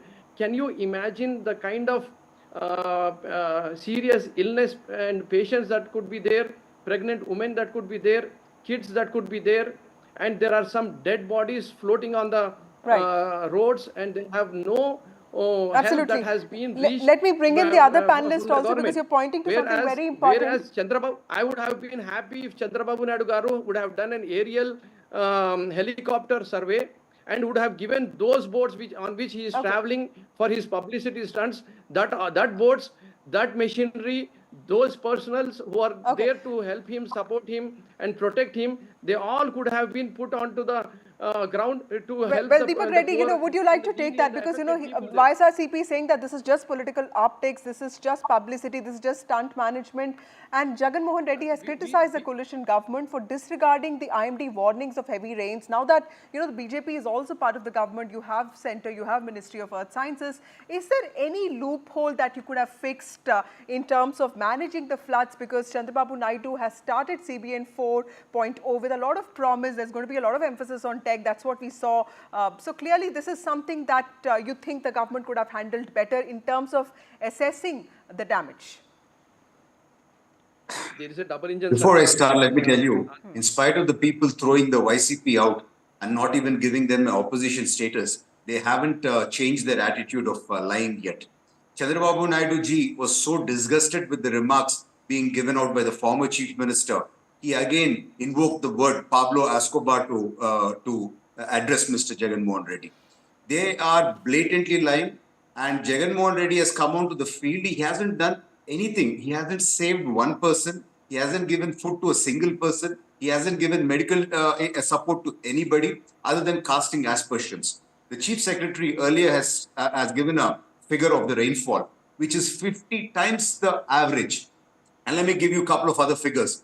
The MI tanks breach in NTR district are 61 tanks. In Guntur district, 4 tanks have breached. And in Elur district, 8 tanks have breached. And the Budameru Vagu has breached in 6 locations. And Jagan Mohan Reddy comes and has the audacity to say that the gates of the Vagu were lifted, and to protect Chandrababu Naiduji's house, he's done that.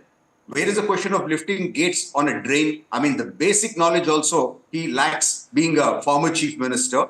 And it was a drain, and the drain has breached in 6 different locations. Okay. So all this has come. That's a very technical issue. Mr. Khan, would you like to take that? Where are the gates on a drain? Because, I know this is a technical issue and we don't want to get into the technicalities of it. But clearly, this may not be the right time for politics, isn't it? Because, your government has just the new government has just taken over.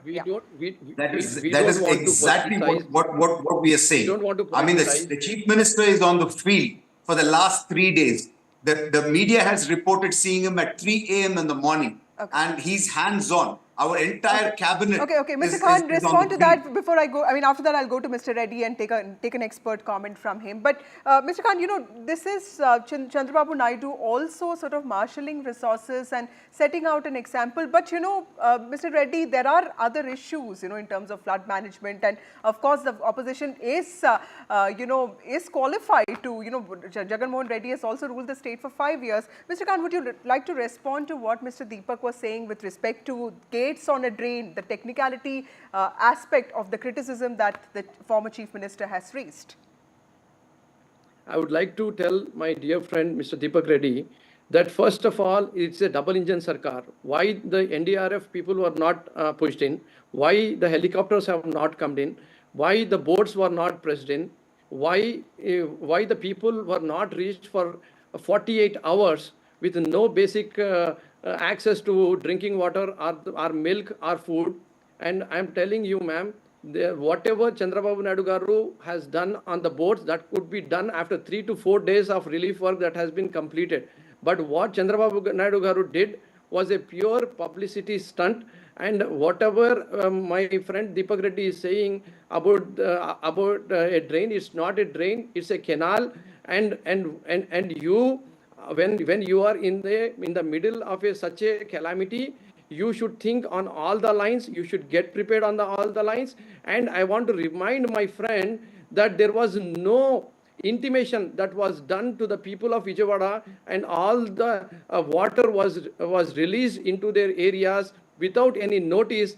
And in the middle of the night, they got catch up with the water, and they got surprised at the floods that they came in, and they also lost everything that they had. If they would have planned it properly, they could have. Okay, let me take that question to Ravikant Reddy. Sir, as somebody who understands the state and its politics so well, tell us, how do you see this? There's YSRCP on one side calling all of this a publicity stunt, and the TDP on one side talking about how Chandrababu Naidu is on the ground, marshalling all these rescue efforts himself, mobilizing resources. So that's also, he's also trying to bolster his image as an able administrator. But on the other hand, there's Jagan Mohan Reddy calling all of this out, saying that nothing of this matters because all of this is optics and there are actual real victims out there. Well, how much ever you try, you can't bring YSRCP and TDP on the same table, right? I mean, they can't agree on anything. But, going our experience, Mr. Chandrababu Naidu is known for this kind of work. He has done in the combined Andhra Pradesh, then in the separate, when Telangana was separated, the Hudhud, the cyclone that hit Visakhapatnam, he was there, for 2 days, trying to, direct the officers, giving them, a lot of information and, at least giving that kind of confidence to the people. So Chandrababu Naidu coming out and staying on the roads, it's known. I mean, everybody knows that he does that. What kind of the impact of it is, I think when CM is on the roads, obviously the entire machinery, the ministry, the cabinet, everyone is on the road. So that gives some kind of confidence to anyone. Right. Well, the questions raised by Mr. Mr. Y.S. Jagannath Reddy, the former Chief Minister, I feel they have come too early. Maybe after 3-4 days, he could have, raised these issues that the government has failed, and let the government do some work as of now. That would have been much better. Right. Because as media reports, he's on the roads. People have seen him. Media is totally projecting him being on the roads. Yeah. So I think so. Mr. Reddy, before I go to the political people again, there is a certain difference that I, as a journalist, also see in CBN's sort of projection of himself, because, with what happened in Anakapalli, that blast, or for that matter, distribution of pensions, you see him more on the ground, you see him connecting with people more on emotive lines. Do you see this as a definitive conscious change in his way, in his efforts to build an image around himself? Because this is also the best performance that TDP has had in Andhra Pradesh. Is this a very conscious attempt by the TDP and Chandrababu Naidu to show himself as a leader who connects with people emotionally at all levels? Well, I think all the chief ministers do that. I mean, everybody has. But I have been covering Chandrababu Naidu since 1995, when he was, 96, in fact, when he became the chief minister of combined Andhra Pradesh. His style of work has been similar to this. He goes to the ground and meets people. He takes along with him the entire cabinet, the officials. Some other people might object to it, saying that showcasing himself as something, and a guy who's on the ground always meeting people.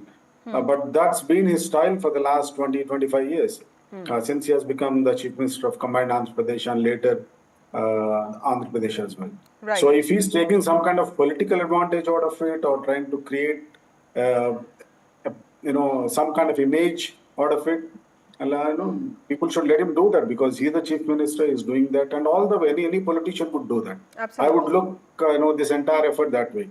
Right. But on the ground, the actual thing is that he's on the ground, so that will really people will see that as a good sign, as a positive sign. Right. Closing remarks from you, Mr. Khan, and also Mr. Reddy. Mr. Khan, you go first, because Jagan Mohan Reddy was in Delhi recently because he launched that video on post-poll violence. Then, of course, he was seen yesterday. Do you think that the YSRCP also needs more consistent efforts by the chief and party cadre to also, sort of project this, effortless and consistent criticism of the TDP? First of all, ma'am, we are not here to put any kind of a blame game right now. We are speaking on behalf of public.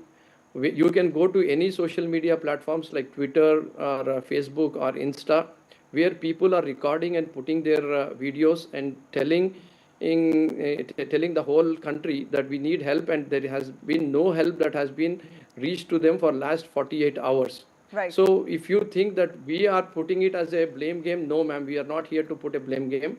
We want the CM to work from a command control room, to work from aerial helicopter, to take help from central government, to take all the people that he has and the resources that he has, and help the people on the ground. But he should stop this publicity stunts where he is going to the less affected areas and he's not going to the deep areas or the areas which have Closing been remarks from affected. you, Deepak Reddy. Do you think that this tie-up with BJP also puts a lot of pressure on you, because you are with the centre now, which means that the state also feels that it deserves a lot more attention? I think certain facts have to be placed before. As far as the YCP is concerned, I don't want to comment, because that's art of lying at its finest. without any basis. Chandrababu Naidu ji swung into action. Even when the warning came on the 27th, the collectors were given powers to withdraw the funds in advance. All preparations were made. NDRF was on the field. Chandrababu Naidu ji has vacated the secretariat and he's on the ground in the Krishna district collectorate. Our entire cabinet is on the field. The party also has been mobilized and the civil society is also roped in. So whatever can be done, the best possible efforts are going on the field. In spite of that, doing such cheap politics and stooping down to such level by the YCP is very sad. Right. Because you can see the Okay, magnitude we are of the completely damage. out of time. Thank you, Mr. Reddy. Thank you, Mr. Khan. And thank you, Ravikant Reddy, for joining us on this broadcast. Much loss of life and property in Andhra Pradesh and Telangana due to severe rain-related and flood-related incidents. We are tracking all of that very closely, so keep looking at our ground reports. But of course, politics around that has intensified. Time for a short break. More news and updates on the other side.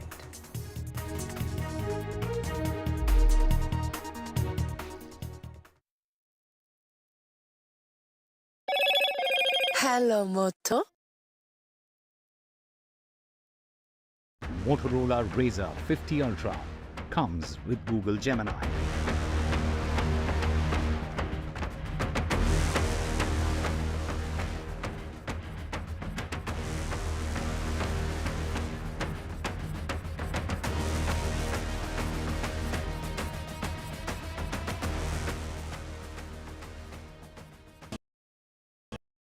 Stay informed and entertained with the new and updated NDTV News app.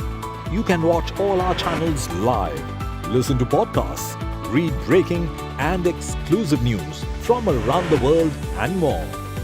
Download the NDTV app today and get access to the best journalism and storytelling on your smartphone or tablet. The NDTV app. News that matters to you. Landslide devastation in Kerala's Wayanad. Join NDTV's initiative. Donate for Kerala.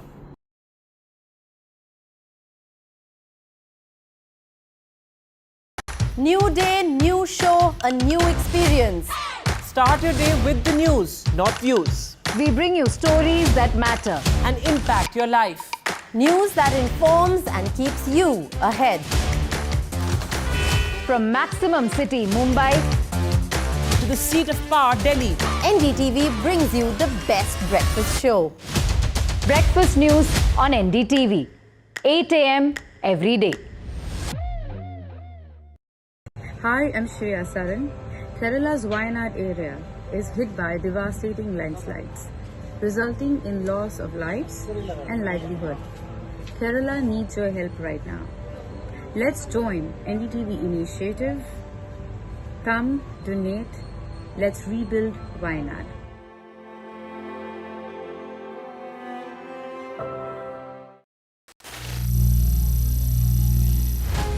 Some people say the metaverse will only be virtual.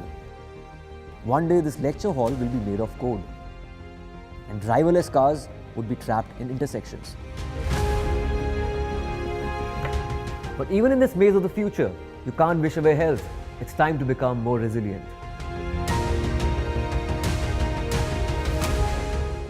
"10 years of Banega Swasth India, we have grown and achieved so many milestones.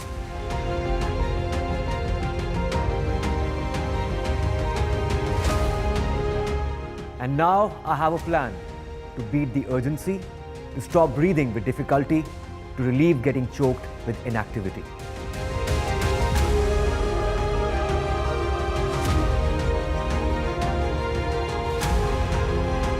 Energize our government, our environment, our society, and ourselves. Everyone, everywhere, every day.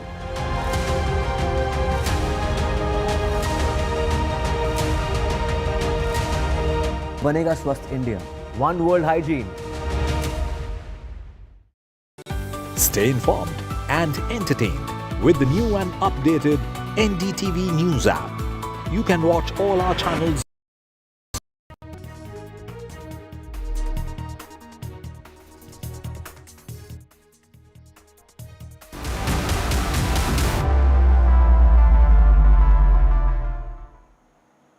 Elections in Haryana are just a month away and preparations by political parties are in full swing. In the midst of the poll countdown, a big question doing rounds in political circles: will the Congress and the Aam Aadmi Party continue their alliance from the Lok Sabha polls, where there has been some movement on that front, with Congress leader Rahul Gandhi seeking party leaders' opinion on forging an alliance with Aam Aadmi Party in the party's election committee meeting that happened yesterday. What we hear is that the Congress could be sparing up to 3 to 4 seats, but of course the discussions are to take place. There was a meeting today and there is a likelihood of meeting between Aam Aadmi Party and Congress leaders in the coming days. KC Venugopal and Raghav Chadda could be meeting soon to decide this. Aam Aadmi Party candidates in the election to the 90-seat house. It's important to remember that the Congress party won 5 seats in the Lok Sabha elections of 2024, but the Aam Aadmi Party drew a blank. The Congress party, what we learn, has already finalized 30 candidates, could be releasing a list of candidates soon in the coming days. Of course, it has not released it officially anything on the alliance with Aam Aadmi Party, but leaders are meeting and a decision could be taken soon. The Congress, remember, managed to win 5 seats in Haryana. The BJP also won 5 seats. The Congress performance especially was seen as a big improvement from 2019 when the BJP had swept this all 10 seats of Haryana. The Aam Aadmi Party, however, scored 0 in the general elections of the state. Remember, the CEC meeting of the Congress party was held, in which sources have said that the names of at least 30 candidates have been cleared for the upcoming elections in the 90-member Haryana Assembly. Remember, the Haryana Assembly elections are going to take place in October. The results are expected on the 8th of October. This is a crucial election because this is the first set of elections that will happen in this country after 2024 Lok Sabha elections.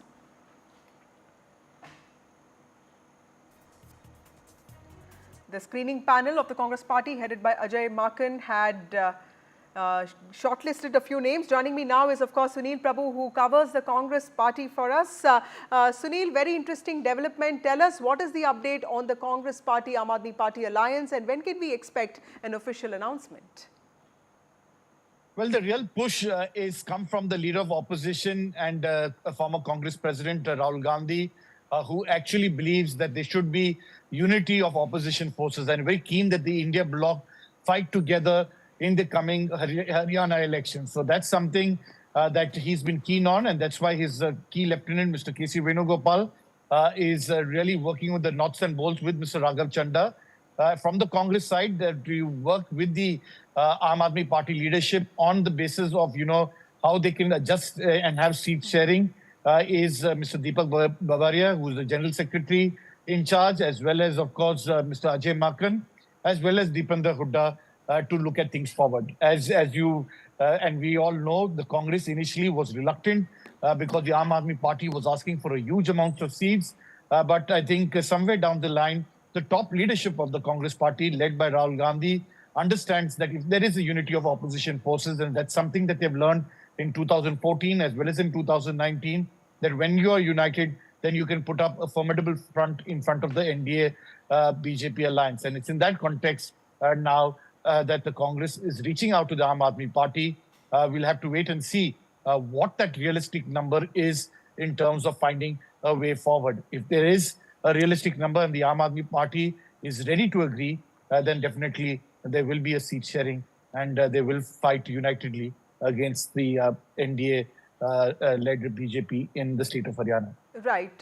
Also, Sunil, tell us about, is this a difference in the way Rahul Gandhi has sort of addressed an issue like this? Do you see a change in the way he is approaching matters that are critical to the larger opposition unity? Absolutely. This is the biggest learning for him has been 2014 as well as 2019, where it was, Ekla Chalo Re kind of approach that they had. And from there, the Congress has now realized that where you have been able to work and have a good alliance, be it in Tamil Nadu, be it in Kerala, and like that, you can go on in Maharashtra, state after state where they have had electoral alliances and worked together with the India bloc, they have been able to reap benefits. And I think that's the biggest learning, and he understands that we must find a way forward. The Haryana leadership led by Mr. Bhupendra Hooda has been very clear that we can't give Aam Aadmi Party more than 3 or 4 seats because it's a 90-seat contest. But I think the critical factor is to have, as I said, the unity of opposition forces, as well as, of course, to look at winnability and acceptability, as well as, of course, the loyalty factor in the, for people who are contesting from the Congress ticket, from the Aam Aadmi Party, purely on the fact that they will be able to win that seat in the state of Haryana. Right. Also, my last question to you, Sunil, what is this actually, how does this matter for the Congress party that already seems to be in a state of rise in the state of Haryana? Because, we saw BJP and the Congress going even Stevens, but, huge improvement in the performance of the Congress party. How does it what is it that it is going to ask from the Aam Aadmi Party for actually allying with Aam Aadmi Party that won 0 seats in Haryana in Lok Sabha elections of 2024? Well, that's a very interesting question. And as I said that, the Aam Aadmi Party has its presence in Punjab and in the bordering region. And that's the reason why they want to ensure that from all sides, they get that, much required support, even if it is 1% or 2%, whatever the percentage is as per the Lok Sabha calculation. It's important that those people work together because, as you are well aware, in every election, every vote percentage counts to the large extent, and that's the critical factor that the Congress is looking forward to with the Aam Aadmi Party. Having said that, you've also seen how the Congress has been able to raise the pitch in terms of the huge anti-incumbency that is taking place and what they call a minority government of the BJP with the change of leadership. From in the state of Haryana, the BJP changing ship at the last minute ahead of the Lok Sabha election. So all those factors, as well as the farmers' issue and a host of other concerns, are something that are going to work for the Congress. They hope because it's an emotive issue, and they've been on the right side in the last few months. Well, thank you so much, Sunil Prabhu, for joining us. That's my colleague Sunil Prabhu reporting on a very important development in poll-bound Haryana. Congress and Aam Aadmi Party alliance could be just on the cards, and this is also happening with Rahul Gandhi pushing for it. More news from Haryana. Elections in the state are just a month away, and preparations by political parties are in full swing. In fact, hectic conversations, hectic parleys are underway. But what are people's expectations from leaders in Haryana? My colleague Gurpreet spoke to some of the residents of Haryana, and this is what they said. Youth play a significant role in nation building, and today we are sitting with Haryana youth to just discuss about Haryana polls. For the last so many days, we have seen one trend for changing the party at the last leg of this government. We have seen some of the JJP leaders, including the minister also, they have already joined the BJP party. We are going to seek an opinion from the youth of Haryana, whether it is right or wrong. What do they feel about this thing? What do you think about this changing of the party at the last leg of this government? We have seen a lot of leaders, they are changing party during the election time. What do you think about it? Sir this is total opportunist जो party बदल रहे हैं. अगर उन्होंने अपनी party में काम किया होता तो आई थिंक उनको पार्टी बदलने की ज़रूरत नहीं होती. दिस इज़ टोटल अनएथिकल और ये सब we should not encourage all this things. So we should not encourage. Well, he is also a voter of Haryana. He says we should not encourage. So what do you think about this thing, changing of a party from one party to another party? What do you think? आपको क्या लग रहा है? Sir जैसे कि हम एक party से दूसरे पार्टी चेंज कर रहे हैं, मुझे लगता है इसमें बेस्ट पॉइंट ये हो सकता है कि कि यहाँ पर हमें एक प्रॉपर पॉलिसी बनानी चाहिए. जो बंदा 5 या 10 साल से ऐसे काम करे उनके लिए एक इनकमिंग और आउटगोइंग की दोनों की एक प्रॉपर पॉलिसी होना चाहिए. So that would be a best point from my side कि पॉलिसी होना बहुत ज़्यादा मैंडेटरी है. तो वेल ही सेज कि पॉलिसी होनी चाहिए, क्योंकि कोई भी किसी भी पार्टी को छोड़ के किसी भी पार्टी को ज्वाइन करना है. तो आपको क्या लगता है कि ये पॉलिसी होनी चाहिए? सर बिल्कुल होनी चाहिए.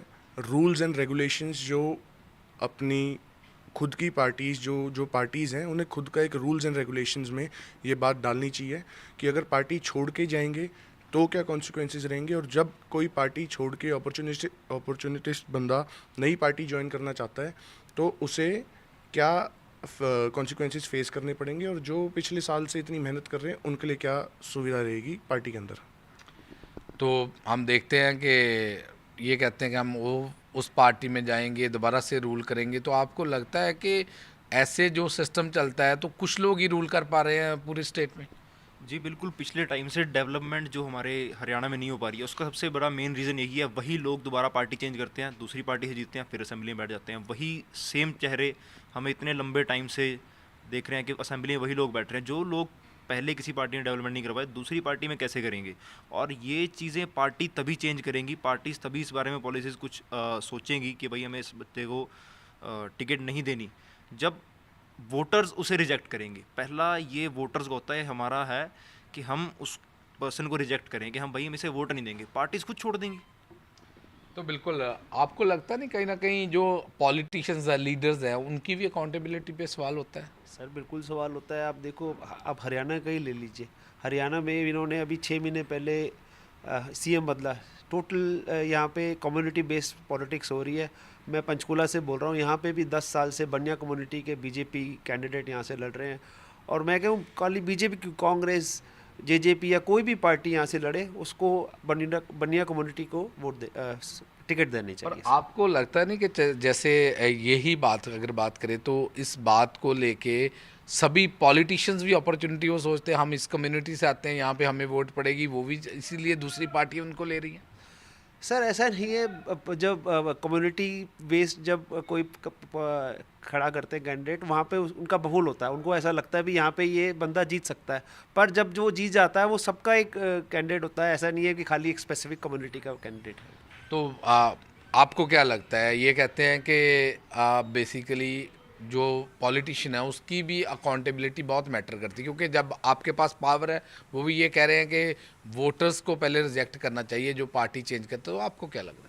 सर मेनली मैं जैसे यहाँ पर सभी ने अपने पॉइंट्स रखा, मैं यहाँ पे मेनली पॉइंट्स रखना चाहूँगा जैसे कि एक समाज चलता हुआ आ रहा है। सो पहले तो मेन बात हम यहाँ पे यूथ की करेंगे, उनको एक तरीके से हमें सबसे पहले तो यंगस्टर एक ऐसा सबसे अच्छा एक पॉलिटिकल पार्टी का एक ऐसा बंदा चाहिए जो एक यूथ के लिए कुछ करे। अगर मैं एक बात करूँ अपने यूथ की, अगर हरियाणा में सबसे ज़्यादा यूथ यहाँ पर एक तरीके से तैयारी करता है, गवर्नमेंट सर्विसेज की तैयारी करता है। अगर यहाँ पर हम लास्ट 5 to 6 ईयर का हम एक रेशियो निकालें, उसमें से ज़्यादा मैक्सिमम तो यही रहा है कि पेपर्स लीक के मामले बहुत ज़्यादा आए हैं।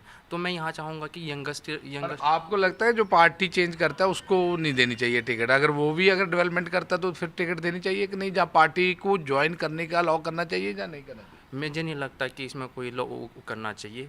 इसके लिए भी एक प्रॉपर एक टर्म्स एंड कंडीशंस बनना चाहिए। सो ये चीज़ वहाँ पे वैल्यूबिलिटी बहुत ज़्यादा करेगी। टर्म्स एंड कंडीशंस की बात कर रहे हैं तो, लेकिन सबसे बड़ी बात यह है कि अगर लीडर वहाँ डेवलपमेंट कर रहा है, उसकी अपनी पार्टी में नहीं बन रही, अगर दूसरी पार्टी में जाए ना, आपको लगता है दूसरी पार्टी को अलाउ करना भी चाहिए या नहीं करना चाहिए? और क्या लगता है कि ये पॉलिटिशियंस हैं, ये अपॉर्चुनिटी देख के उधर चले जाते हैं? सर बिल्कुल, अगर वो डेवलपमेंट कर रहे हैं तो दूसरी पार्टीज़ और खुद की पार्टी को भी उन्हें हमेशा चांस देना चाहिए। अगर उनकी नहीं बनती किसी भी पार्टी में, किसी भी जिस भी प्रेजेंट पार्टी का वो साथ है, बेसिकली जो भी कैंडिडेट खड़ा करते हैं, जो भी कैंडिडेट पावर में आता है, he is answerable to the people of the state और द कंट्री। तो अगर लोगों को उनके काम से सेटिस्फाई हैं, वो काम से, डेवलपमेंट से अगर वो लोग सेटिस्फाई हैं, जो पब्लिक सेटिस्फाई है, तो चाहे वो नई पार्टी ज्वाइन करें, चाहे वो उस पार्टी में रहे, कैंडिडेट को हमेशा सपोर्ट करना चाहिए।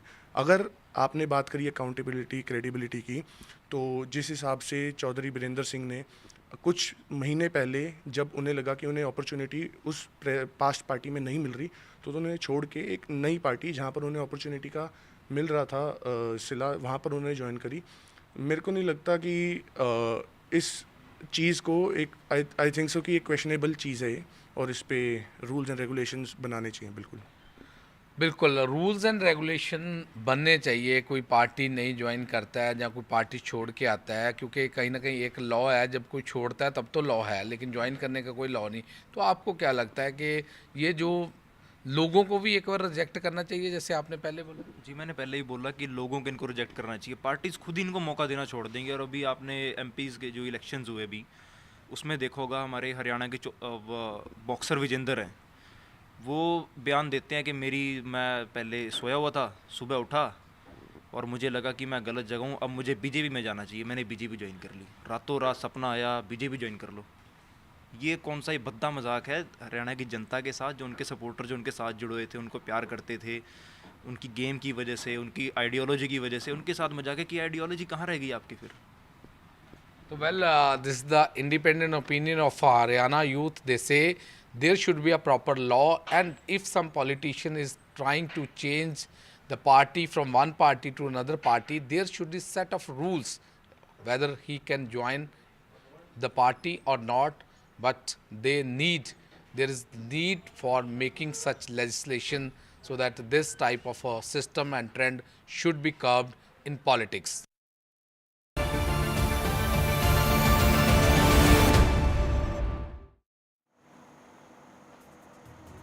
Well, moving on to some more election stories. The Election Commission of India's announcement of dates for the long-awaited assembly elections in Jammu and Kashmir has, of course, triggered a surge of political activity across the Union territory, with the election scheduled to be held in 3 phases, starting from the 18th of September, 25th of September and the 1st of October to elect 90 members.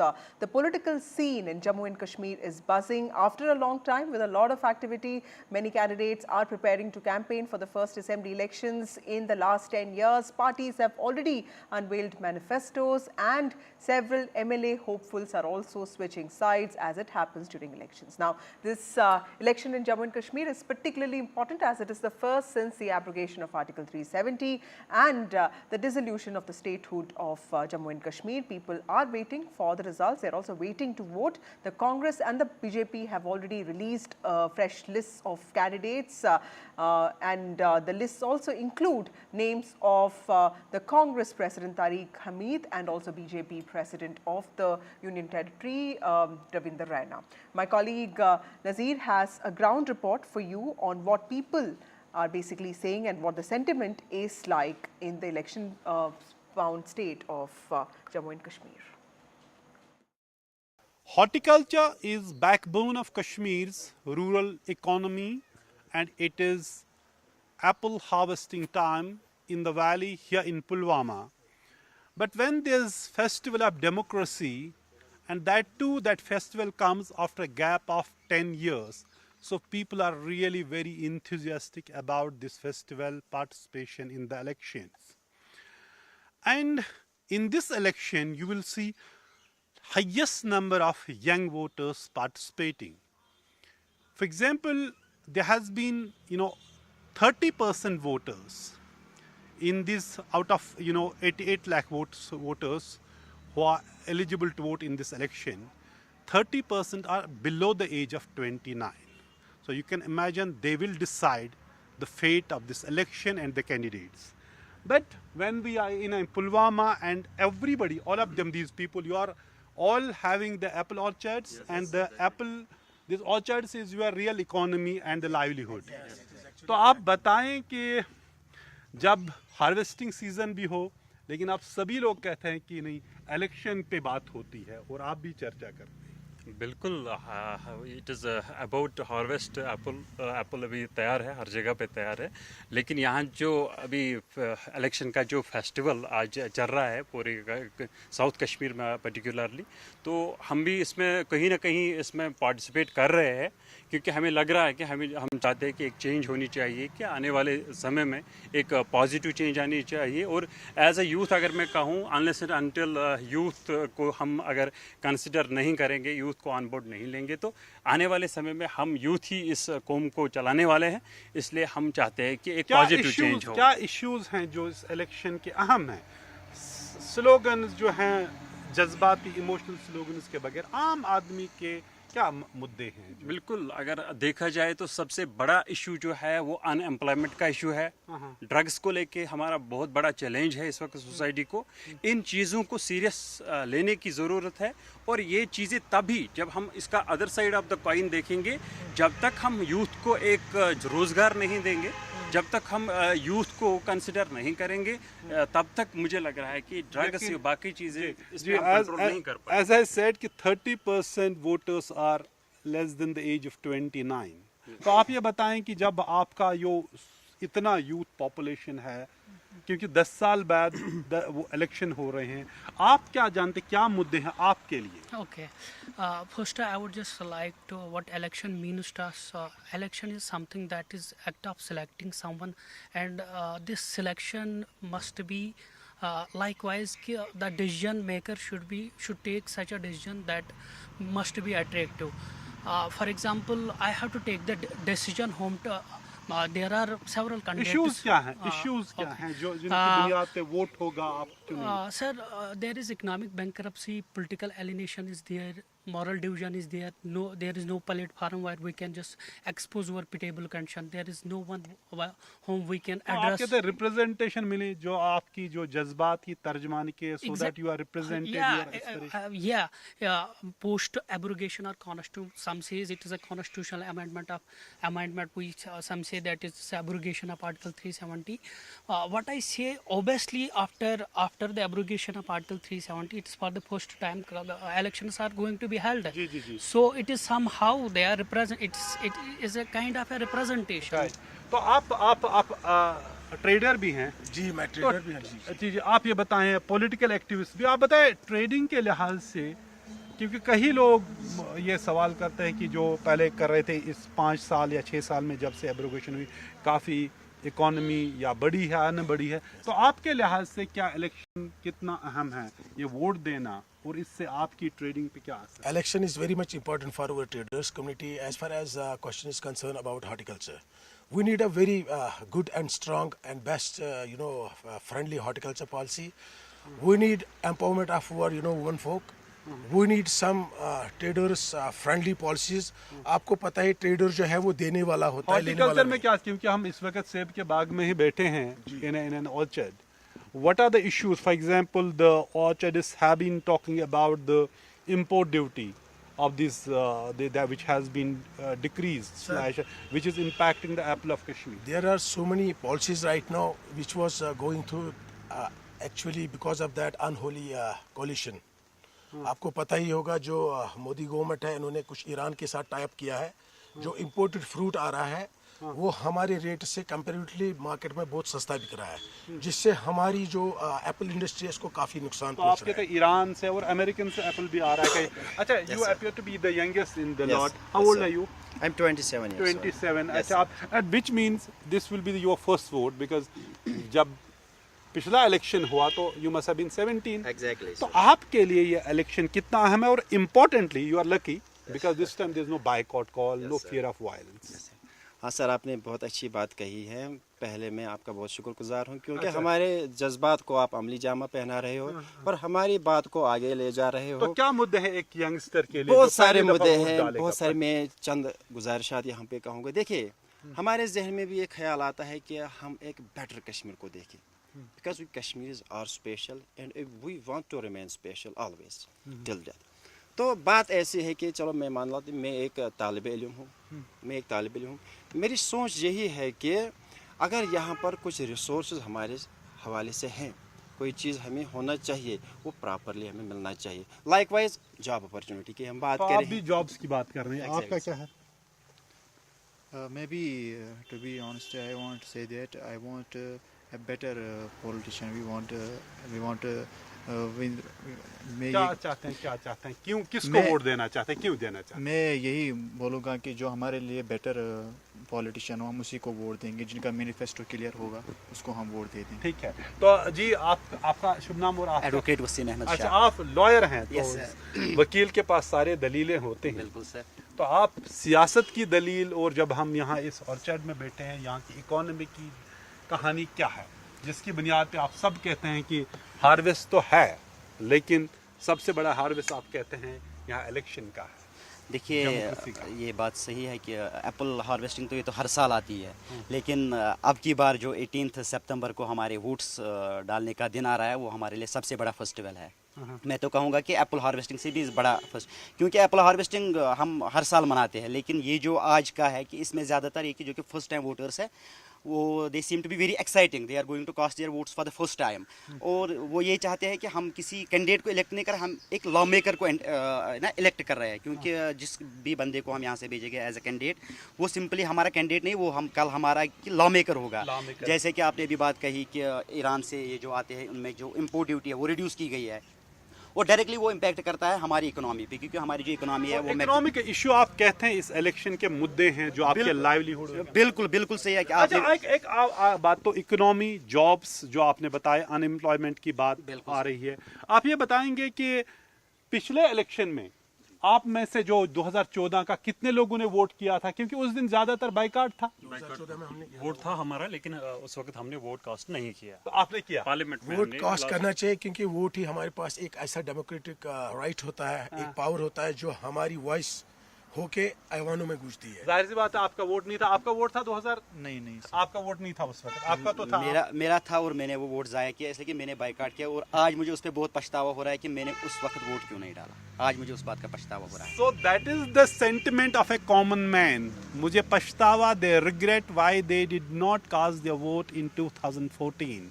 And after 10 years when the elections are taking place, people say, all these people who own orchards, who do different things, who are business persons, who are students, they say they are participating in this election and voting for the best candidate. And here the issues are economy, like these, how the apple, economy, this horticulture, which is the backbone of the economy, this should not be impacted because of the imported apple in the rest of the country. They talk about the drugs, they talk about the unemployment issues. So that is actually the real politics should be, and votes should be given. They should be supporting any candidate based on these issues, not the emotive issues. Moving on to celebrate India's shooting achievements, Pano Ricard India has partnered with the National Rifle Association of India to felicitate Indian Olympic medalists. The event celebrated the extraordinary achievements of Indian stars, especially of the shooting team, who clinched bronze medals at the Paris 2024 Olympics. Manu Bhaker, who won 2 bronze medals in both individual and team events. Swapnil Khusale, who secured bronze in the individual rifle category, and Sarabjit Singh, who won a bronze as part of a team event, where all felicitated for their outstanding contributions. Time for a short break. More news and updates on the other side.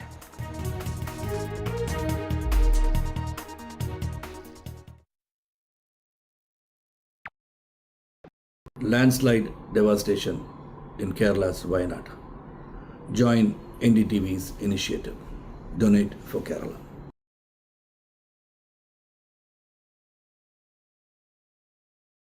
New day, new show, a new experience.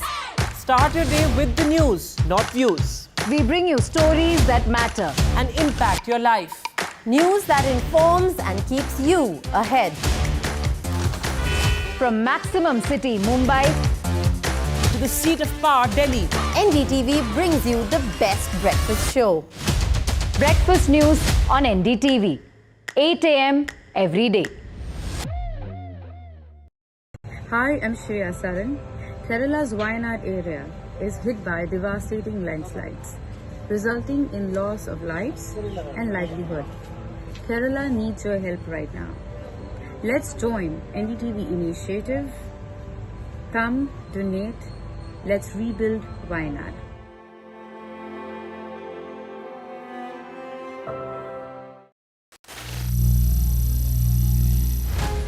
Some people say the metaverse will only be virtual. One day this lecture hall will be made of code, and driverless cars would be trapped in intersections. But even in this maze of the future, you can't wish away health. It's time to become more resilient.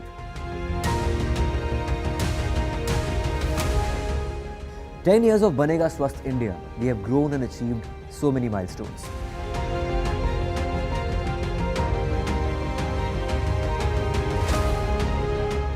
And now I have a plan to beat the urgency, to stop breathing with difficulty, to relieve getting choked with inactivity.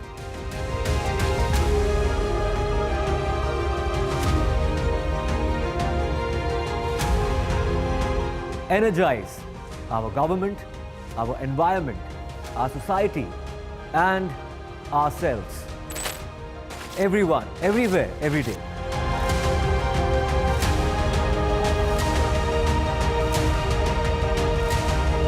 बनेगा स्वस्थ India. One world hygiene. Stay informed and entertained with the new and updated NDTV News app.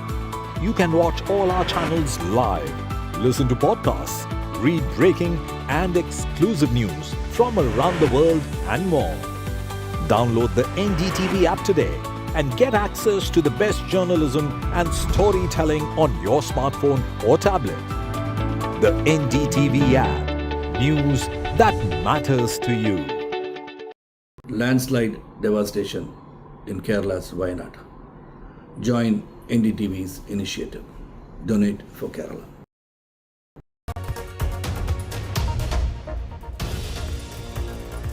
Hello and welcome. You're watching the news. I'm Gargi Rawat. Stay with us for all the big news stories of the day coming up ahead. An anti-rape law is passed in West Bengal while Aam Aadmi Party and Congress are in seat-sharing talks for the Haryana polls. Let's take a look at the headlines at this hour. The West Bengal Assembly unanimously passes the new anti-rape law. Aprajita, Chief Minister Mamata Banerjee calls it historic and a tribute to the junior doctor who was raped and killed as the law brings the death penalty for brutal rape. Mamata and the BJP, however, trade charges over implementation as it now needs the governor's assent. Following massive outrage on social media and the summoning of the Netflix India chief by the government, web series IC814 Kandahar Hijack has updated its opening disclaimer. Netflix says it's committed to authentic representation in India. A shocker from Haryana, a 19-year-old student, Aryan Mishra, was chased by a gang of alleged cow vigilantes on the highway before he was shot dead. The police in Faridabad have arrested 5 people and say it's a case of mistaken identity.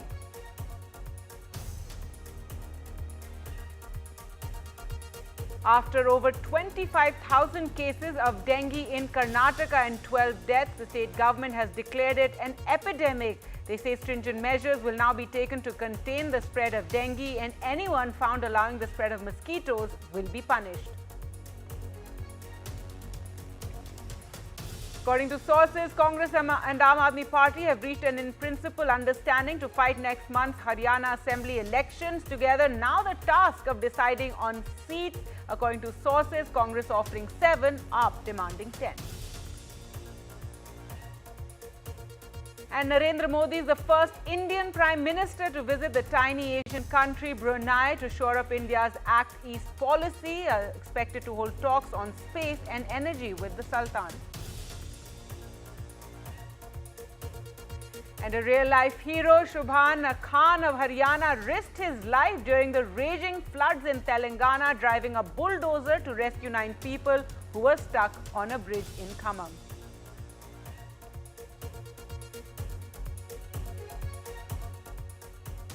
Our top story now, in several weeks after the gruesome rape and murder of a junior doctor in Kolkata's RG Kaur Hospital that sparked outrage across the country, today the West Bengal Assembly passed a bill to bring a new law that ensures the maximum punishment for all rape cases, where the punishment will be the death penalty or life in jail. The law will also provide for a time-bound trial and enhanced compensation or fine. Chief Minister Mamata Banerjee called the law historic and a tribute to the junior doctor who was killed. But when will it be implemented? Remember, Andhra Pradesh and Maharashtra have already passed similar laws but have not received the assent from the president. Guarantee dite hobe immediate execution of this bill. Eta glorify kora noy. Apnader pradhanmantri ke No break from the politics as the West Bengal Legislative Assembly debated a new law to combat sexual crimes like rape. Even as the bill was passed with support from both the opposition and the ruling party, the Trinamool and the BJP took on each other, with the BJP targeting Mamata Banerjee, accusing her of downplaying rapes in the past. Chief Minister Mamata Banerjee hit back, citing incidents in other states. cross check kore apni jodi dekhen correct information, I don't have any problem. কিন্তু যদি দেখেন wrong information, misleading information, disinformation and distorted information and destructive information and provocative information, then speaker has the right to deal it. মনে আছে আপনাদের, কেউ তো একবারও স্বীকার করলেন না উন্নাওয়ের কথা। এটা ফ্যাক্ট যে আজকে প্রতিদিন দেশে প্রায় 90টি ধর্ষণের ঘটনা ঘটে, তার মধ্যে অনেকেরই মৃত্যু ঘটে, খুব বেদনাদায়ক। উত্তরপ্রদেশের ঝাঁসিতে চলন্ত গাড়িতে 17 বছরের মেয়ে ধর্ষিতা হয়েছে। আপনাকে বলি, এই বিল আনার উদ্দেশ্য কি? উদ্দেশ্য হচ্ছে জনমত। সরকার এই বিপুল জনবিক্ষোভ, গণরোষ, ঘৃণা, ক্রোধ এই জায়গা থেকে ইস্যু ডাইভার্ট করতে চাইছেন আপনারা। As the BJP pushed for immediate implementation of the bill, the Chief Minister asked the Leader of Opposition to ensure the Governor does not delay it. The new law mandates setting up of an Aparajita task force headed by a DSP rank officer. It also mandates completion of the investigation of offences within 21 days and also mandates the maximum punishment for rape, life term or death. Will this bill, which has been passed with political consensus, get assent from the President or Governor, or will it meet the fate of similar bills that have been passed by other states but are still waiting for presidential assent? With camera person G.D. Shankar in Kolkata, Saurabh Gupta, NDTV. And in another Delhi, West Bengal face-off, the centre today moved the Supreme Court against the Mamata Banerjee-led government over the deployment of CISF personnel at Kolkata's RG Kaur Medical College and Hospital. This is where that horrific rape and murder took place. Now, the CISF were moved in there on the orders of the Supreme Court, but now the centre in its plea has alleged that the CISF personnel are facing a lot of difficulties in performing their duties due to the non-availability of accommodation, security gadgets, and are now demanding full cooperation from the state. News now from Karnataka, where the state government has declared dengue fever as an epidemic disease in response to the increasing number of cases across the state. According to the Gazette notification, the government will now enforce stringent measures to control the spread of dengue fever, which has been identified as a significant public health concern. This after as many as 25,408 cases of dengue have been reported from across the state, with 12 deaths also reported.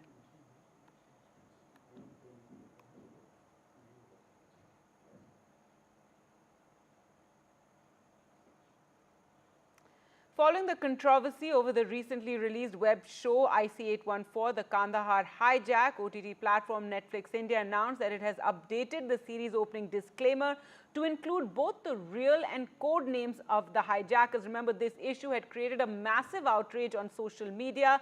The Ministry of Information and Broadcasting had then summoned the Netflix content head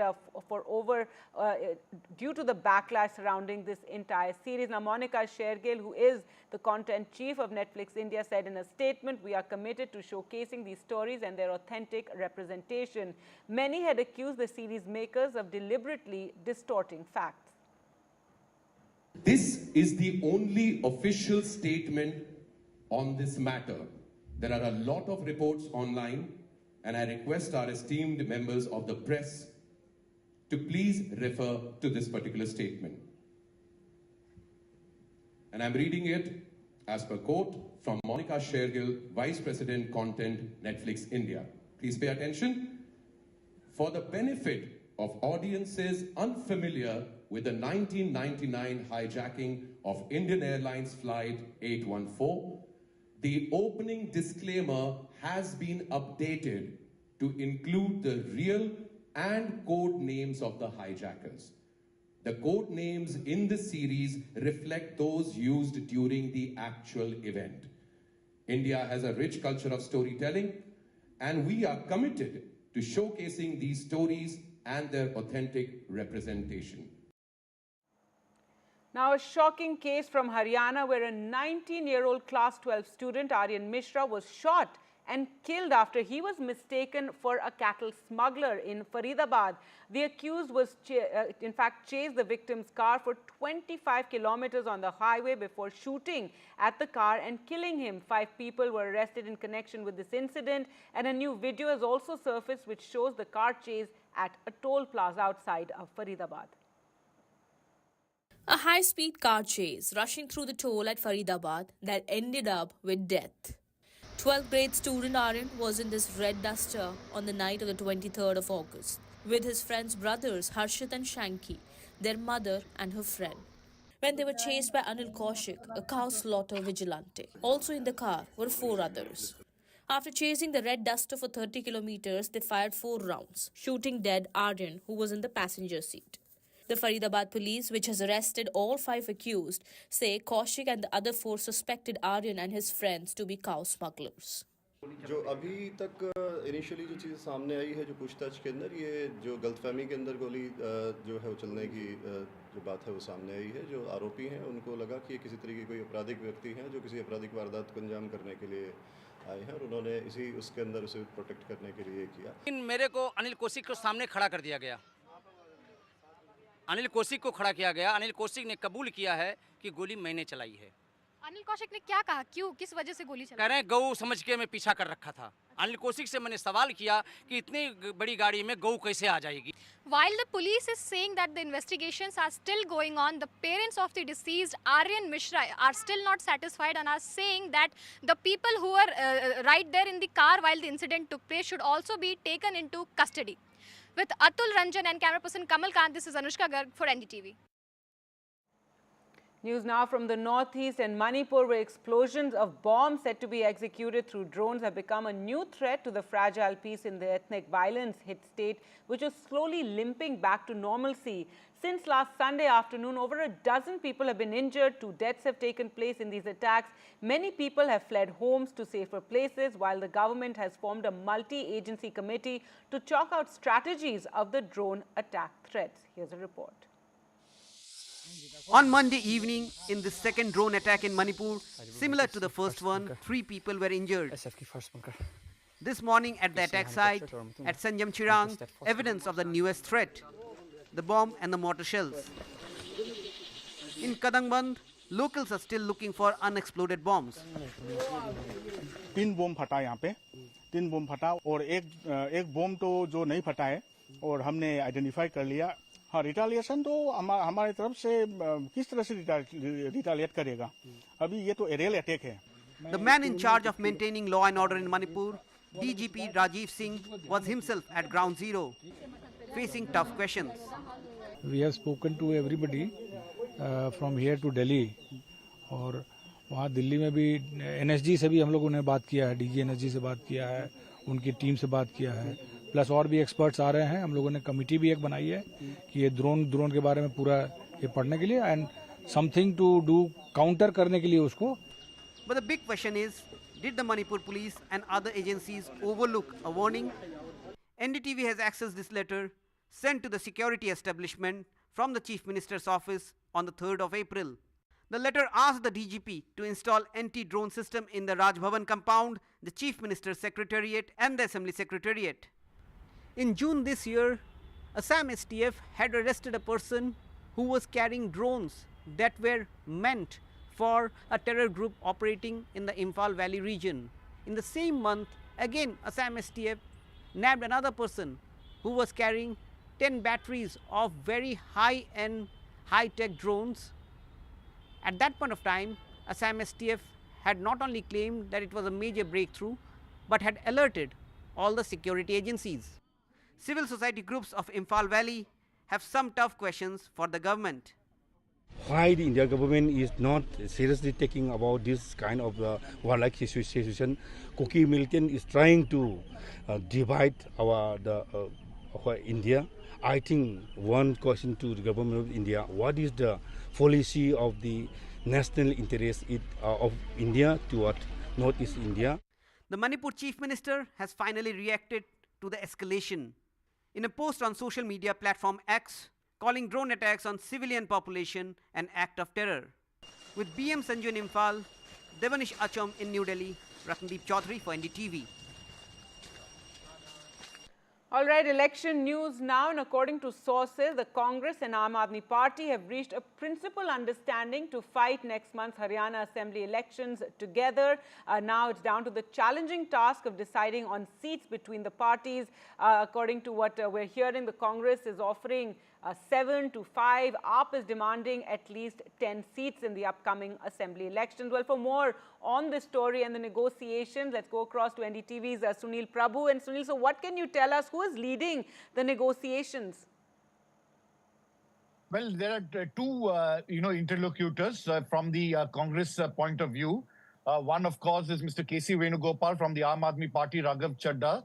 But the nuts and bolts, I mean, that's the broad policy in principle understanding in terms of, they want to fight together the India alliance, and that's the decision. Now, depending on who you speak in the Congress, there is 3 people, Deepak Babaria, Ajay Makan and Dipender Hooda, who are working together in terms of with the AAP leadership in terms of the actual numbers, the nuts and bolts, and who you speak to, they will say 3 seats, 4 seats, 7 seats. The Aam Aadmi Party is talking about 10. So somewhere down the line, I think the Congress is wanting to be realistic in terms of how much they want to give, because it's a do or die battle for them in the state of Haryana. Every seat matters. It's also about winnability, but they want to honor the India alliance and fight together. And that's the reason why this has been led by no less than Rahul Gandhi, the leader of opposition, as well as the Congress president. If there's any lesson that has been learned to Gargi from 2014 and 2019, it is the unity of opposition forces. When you had opposition forces united in 2024, the results showed, and it really mattered in terms of how the India alliance came together. It's in that same context now that they don't want to break that unity for the Haryana elections, and they want to fight together to take on the NDA led by the BJP in the state of Haryana. All right, because AAP was quite determined to fight the Haryana elections. Also, Sunil, we're hearing that 1 seat could also be offered, as you said, the India Alliance, so 1 seat could also be offered to the Samajwadi Party in Haryana? Yes, that's been talked, but of course, that there will be a give and take, and in terms of, because the Samajwadi Party really hasn't had too much of a presence, so there's a lot of debate on that. So that's something that is still being considered. It's actually down to the wire finally, who is ready to give in and why should they give in at this stage. So that's something, there are strong men in Haryana from Dipender Hooda to Selja as well as Sandeep Surjewala, most of them not keen on an alliance.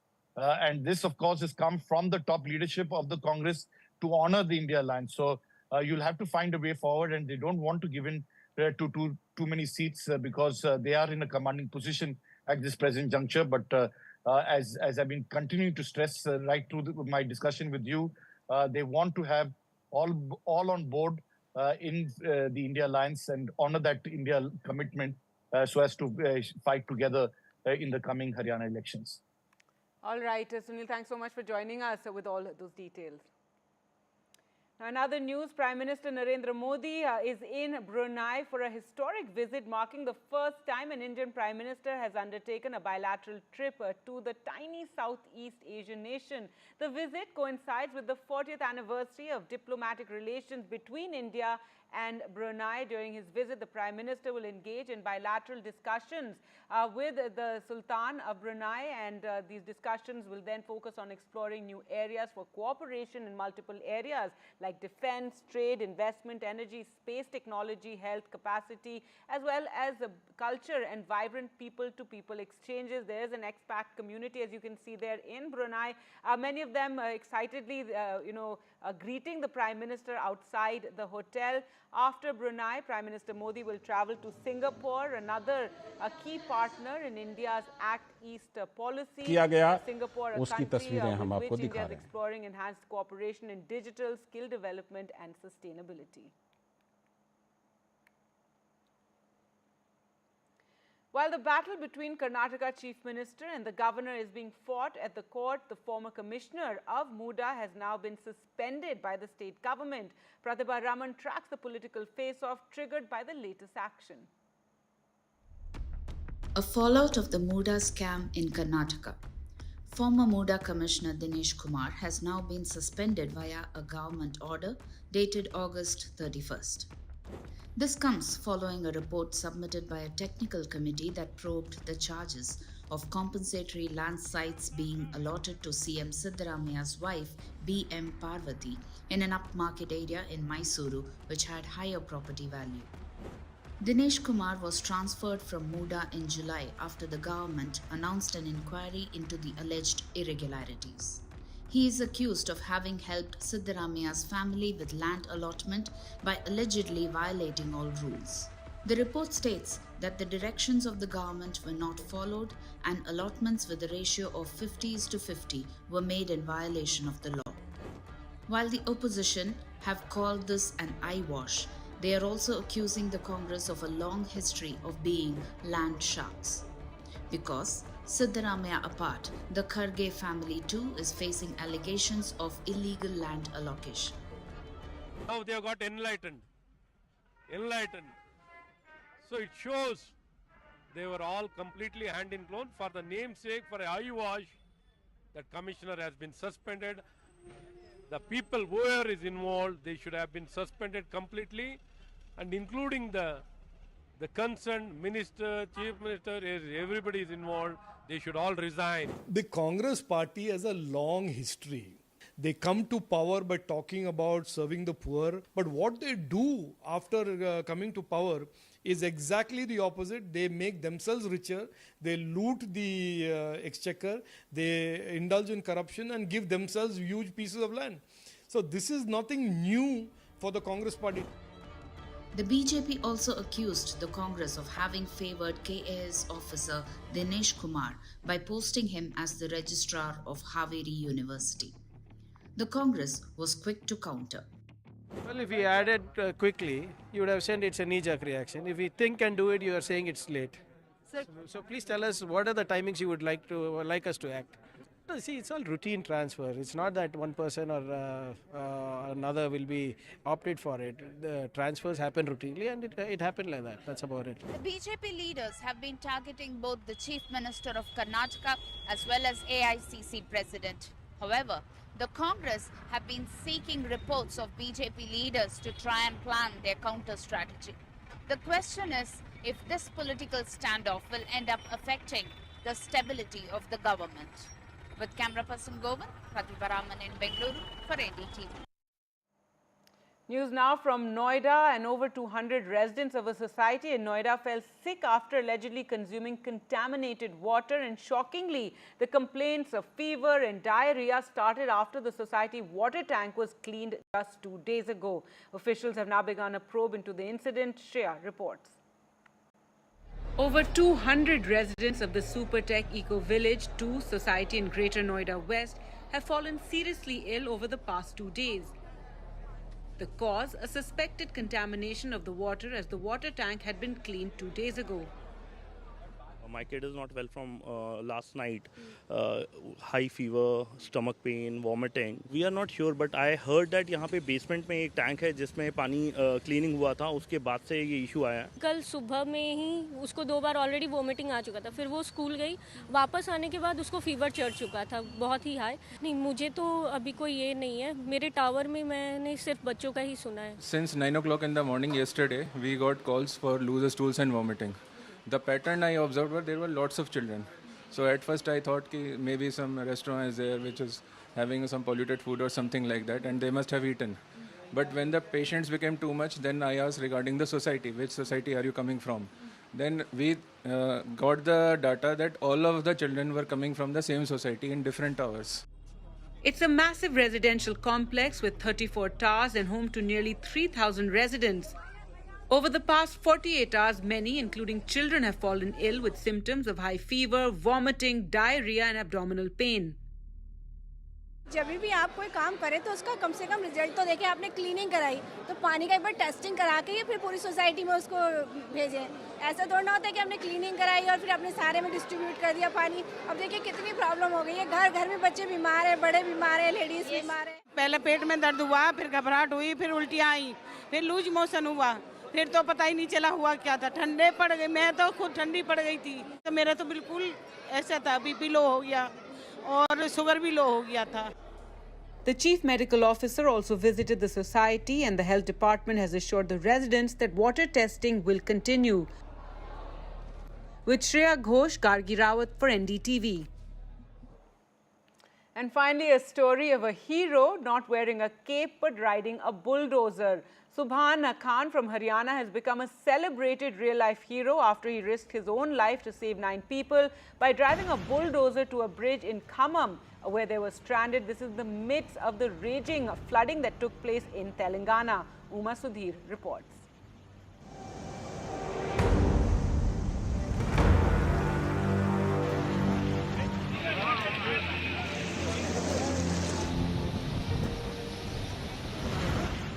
Nine people marooned on an almost submerged, broken bridge amid raging floods in Telangana's Khammam district, desperately appealing to be saved. This was early on Sunday, but till late evening, the government was unable to send in helicopters to rescue, provoking public anger. ముగ్గురు మినిస్టర్లు ఉండగా కూడా ఒక ఉప ముఖ్యమంత్రి ఉండగా కూడా 9 మంది ప్రాణాలు అక్కడ గాలిలో కొట్టకలాడుతుంటే మరి ఈ ముగ్గురు మినిస్టర్లు ఏం చేస్తున్నారు, ఈ బట్టి గారు ఏం చేస్తున్నారు? నేవీ వాళ్ళకి సంబంధించిన హెలికాప్టర్లు ట్రై చేశాం, ఇక్కడ డిఫెన్స్ కి సంబంధించిన హెలికాప్టర్ ట్రై చేశాం, అదే రకంగా హకీంపేట ఎయిర్ ఫోర్స్ కి సంబంధించిన హెలికాప్టర్లు ట్రై చేశాం. లోకల్ రైన్లు హెవీగా ఉన్న కారణంగా ఏ ఒక్కళ్ళు హెలికాప్టర్ టేక్ ఆఫ్ తీసుకోలేము అనే పరిస్థితి ఉంది. సీఎం బిడ్డ ఎమ్మెల్యే బిడ్డ అయితే హెలికాప్టర్ రాదా అంటే గిరిజనులు కానీ, ముస్లింస్ కానీ, ఎస్సీ వాళ్ళు కానీ, ఎస్టీ వాళ్ళు కానీ, బీసీ వాళ్ళు వీళ్ళు ఓటర్ల మనుషులు కాదా? Late night, out of nowhere, a hero emerged, not wearing a cape but riding a JCB. The risk was obvious, but he went ahead, saying, "If I go, 1 life is lost. If I return, 9 lives are saved." He returned a hero. His daughter relieved and brimming with pride. నా చెయ్యి body అంతా shiver అవుతుంది నాకు, నా చేతులంతా shiver అవుతున్నాయి. మా daddy మొత్తానికి సాధించిండు. Subhan Khan from Haryana has become a celebrated real-life hero. BRS leader K.T. Rama Rao congratulated Subhan Khan, saying it is not just about guts, you need a heart to be a hero.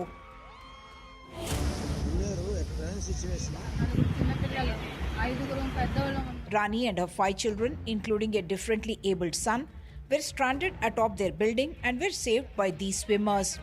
And then heroes in uniform, who also risked their life again and again to save lives, doing more than just what the line of duty demands. The smile tells the story of pride. Uma Sudhir, NDTV. All right, heroic actions there in the midst of the raging floods in Telangana. That's it from me for the moment. Thanks so much for watching. Goodbye.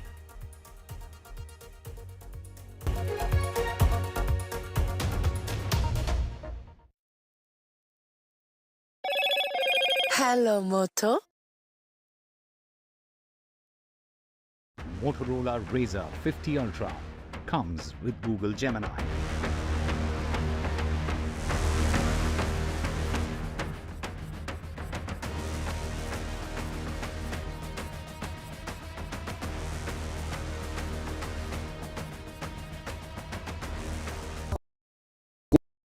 New day, new show, a new experience. Start your day with the news, not views. We bring you stories that matter and impact your life. News that informs and keeps you ahead. From Maximum City, Mumbai, to the seat of power, Delhi, NDTV brings you the best breakfast show. Breakfast news on NDTV, 8 a.m. every day. Hi, I'm Shreya Saran. Kerala's Wayanad area is hit by devastating landslides, resulting in loss of lives and livelihood. Kerala needs your help right now. Let's join NDTV initiative. Come, donate. Let's rebuild Wayanad.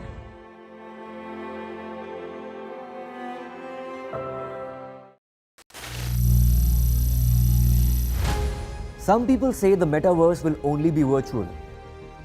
One day this lecture hall will be made of code. And driverless cars would be trapped in intersections. But even in this maze of the future, you can't wish away health. It's time to become more resilient.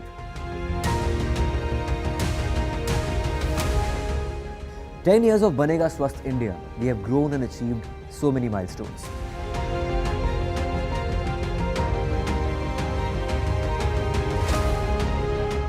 And now I have a plan to beat the urgency, to stop breathing with difficulty, to relieve getting choked with inactivity.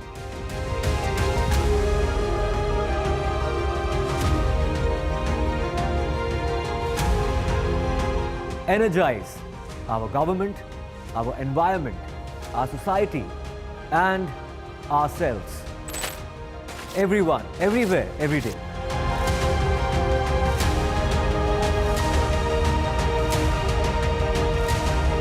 Banega Swasth India. One world hygiene. Stay informed and entertained.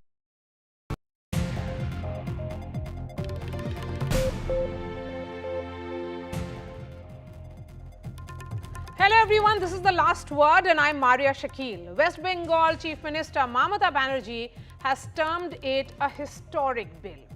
I'm talking about the Prajita Bill that was unanimously passed by the West Bengal Assembly earlier today. BJP too supported the bill. After all, there cannot be any politics over death penalty for rapists. But daggers are still drawn. Mamata Banerjee called out BJP-ruled states for their track record on crimes against women. And once the bill was passed, the battle stood at implementation challenges. And why not immediate implementation? Mamata Banerjee taunted the leader of opposition in the assembly, Shuvendu Adhikari, asking him to get the governor to sign the bill promptly. Shuvendu, in turn, put the ball back in her court. Shifting focus to Maharashtra. In Maharashtra too, it was opposition versus government over death for rapists. The Shakti Bill passed under the Uddhav government still awaits presidential approval 3 years on. Today we decode death penalty for rapists. Why are we seeing politics over rape laws? Guarantee dite hobe immediate execution of this bill. এটা glorify করা নয় আপনাদের প্রধানমন্ত্রীকে No break from the politics as the West Bengal Legislative Assembly debated a new law to combat sexual crimes like rape. নারী শক্তির জয় হোক অপরাজিতারা বিচার পাক। Even as the bill was passed with support from both the opposition and the ruling party, the Trinamool and the BJP took on each other, with the BJP targeting Mamata Banerjee, accusing her of downplaying rapes in the past. Chief Minister Mamata Banerjee hit back, citing incidents in other states. Check করে আপনি যদি দেখেন correct information I don't have any problem কিন্তু যদি দেখেন wrong information misleading information disinformation and distorted information and destructive information and provocative information then speaker has the right to deal it. মনে আছে আপনাদের কেউ তো একবারও স্বীকার করলেন না উন্নাওয়ের কথা। এটা ফ্যাক্ট যে আজকে প্রতিদিন দেশে প্রায় 90টি ধর্ষণের ঘটনা ঘটে, তার মধ্যে অনেকেরই মৃত্যু ঘটে, খুব বেদনাদায়ক। উত্তরপ্রদেশের ঝাঁসিতে চলন্ত গাড়িতে 17 বছরের মেয়ে ধর্ষিতা হয়েছে। আপনাকে বলি এই বিল আনার উদ্দেশ্য কি? উদ্দেশ্য হচ্ছে জনমত। সরকার এই বিপুল জনবিক্ষোভ, গণরোষ, ঘৃণা, ক্রোধ এই জায়গা থেকে ইস্যু ডাইভার্ট করতে চাইছেন আপনারা। As the BJP pushed for immediate implementation of the bill, the Chief Minister asked the leader of opposition to ensure the governor does not delay it. The new law mandates setting up of an Aprajita task force headed by a DSP rank officer. It also mandates completion of the investigation of offences within 21 days and also mandates the maximum punishment for rape, life term or death. Will this bill, which has been passed with political consensus, get assent from the president or governor, or will it meet the fate of similar bills that have been passed by other states but are still waiting for presidential assent. With camera person G.D. Shankar in Kolkata, Saurabh Gupta, NDTV. And joining me on the show now, Shobha Gupta, who's an advocate of the Supreme Court. We have Saket Gokhale, Member of Parliament of the Trinamool Congress. Dr. Syed Zafar Islam is National Spokesperson of the BJP. Advocate Shushiben Shah is former chairperson of Maharashtra State Commission for Women and also the spokesperson of Shiva Sena. And Clyde is joining me from the NCP Sharad Pawar group. I'm going to begin with Zafar Islam. Zafar Islam, the point being made here is that there should be no politics over crimes against women. Mamata Banerjee says that if you're indeed serious about it, then ensure that first the governor gives his assent, and then it doesn't meet the same fate as the Shakti Bill, which has been pending before the president for the last 3 years. See, Maria, everybody knows what she is up to, Mamata Banerjee. She was the one who was trying to protect her rapists. Her administration was trying to provide support to rapists. Her administration and her officers in that government was destroying all the evidences. Everyone knows she stands fully exposed. Today she is doing all the drama and crocodile tears. People can very well understand that why she is doing and what she is up to. We have supported the bill because our intent is very clear. When she speaks about मेरे state में, तुम्हारे state में, उस state में, that's only suggests that she's not serious. She will not implement even if it gets everyone's assent, everyone's support, everyone's support, and the bill. It is for the implementation of the state government, but still she will not be able to implement because we know her approach. The way she has tried to repeat. No, that's why we said Zafar, focus on implementing. At least ensure that the bill becomes a law and then see whether she'll be able to implement or not. We are extremely serious about giving protection to women, safeguarding their interests, and ensuring that they feel safe and secure in every environment. Any bill which is supporting, which actually protects the women, will get 100% support from our party. But when a chief minister who also happens to be home minister, who also happens to be the health minister, trying to protect the rapists, that suggests, actually puts doubt in people's mind that whether she is really serious. Okay. I mean, when she is talking about Badlapur, when she is talking about other states, you know, Yogi ji, how sternly he deals with the rapists. And everybody knows, and people have confidence. Women have I'm not going to sit in judgment of how other states have handled it. Let's focus on the state that we're discussing right now. Before I move to Maharashtra, where I'll be asking questions to you. You have much to explain. That's your government there. But yes, Saket Gokhale, you know, there are laws in place. In this particular case, the doctor has been failed by the entire society, and more so by the principal of the college, the Kolkata police, which has conducted the investigation in a shoddy manner. How does another bill, which is expected to make it more stringent, really help the cause of women's safety? Thank you, Ms. Shakir. First of all, honestly, it's gotten to a point of ridiculousness now where BJP spokespersons indulge in the most vile allegations and conspiracy theories that, oh, they're trying to protect the rapist. Let me clarify that the rapist was arrested by the Kolkata police in 12 hours. It is their CBI and controlled by the Modi government, which has been sitting on it for the last 20 days. Number one. Let's have Zafar on the Number screen two, now, please. Yes, go ahead. This bill is important because if you look at certain provisions, the Bharatiya Nyaya Sanhita, the Bharatiya Nyaya Suraksha Sanhita was brought by this government while unprecedented 145-50 MPs were suspended. There was no debate on this. Why is this bill important? And I'll tell you. One of the main provisions and what we have seen, what is actually denying justice to the victim in Kolkata is so that the BJP can do their politics against the West Bengal government. The CBI has not filed a charge sheet in the rape and murder case. Fine, you want to go after the principle for corruption, do it. But your primary mandate was solving the rape and murder case. In 20 days, there's not been a single interrogation. No other accused has been found, which means Kolkata police arrested the actual accused within 12 hours. Why the charge sheet not being filed? Of course, if tomorrow you feel there are more accused in the case, you can always file a supplementary charge sheet. But why, if you don't file a charge sheet, the trial against that rapist Sanjay Roy cannot start. And until the trial doesn't start, which is why today's bill that has been brought in prescribes a very specific amount of trial, and the BNS amends it to say that a trial has to be completed within 21 days. Because if you look at it, otherwise what happens? CBI, Hathras, the case was handed over. BJP doesn't talk about what the end result was. The end result was, out of the 4, 3 accused were acquitted, and 1 was convicted of culpable homicide. He wasn't convicted for rape. No one was convicted for gang rape in Hathras.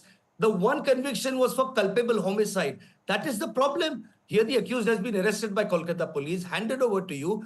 But if you're not going to bring him to justice, if like the Ajmer case, this case is going to go on in the courts for 32 years, then what is the point? Investigation is completed, everything is done. But if you don't want to conduct the trial on time, you don't want to fight the point that has been made here. Because you want to do politics, then it's problematic. But there's one point which has been made about the manner in which the fast-track courts are functioning in your state, in the state of Bengal. We have replied, Ms. Shakil, we have the Honorable Prime Minister, a letter was written to him by the Chief Minister. He decided to dictate a letter, and which was signed by the WCD Minister and sent. Her facts are incorrect. In fact, West Bengal has the 3rd highest number of fast-track courts. We've even sent a response. The problem is, like the BJP spokesperson here, this government, this party does not deal in facts. Mamata Banerjee is protecting the rapist. Which rapist? The one who is in custody was arrested by us. If you know there are more, then why aren't you telling the CBI?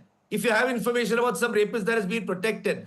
The issue, ma'am, is that this party wants to do politics on soldiers' dead bodies. They want to do politics on the dead body of a rape and murder victim. Zafar, will you respond to this? Because they have not managed in the elections, they will go to any... If anything, you have backed the legislation on the floor of the House because you obviously understand how significant these laws are. Then ensure that it sees the light of the day. Ensure that the President gives the approval because, amendments of this nature, particularly the criminal laws, come in the concurrent list. So the states are well within its right. Mamata Banerjee, as the Chief Minister, is well within her rights to ensure that there are amendments to, to the IPC and the CRPC, of course, which has been renamed now.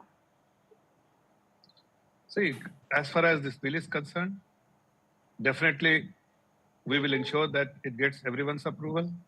It becomes a law. Okay. And the onus is on the Honorable Chief Minister of West Bengal to implement it. We have worries that the implementation will be a big challenge for her because the intent is missing there. That is the biggest question we have raised. When the administration, when the police is not doing its job, and because of the instruction from the Chief Minister's office, when the here is Clyde questioning your political will. Now we are shifting to Maharashtra. Go ahead, Clyde. No. That shows that intent, and that is why we are worried about it. The BJP spokesperson goes on to say that Mamata ji was supporting rapists and all. Their leaders go out and garland, rape accused to come out on bail. So, what kind of face are they talking about all these things? I really don't understand. They must be really, sort of too bold enough to speak. I wouldn't want to use the word shamelessly. I don't want to use that. But that's the whole point. Now we are talking about Maharashtra. The Maharashtra point is very simple. Okay. We are talking about the Shakti Bill. It's been lying there for 4 years. The Shakti Criminal Laws 2020, the Special Court and Machinery for Implementation of Maharashtra Shakti Criminal Laws 2020. We are waiting for the assent of the Honorable President. Why are they taking so long? The point here is, this law is so stringent. It was passed by both houses of the Legislative Assembly in Maharashtra. This law, I'm telling you, once it comes into practice, all the people accused of rape will be, getting strictest punishment, stringent punishment. Sorry? Yes, go ahead, Clyde. Yeah, stringent punishment. I'll read you a couple of points from that punishment. The whole act, that things like, then 15 days the approach should be completed. In 30 days, the trial should be completed. If somebody, threatens the one victim, then, they could get 2 years jail and 2 years of 2 lakh rupees to be fined. Even there's a registry that was going to be created where offenders, according to the gravity of what they've committed, the punishment will be accordingly. There could be a death penalty. All these things have been part of that act, and all it waits is the assent from the Honorable President. But why is the government not pushing it? And I'll tell you why they're not pushing. The Maharashtra government is not pushing it because this act was passed during the regime of the Mahavikas Agadi. So if this act gets passed, then the Mahavikas Agadi will get credit. But the point here is nobody wants credit. Nobody should take credit. This Yes, is absolutely. for the safety of our And it women. also sets This is for the a safety of our time women limit, and which is children. very That's what important, should be that done. these cases have to be fast-tracked. That time limits of 30 days to complete probe from the day of registering of a complaint, and particularly sexual assault cases against women, and girls, young children that we have seen in Badlapur recently. Sushi Ben Shah, where do you think it's all getting jumbled, I would say? Is this all about political will at the end of the day? I'm here as, of course, a social and a political activist, but a woman who believes that justice should be done to all the women and children who have been wronged, and in a time-bound manner. Whether it be Kolkata, whether it be Maharashtra. Yes. Now, as far as Kolkata bill is concerned, I just have to make few points. It is a knee-jerk reaction to a public outcry. You see, Mamta ji, I have full respect for her. She is the only chief minister of a woman chief minister, so I have a lot of respect. But in the same breath, she is also the health minister. She is also the home minister. Now, because there was a public outcry, there was an outrage by the NGOs, by the doctors, that this is a knee-jerk reaction. What about the media gag that they're talking about? No one can report the ongoing proceedings which is happening in the court. This is all wrong. You cannot have such bills in such knee-jerk manner. It has to be debated. It cannot be on a voice call. As far as, and the mindset. Now, Maria, lastly, the mindset of the society, of the government, of the administration, and of the politician is very, very important. What happened in Calcutta after this heinous crime happened? They came up with the most regressive GR. That a woman can't work after late hours, that all the doctors... That is not what it says. No. This is misinformation. I didn't interrupt, Mr. Gokhale. You are a learned man. This is misinformation. Don't lie, ma'am. Allow me the liberty. Be You honest. are a learned man. I expect you allow me to complete my debate. But madam, don't spread disinformation. You're better than that. Coming back to Maharashtra. As far as Maharashtra is concerned, we have all the political will. We have acted sternly, swiftly. Let me tell you this. In Mada, Clyde is a dear friend and he will agree with me. Sometimes a year and a half, there was a rape of a minor and she was also unfortunately killed. Within a year and a half, with the existing laws, not only an FIR was filed, charge sheet was filed, the entire criminal justice system was put at work, fast track, public prosecutor, examination in chief, etc. And just, I think 3 weeks ago, there was a verdict, hanging, death by hanging. So there are existing laws. There has to be a political will. Absolutely, there are existing laws, and someone who has been dealing with these laws, arguing on the basis of these laws is Shobha Gupta, who has been fighting these cases. Shobha Gupta, I'm going to move away from politicians. Ma'am, I'm coming to you. I'll come back to you, all of you, for the final word. Last line on Shakti Bill. Okay. Just 2 minutes. As far as Shakti Bill is concerned, it was passed in 2022, much prior to the Bharatiya Nyaya Sanhita. Now, if you see Bharatiya Nyaya Sanhita, it is an act of parliament which has a higher jurisdiction than the Shakti Bill. Bharatiya Nyaya Sanhita talks about death penalty, fast-track justice, keeping the identity of the minor or the survivor. Maria, I need to speak, Maria.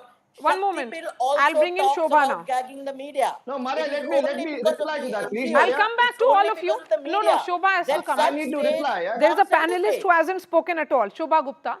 Shobha Gupta, you heard from politicians, I'm coming to you. Do these additional laws really help the cause? A Prajita bill or a Shakti bill? Or is it just about trying to score some kind of political brownie points? It's more about one-upmanship playing out between the government of the day and the opposition in these states. See, let them make brownie points, and I would really not getting into. I was surprised to hear all the politicians. Everybody is busy talking about my state, their state, and that would keep happening. My concern as a lawyer, as a woman living in this country, and a person dealing with such matters day in, day out, we all are pained with such incidents. We wish, pray that such incidents do not happen ever again. But unfortunately, that day is not arriving. So all this punishment thing certainly would come in play, but let the investigation happen first. We are failing in investigation badly. You know, you complete the investigation in no time, do a proper investigation. In this case, unfortunately, the scene of crime has not been protected.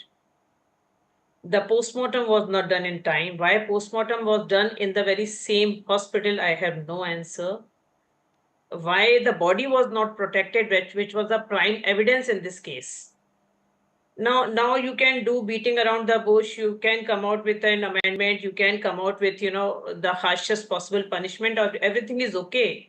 But are we finishing the investigation? Now 2 agencies are involved. Initially the state government, we assume that failed. Now the central agency. How long we are going to wait for a charge sheet to be filed? Do we have the real culprit still date in our hand? If that is only one culprit, then why delay in charge sheet? All corruption thing, everything can take place later. A supplement. Yes, See, I you are agree, not going yes. to include that, all that in this charge sheet for sure. Can you add on the corruption allegations in this one? That has to be a separate case. Why are we waiting? Why are they waiting for the charge sheet? Why can we not see a charge sheet file which is talking about this is here we have solved the case? And now finish the fast track trial in a week's time. I'll salute the government, whosoever is going to do that. In none of the rape cases, you have like numerous witnesses. Complete the investigation, file the charge sheet, proceed with the trial, finish the trial in a week's time, give us the conviction in 10 days' time. Let the High Court appeal be completed in another 15 days' time or 20 days' time. Let Supreme Court appeal be completed thereafter within 15 days, 20 days. Let there be a fast tracking completely. Punishment certainly can help if you have a harsher punishment. But how would that help if you are not having the investigation done properly? If the investigation in itself is shoddy, then how does it really help? So there is a question that has been asked to You both may have the harshest Zafar possible Islam, punishment of the world. because why no charge sheet till date, and to Mr. Saket Gokhale as to the entire nature of investigation. First to Zafar Islam, respond to what Shobha Gupta has said. Can Maria just add one more line? Sure, ma'am, go ahead. Can I just add one more line? Please. Because I can take leave also. Let the politicians continue to do all that ball game. See, what audacity we have when we are dealing with cases like rape. We all have children at home. We are talking about the 50% of the population, and we all are, rest of the 50% population are related to them. Yes. Why are we bringing this politics in at all? How do we have the audacity, any one of us, to raise fingers against other person, so to say, you are not doing that? Let us please join hands together, heads together, get the investigation completed without any ball games, without any, allegations, just in busy being in allegations. Shobha Gupta, I really appreciate the tone that you have set for this show. But Zafar Islam and also Saket Gokhale respond to the point that has been made. First, Dr. Zafar Islam. I think what Shobha Gupta ji has said is... Yes, Clyde, I'll come to you. 30 seconds. seconds. Yes, please. I think what she said makes a lot of sense. She was spot on. How it needs to be dealt, what should be the punishment, what should be the approach. I think completely agree with her. Having said that, what Sushi Ben has also highlighted the issue of mindset, and I think that is also need to be taken into account, because there are government which has shown a very dispassionate mindset, like the West Bengal government. I mean, you can't be insensitive to such issues, the way the parents were treated, and the way, again, I'm repeating, the victim They show no sympathy towards the victim's family, but they showed everything, did everything to But protect the Dr. rapist. Islam, where is the charge sheet? Is the point that has been made here. It's the not about the different- law the as much as it is differentiating about investigation. The process will be followed and expedited only first Maria. if the police does its job well, then if the charge sheet is filed on time, and then when it lands in the court. The punishment is at a later stage. I said absolutely, she was spot on when the Shobhaji mentioned about all these things, and there is absolutely no disconnect on that. The CBI is doing its job. Unfortunately, they did a very shoddy job. The local police did a very shoddy job, and that is why it is taking time. Okay. But one thing I just want to highlight, that the differentiating factor between us, our government, we are sensitive about this issue. We want so this is to us versus punish them the again. government. Sakit Gokhale respond to this, and then I'll give the last word to Clyde. Please go ahead, Sakit They want to Gokhale. protect the preppies. 45 while we seconds, want Mr. to Gokhale. with the Yeah, victim's may I? family. Yes, May the please, BJP Mr. Gokhale, go spokesperson. ahead. Thank you.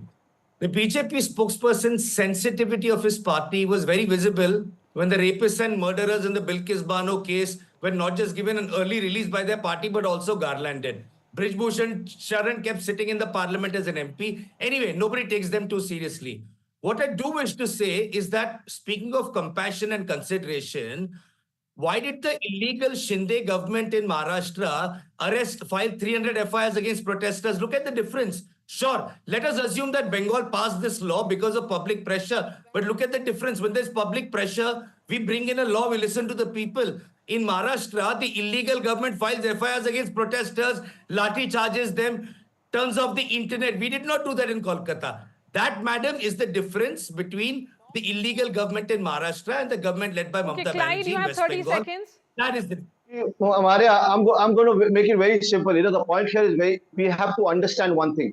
Political will, we keep talking about. But at the end of the day, the gravity of this situation and the heinous crimes that are being committed, I think everybody, all of us, all parties should come together and make sure that this does not happen. I mean, why wait for an assent so long and get the Shakti Bill passed? The Honorable President should go ahead and pass it. Bharatiya Nyaya Sanhita is there, but there is a Shakti law it's also. again We have back to get politics. that done Shushiben Shah, 30 seconds No, on the I'm line just- that Maya, Shobha has you spoken, never speak let- like you a don't let woman me finish. and speak like a woman on You're the not show, letting please. me finish. I'm talking something non-political. You're not letting me finish, Maria. No. Okay, go ahead. Sushil, Clyde, I started saying that I'm here as a woman and I'm a not political and politicizing social this, activist. Sushil. You may As know far me as- better than that. I'm not politicizing as this. as far as Badlapur is concerned, to a reply to my dear friend Mr. Gokhale, it was vandalism at its best. It was public property. No, Sushil, No, you ma'am, cannot say I do that. not agree with it. When young girls, young children are molested in the premises of their school, then parents and their anger is justified. You cannot say vandalism and dismiss that. I've come to the end of this discussion. Shobha Gupta, Sakit Gokhale, Dr. Syed Zafar Islam, Advocate Shushiben Shah, and Clyde, thank you so much for joining us. We are putting out the entire discussion on ndtv.com. Slipping into a short break, lots more on the other side.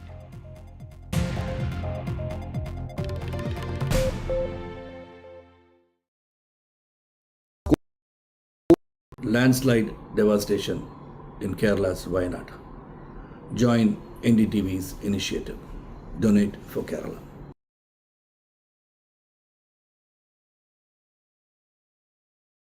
New day, new show, a new experience. Start your day with the news, not views. We bring you stories that matter and impact your life. News that informs and keeps you ahead. From Maximum City, Mumbai, to the seat of power, Delhi, NDTV brings you the best breakfast show. Breakfast news on NDTV, 8 a.m. every day. Hi, I'm Shreya Saran.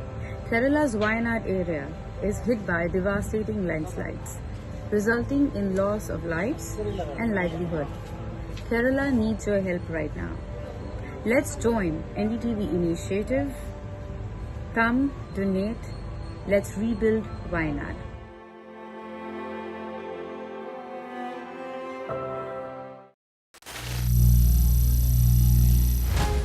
Some people say the metaverse will only be virtual. One day this lecture hall will be made of code, and driverless cars would be trapped in intersections. But even in this maze of the future, you can't wish away health. It's time to become more resilient.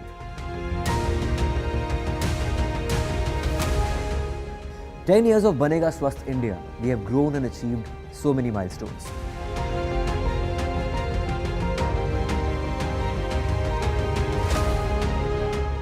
And now I have a plan to beat the urgency, to stop breathing with difficulty, to relieve getting choked with inactivity.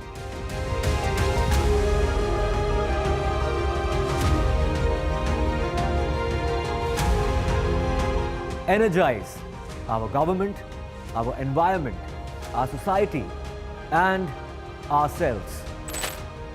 Everyone, everywhere, every day.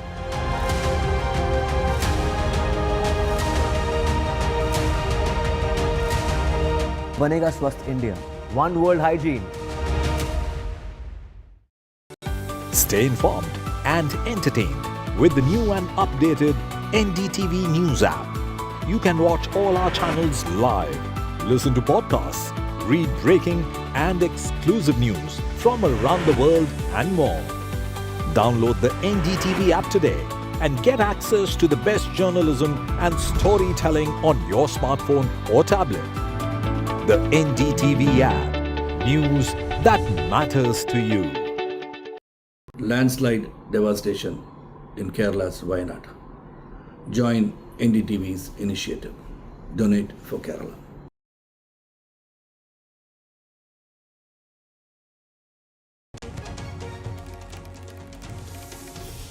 The West Bengal Assembly unanimously passes the new anti-rape bill. Aprajita, Chief Minister Mamata Banerjee calls it historic and a tribute to the junior doctor who was killed as it brings the death penalty for brutal rape. Mamata and the BJP trade charges over implementation as it still needs the governor's assent.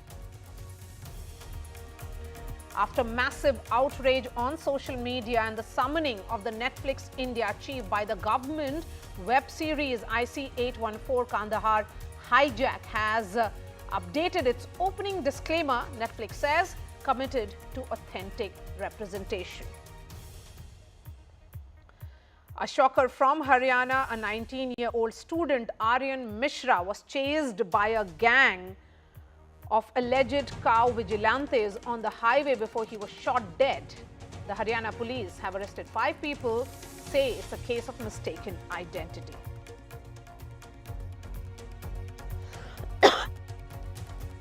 Hero here, Subhan Khan of Haryana, risked his life during the raging floods in Telangana, driving a bulldozer to rescue 9 people who were stuck on a bridge in Khammam.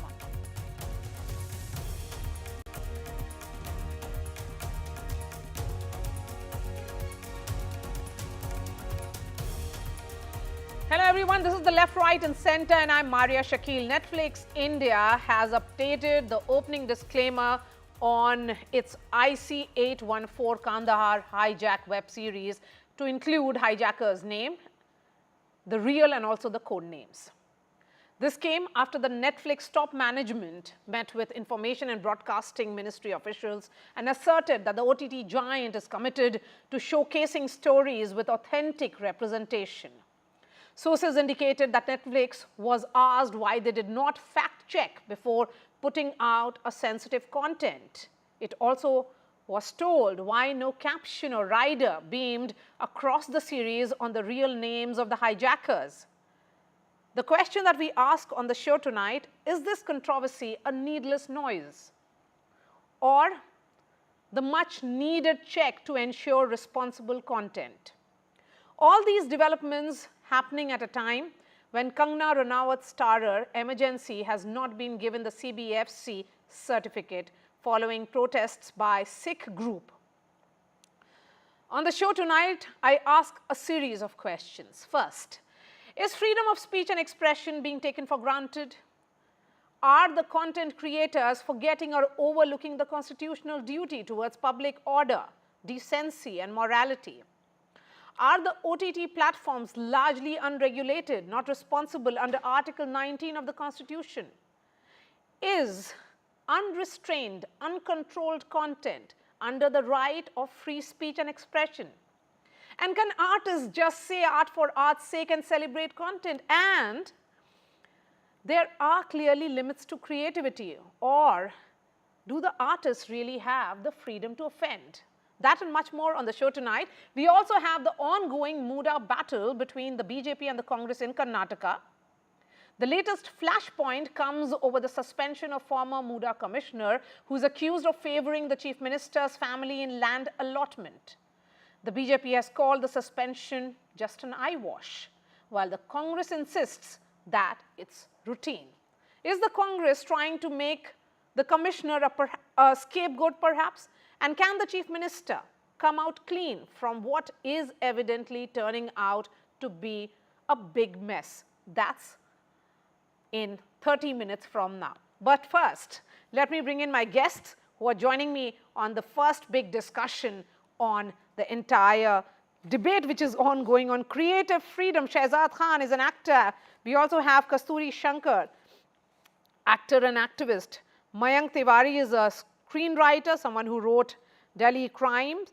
Newton as well. Karan Taurani is Senior Vice President of Elara Capital and is an OTT and movies expert.